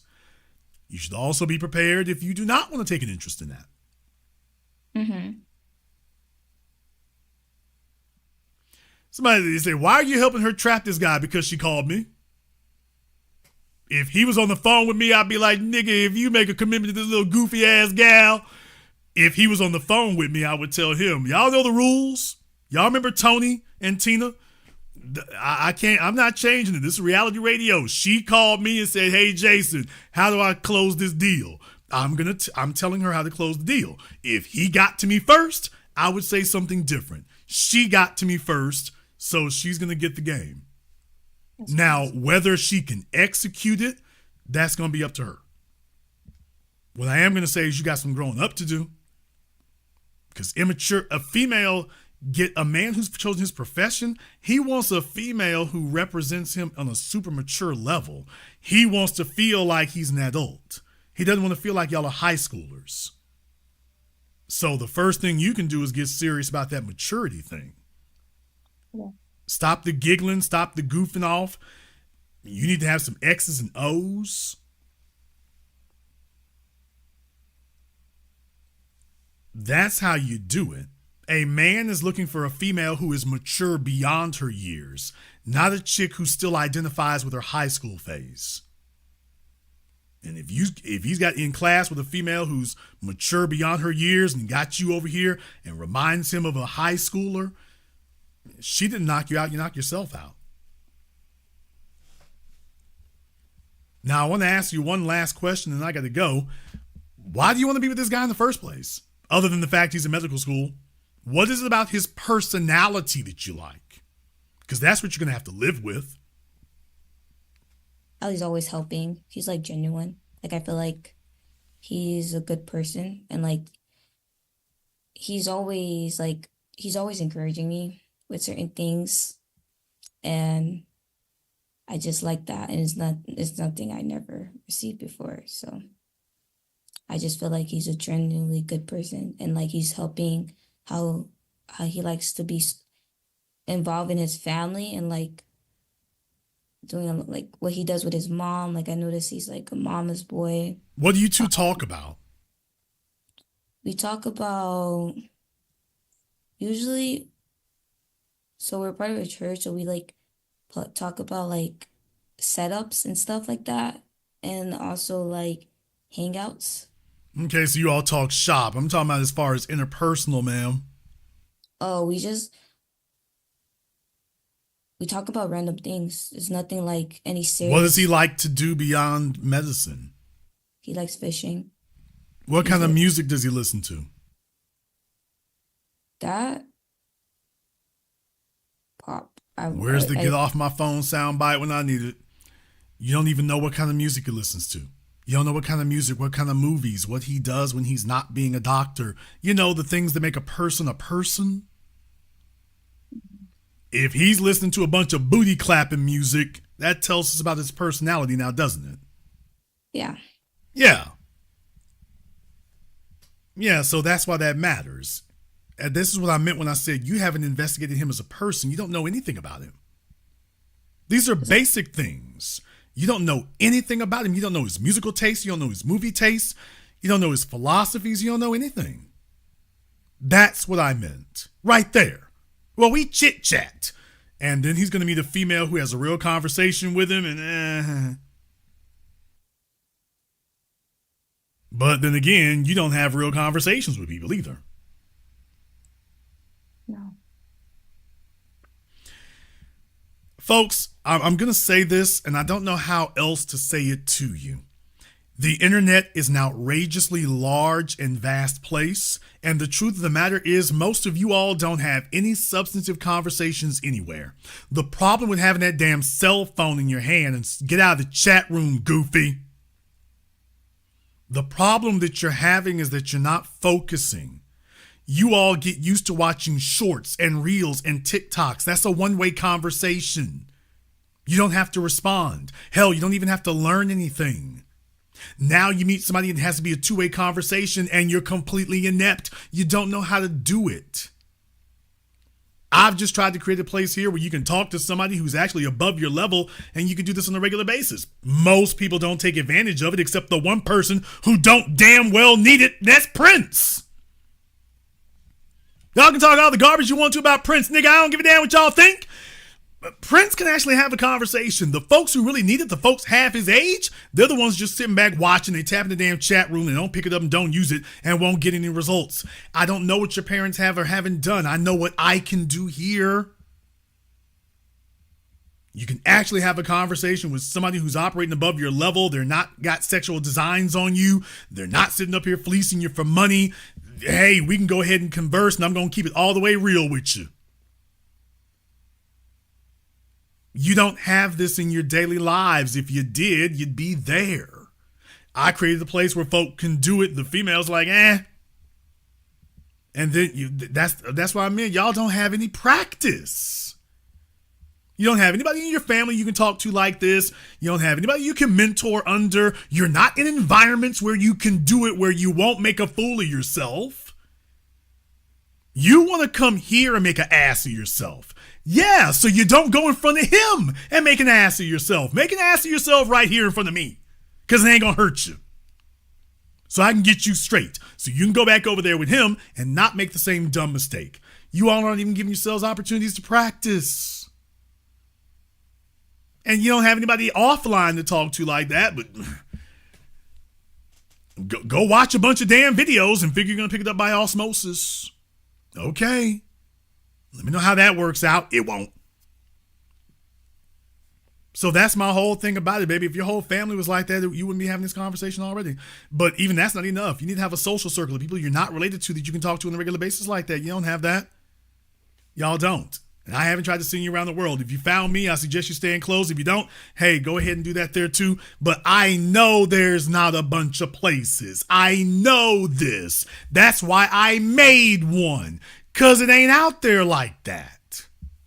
Everybody's got a damn phone in their hands. And you have a bunch of people that they did learn it and they don't need the phone. Okay, well, they ain't going to talk to you because they already got it. And you know damn well the females who know what you don't know, they're not sharing nothing with you. She's not going to give you the advantage to compete against her. You don't know, guess what? You're not competition. She's like, yep, and I want it that way. You know that. Other females want to see you losing. She's like, she wants you doing good. She just don't want you doing better than her. Hell, you might bump into the guy that hey, that guy's top notch. Let me get, hell, Nikisha, she's inept. She don't know nothing. I'm not going to help her compete against me. Yeah, she's eliminated the competition, guilt-free. So all I can say is I've been doing this now in the business here for over 6 years. To the females out there, most of you don't have a sounding board and you don't have anybody you can talk to that you can actually go back and forth with. As Professor Scott Galloway said, that you can rally with and talk back and forth with and start stepping your game up. You don't have that. And you all aren't putting yourselves in places where you can have it. So you meet the guy and you ain't ready. And you're hoping that he'll stay still for the next 3 or 4 years till you get ready. But then again, who are you studying under? Yikes! Okay. That was my point. To all the women listening, I got a bunch of young females who listen to me. Y'all have seen my stats. They're not practicing. They're not learning. This man listens to music. He watches movies. He comes from somewhere. He's got a family dynamic. You could dig into this to learn what makes him tick. Now he's emotionally invested in you. But you can't do that if you can't be bothered to learn.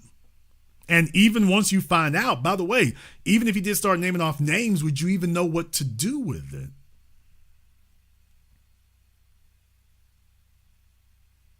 What do you mean? If he starts naming off his favorite musical groups or artists or whatever, would you even know what to do with it? No.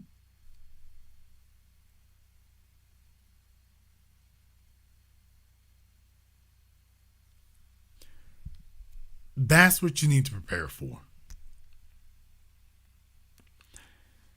If you want to start, let's just cut to the chase and figure out if you're just wasting his time, because you won't very long. But to start you off, find out what he wants to do. You know, simple stuff like that. Hey, you're in medical school. Are you going to be a GP? Are you going to be a specialist? What were you going to be studying for? And once he tells you that, now you can start looking into it and see what that is. And then the next time you talk to him, now you can take the conversation further.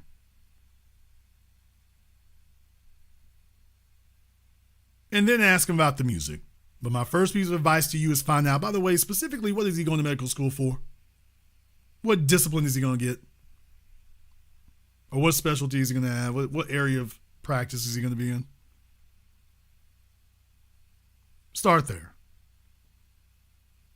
Okay. I want you to give me a call back in 1 week. You should have talked to him by then. Oh, she looks hella unsure. Nervous. What'd she say? Jason's giving me a tongue lashing.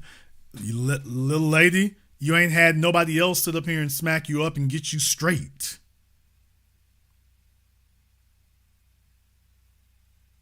You think you got another decade to get yourself together for that? You think he's going to wait around another decade for you to finally become his best option? Or do you think that you want the best for yourself? Well, so does he. And do you think that he defines the best for himself as waiting on you? No. Okay. So that's why I'm no holds barred with it. Don't need no damn gloves with this. So straight, no chaser. That's what you're up against. He's in a classroom with other females who actually could get into medical school. And you're hoping that he's going to overlook them for you. You better come ready for battle. Because you shooting your shot, well, guess what? Do you realize he's in Miami? How many other females are shooting their shot at him? If you want him, how many others want him? A lot more, I know. Okay, so you mean you got to beat off some stiff damn competition for an aspiring doctor in Miami? You think I'm going to take it easy on you? Think we're going to play wiffle ball up in here? When that's what you came to me with? Welcome to the real damn world, kid. When this ain't no Pee-wee league. You in Miami, he's getting shot at, and he already has his idea what he wants. Now, that's the part you didn't say, because you don't want to think about that. He already has the ideal woman he wants in his head, and that's why he's going to medical school, because he figures if he works hard enough and puts in enough work, he can get exactly the type of female he wants. And you haven't asked yourself if that's you. Because if he wants something light-skinned or Latina or Asian, you haven't checked to see if that's the case. Have you? I did. Oh, she got real meepish. And what did he tell you? That he would never date a non-black female? No, he wouldn't tell me something like that. What did he tell you? I kind of see like who he goes on dates on. That's how I go about so it. you ain't chased a zaddy, but he has been sexually adventuring outside the village. We don't do that. We just go on dates. We don't have that. Okay, has he dated other females besides you, silly?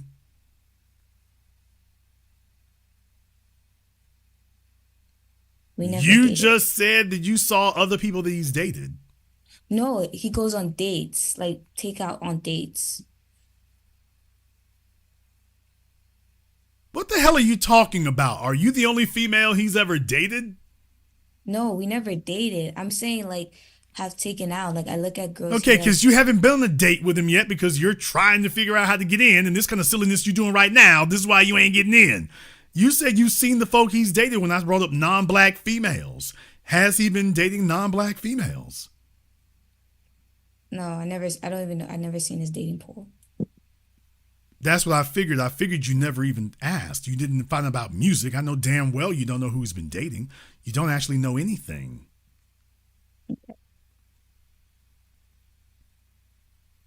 And what I'm telling you is that, by the way, those are things you would be well versed to know because it lets you know that, by the way, he's got his own preferences. You're going to have to beat those out too. Okay. But it doesn't take forever to figure out if that's going to be the case. If he does not respond positively to the question I gave you, you got your work cut out for you. Ask that question I gave you. That should open up everything else. See how receptive he is to it and how responsive. That you've taken a specific interest. See if that opens up or if he clams up on you. How he responds to that will tell you whether this could ever go anywhere. And it doesn't take a year. This is a conversation that will happen in one day. Do you think that you will talk to him before next week? Yeah. Okay. That means you can call me back in a week and let me know how it went. Okay. Well, what are you waiting around here for?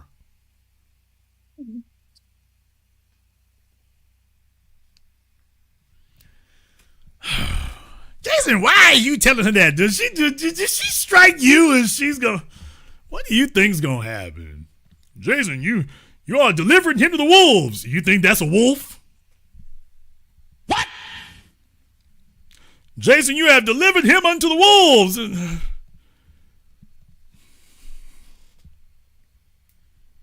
Let me tell you, if she's able to get it done, he wants to be where he at. So I'm not doing nothing.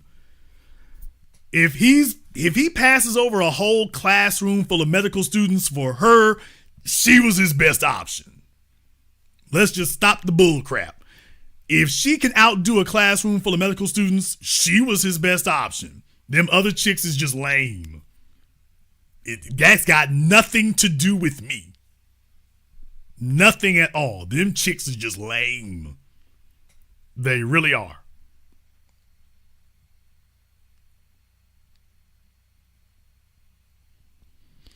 I mean, look, hey, she if she wants to shoot her shot, you know, she wants to go with a guy who's above her level.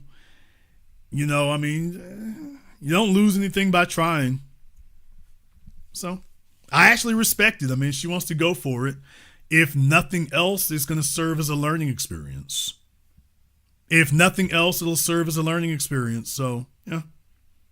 I have no problem with that. Hey, for a bunch of other folks out there, at least she's out there. At least she's out there.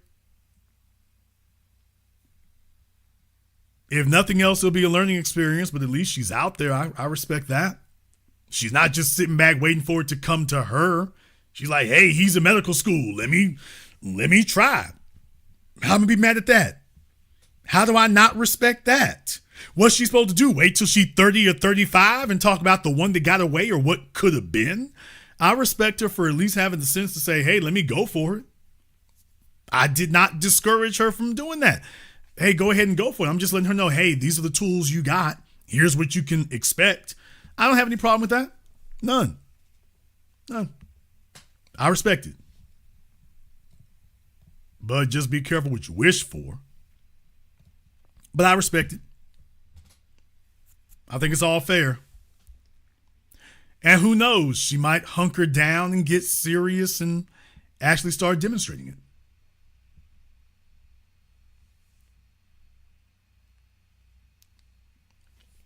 She might surprise us. Don't just assume she can't. She might surprise us. She just might. Boy, we talking about man hacking tonight. And Jason's giving a damn crash course in doing it. Hey, I tried to warn you, fellas. Everybody's trying to hack you. Everybody's trying to hack you. This is the landscape. This is the real, like it or not. What she look like? I mean, she's a 6. She is a 6, you know, but she looks really young. That's the thing about it. That's what I mean by naive. She's still got like she doesn't look the age of a high schooler, but she looks 22. She looks 22. And she looks like, you know, she's still trying to find her look and she's still trying to find her vibe, you know, but we covered all this before the last time I talked to her. So she's trying to find the look, she's trying to find the vibe, but she's trying to do that. I mean, he's eligible and she's looking to see what's going on, but, you know, she's got to find out whether or not she rates at that level. You know, you can't talk your way into it. You can't just bully your way into it. Either you qualify or you don't. It's going on out here, man. It's going on. It's going down. Everywhere you go, everywhere you look, it's happening. You can be ready. You can get run over. You can be ready. You can get run over, man. It's up to you. It's up to you. I know we missed last week. We done gone on for almost 5 hours now. I don't know y'all niggas nothing. I don't know you nothing. I mean, for Patreon anyway. I miss Patreon. I missed my Patreon thing there. So kind of get caught up a little bit. But I'm trying to keep y'all straight. Let me see here. Okay, I want to thank everyone who has contributed to support tonight's program. On PayPal, Super Chat, Venmo, my man E.L. Smith, Stay Positive, AOJM, Val, what is that? I don't know what that is. Vahio Slim, okay. Alpha Male Pimp Network. It's not just a pimp, it's a network of pimps. Serenity, she already knows. Appreciate that as well. If you are new here to the business, welcome to the program that all your favorite YouTubers love to hate watch. Click that red subscribe button. Click that yellow notification bell. Join us each and every time that we're here. If you haven't been to our Patreon, the link is in the description. We do it every Saturday, 12 noon Central Time. You are, of course, welcome to join us. Got to catch up on a few things here tomorrow. Been giving some details and letting folks know how things are going down. I'm narrowing down some decisions based on recent events. Kind of see things one way or another. So we're going to work our way through that as well. Also, a lot going on here, but a lot will continue going on. I want to thank all of you for tuning in to tonight's program, live or recorded. Thank you all for liking, subscribing, and sharing. And this concludes tonight's broadcast of The Business. I am your host, your brother, your humble servant, Mr. Jason Black. And until next time, my brothers and my sisters from around the world, remember, handle your business or your business will handle you.